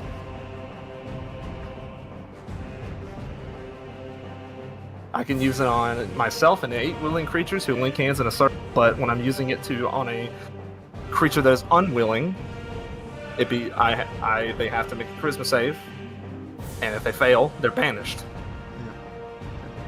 And they're teleported to a random. If you know the sigil sequence of the teleportation circle on another plane of existence, the spell can take you to that way. You and up to 8 willing creatures who link hands in a circle are transported to a different plane of existence. You can specify a target destination in general terms, such as the City of Brass, or on the elemental plane of fire, or the Palace of Dispater on the 2nd level of the 9 Hells, and you appear in or near that destination as determined by the DM. Alternatively, if you know the sigil sequence of a teleportation circle on another plane of existence, the spell can take you to that circle if the teleportation circle is too small. Yeah, that's the right one. Alternatively, if you know the sigil sequence of a teleportation circle, you're using the legacy version? I'm using the version that's on D&D Wiki. Okay. For the player's handbook. I'm looking at the plane shift on D&D Beyond. Casting time, 1 action, range area, touch, VSM, a forked metal rod, blah blah blah, fucking whatever. It's vocal, somatic, or whatever, and we don't use components because they're a bunch of bullshit. You and up to 8 willing creatures who link hands in a circle are transported to a different plane of existence. You can specify a target destination in general terms, such as the City of Brass on the elemental plane of fire, or the Palace of Dispater on the 2nd level of the 9 Hells, and you appear in or near that destination as determined by the DM. Alternatively, if you know the sigil sequence of a teleportation circle on another plane of existence, this spell can take you to that circle. If the teleportation circle is too small to hold all the creatures you transported, they appear in the closest unoccupied spaces next to the circle.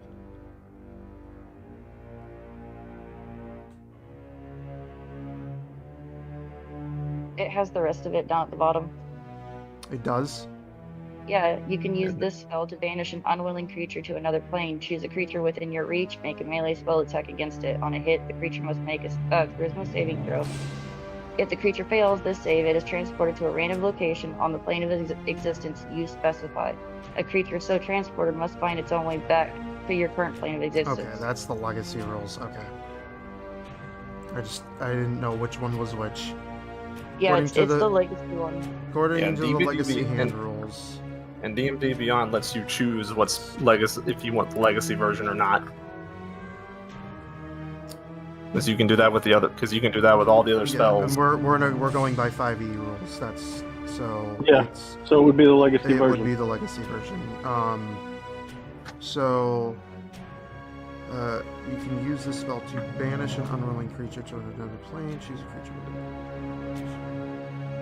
teleport it to a random location on the plane of existence. You specify a creature so it is transported must find its way back to your current plane. Okay. So that makes sense. Now that I've seen it, I have an idea of it. It gets banished to the plane of existence, not according to the banishment spell, but upon the thing. It is going to now use reality warp, which is the thing that it does in order to traverse the realms as it brought you guys there. reality warp will bring it back to this plane of existence. However,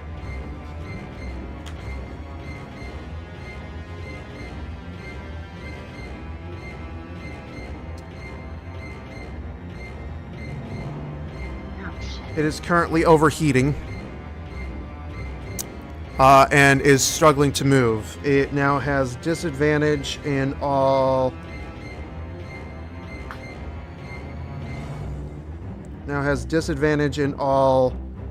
of its attacks. Okay. That one. So basically, you used plane shift. It disappeared for like a good couple of seconds. It disappeared. Okay. After those couple of seconds occurred, it rifted through reality and was back on, and was back in its same spot. That is reality, the reality warp, and because of that, everybody needs to roll reality warp, the reality warp on the reality warp table, which is a D100. Okay.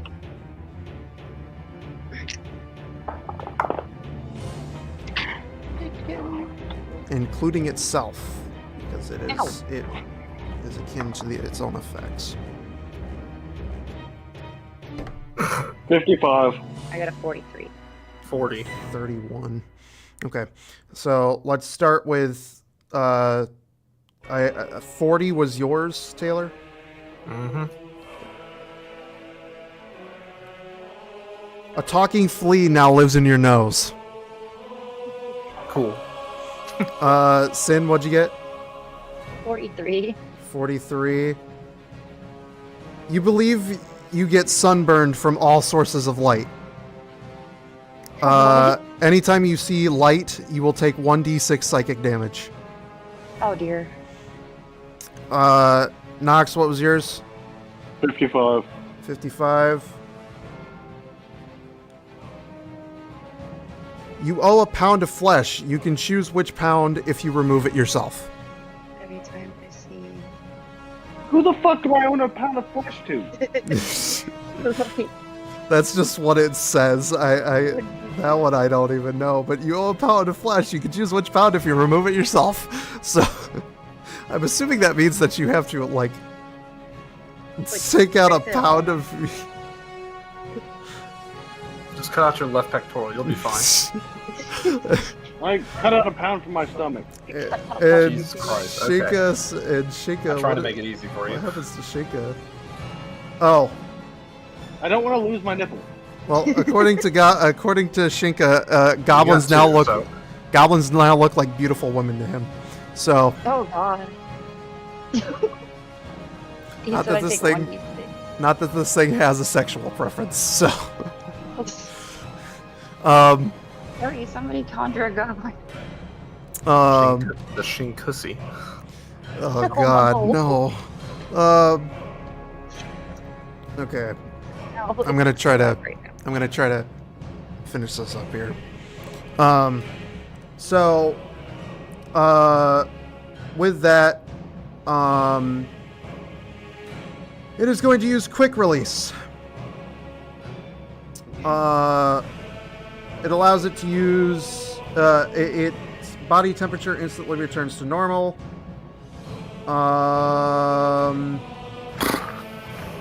And now it is going to use its atomic breath, but it has disadvantage. Well, actually, no, it doesn't even matter if it has disadvantage or not because it's not a roll to hit. Well, what was the reality warp? Was that? The reality warp is it's not a action, it's an ability. So it's kind of like it just happens. It doesn't necessarily control when it happens. It just happens.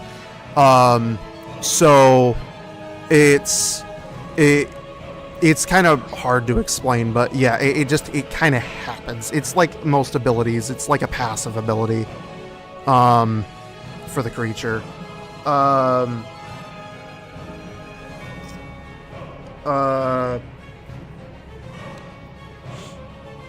So it's going to use its atomic breath. Anybody that's on the... Well, actually...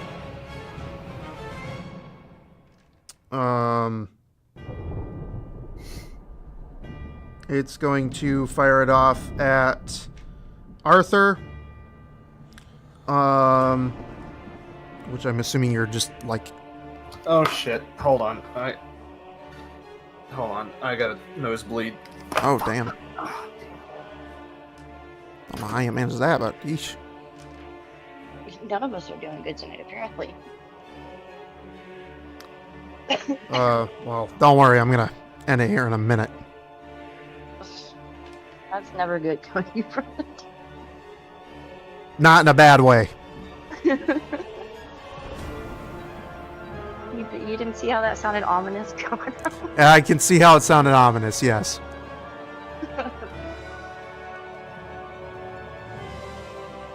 I hope he's okay.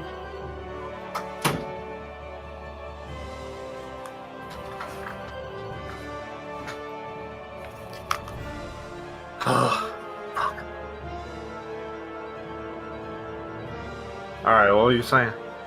He's aiming his atomic breath at you. Bring it. You need to make me a dexterity saving throw.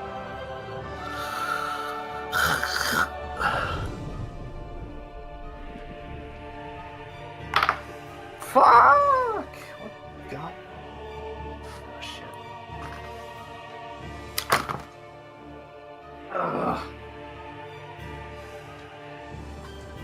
Oh god, that's my good dice.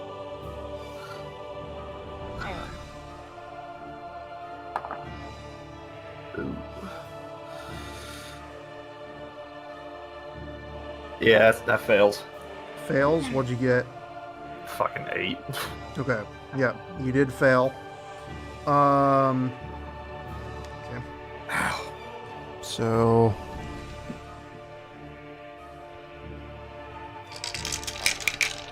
Please no dice get stuck. Wow. Got lucky that none of my dice got stuck on that one. Very lucky. That could have been bad.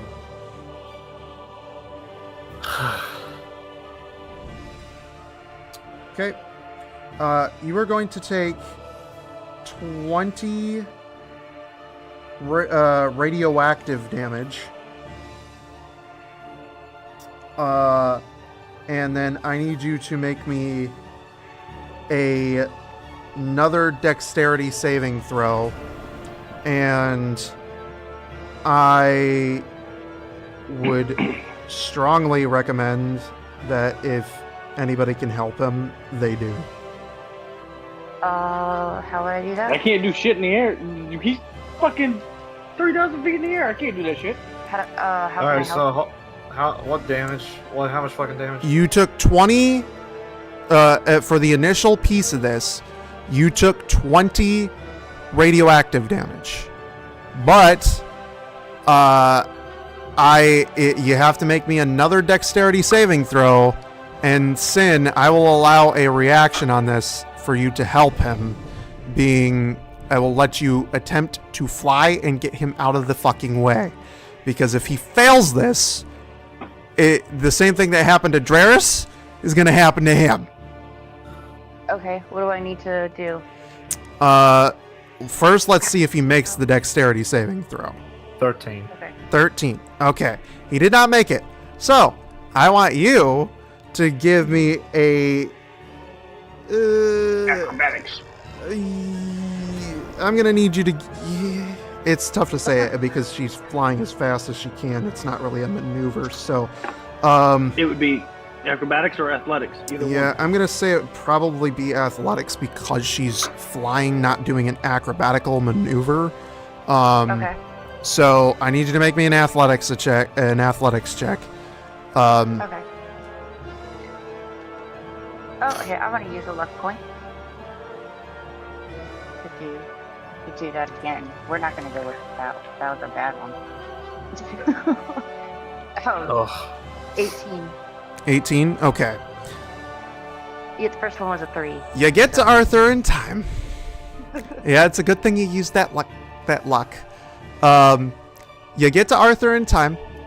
You pull Arthur just out of the way as the radioactive fire turns into a purple laser and basically singes a portion of his hair. Had you not done that, Arthur would have been vaporized into dust. Oh yeah, let's not do that. Like I said, what happened to Draris would have happened to him, as that is an instant kill move. If you fail that check, you die immediately. So, luckily, I'm being nice right now. Is there like no possibility of coming back or like? He would be dead, vaporized, turned to ash. Yeah. Ashes are still pieces of him. Yeah. You can still use Revivify. I mean, Actually, technically speaking, I would actually technically would not have died. Oh, that's right. He does have that. Oh yeah. I forgot that he has that. Yeah, so I don't forgot that he has that. step to me, bud. No. But yeah, no, I would still. Jeez, that's fine. No, it still would be 100 fucking damage, but I'd still be alive. I'd be fine. Oh, it's no damage. There is no damage. If you fail the check, it's instant vaporizing. There's no damage to it. It's Okay. just poof, ash. Well, Sin is now like fucking. Sin basically just saved your ass, is what happened. I fucking hug her, my hero. Oh god. Can I push? I'm gonna Hey, push him y'all off. stop! We're in the middle of something. Stop being lovey up there. With that, Shinka's body is going to start overheating. It is going to use legendary action mutate, and it is going to disengage, and it is going to start moving away from you and the city, heading towards the nearest body of water. It's running away.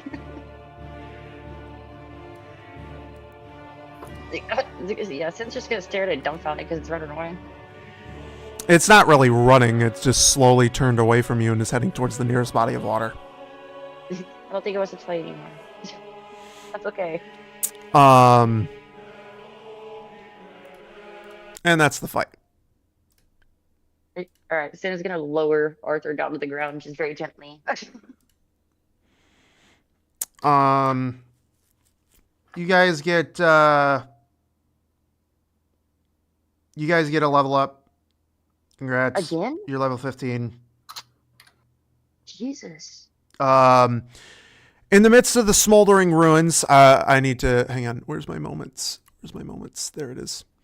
In the midst of the smoldering flames of the city, there is you can hear a small like cry for assistance from the nearest house to you. Well, I should say the rubble nearest to you. And if everybody could give me a perception check, please. Perception. I'm actually, good news, guys. I don't get a negative for that one anymore. 17. Oh, matchies. 17. You all... Perception? Yes, perception. 18. 18. This is the wrong music for this, but... Fuck it. I don't have music for this. You see the king and queen lying on the ground, in the rubble, their bodies charred, blackened, and burned. Oh no. In the queen's arms, is their infant son, wrapped up and still alive. Sin's gonna run up and pick up the baby. He's very clumsy. I don't know how to pick up a baby, or she wouldn't. I'm going to call telepathically to my patron. Are they like Ash? Like they are charred corpses. Okay. Should I try Yeah, to use? they're fucking dead. They're dead. Okay, damn it. They are long dead. I tried. I call out for Aphrodite and Leno, dude. You hear Aphrodite's voice in your mind. We have a baby. We have a major problem because we are now outfitted to take care of a baby. Can you send Bargard or whatever the fuck his name is to come get this thing? I don't give him the baby. Aphrodite. He's the safest person to give it to. Aphrodite hears your plea, and she's about to say something, but she stops mid-sentence, as if the connection was just cut off. Oh shit. And striding through the rubble and fire and destruction is a large creature that appears to be a knight of some kind. Its armor is pitch black, and its eyes glow a menacing green. And it has silver trim on the armor, by the way. Bitch, you don't get to use my color scheme. I forgot. Another one. I forgot to make a picture for this thing. You're zoomed really far in on your. I'm on YouTube. Yeah. So, this thing strides forward, and it doesn't do anything. It doesn't attack you, but it holds almost like an orb of power in its hand as it walks towards you. It stops just before you and utters a single line. Behold, for the shadows lengthen and the heavens themselves tremble. My master comes, and with him the end of all things. Wraith King, your will be done. Behold the power of Velik Lashade.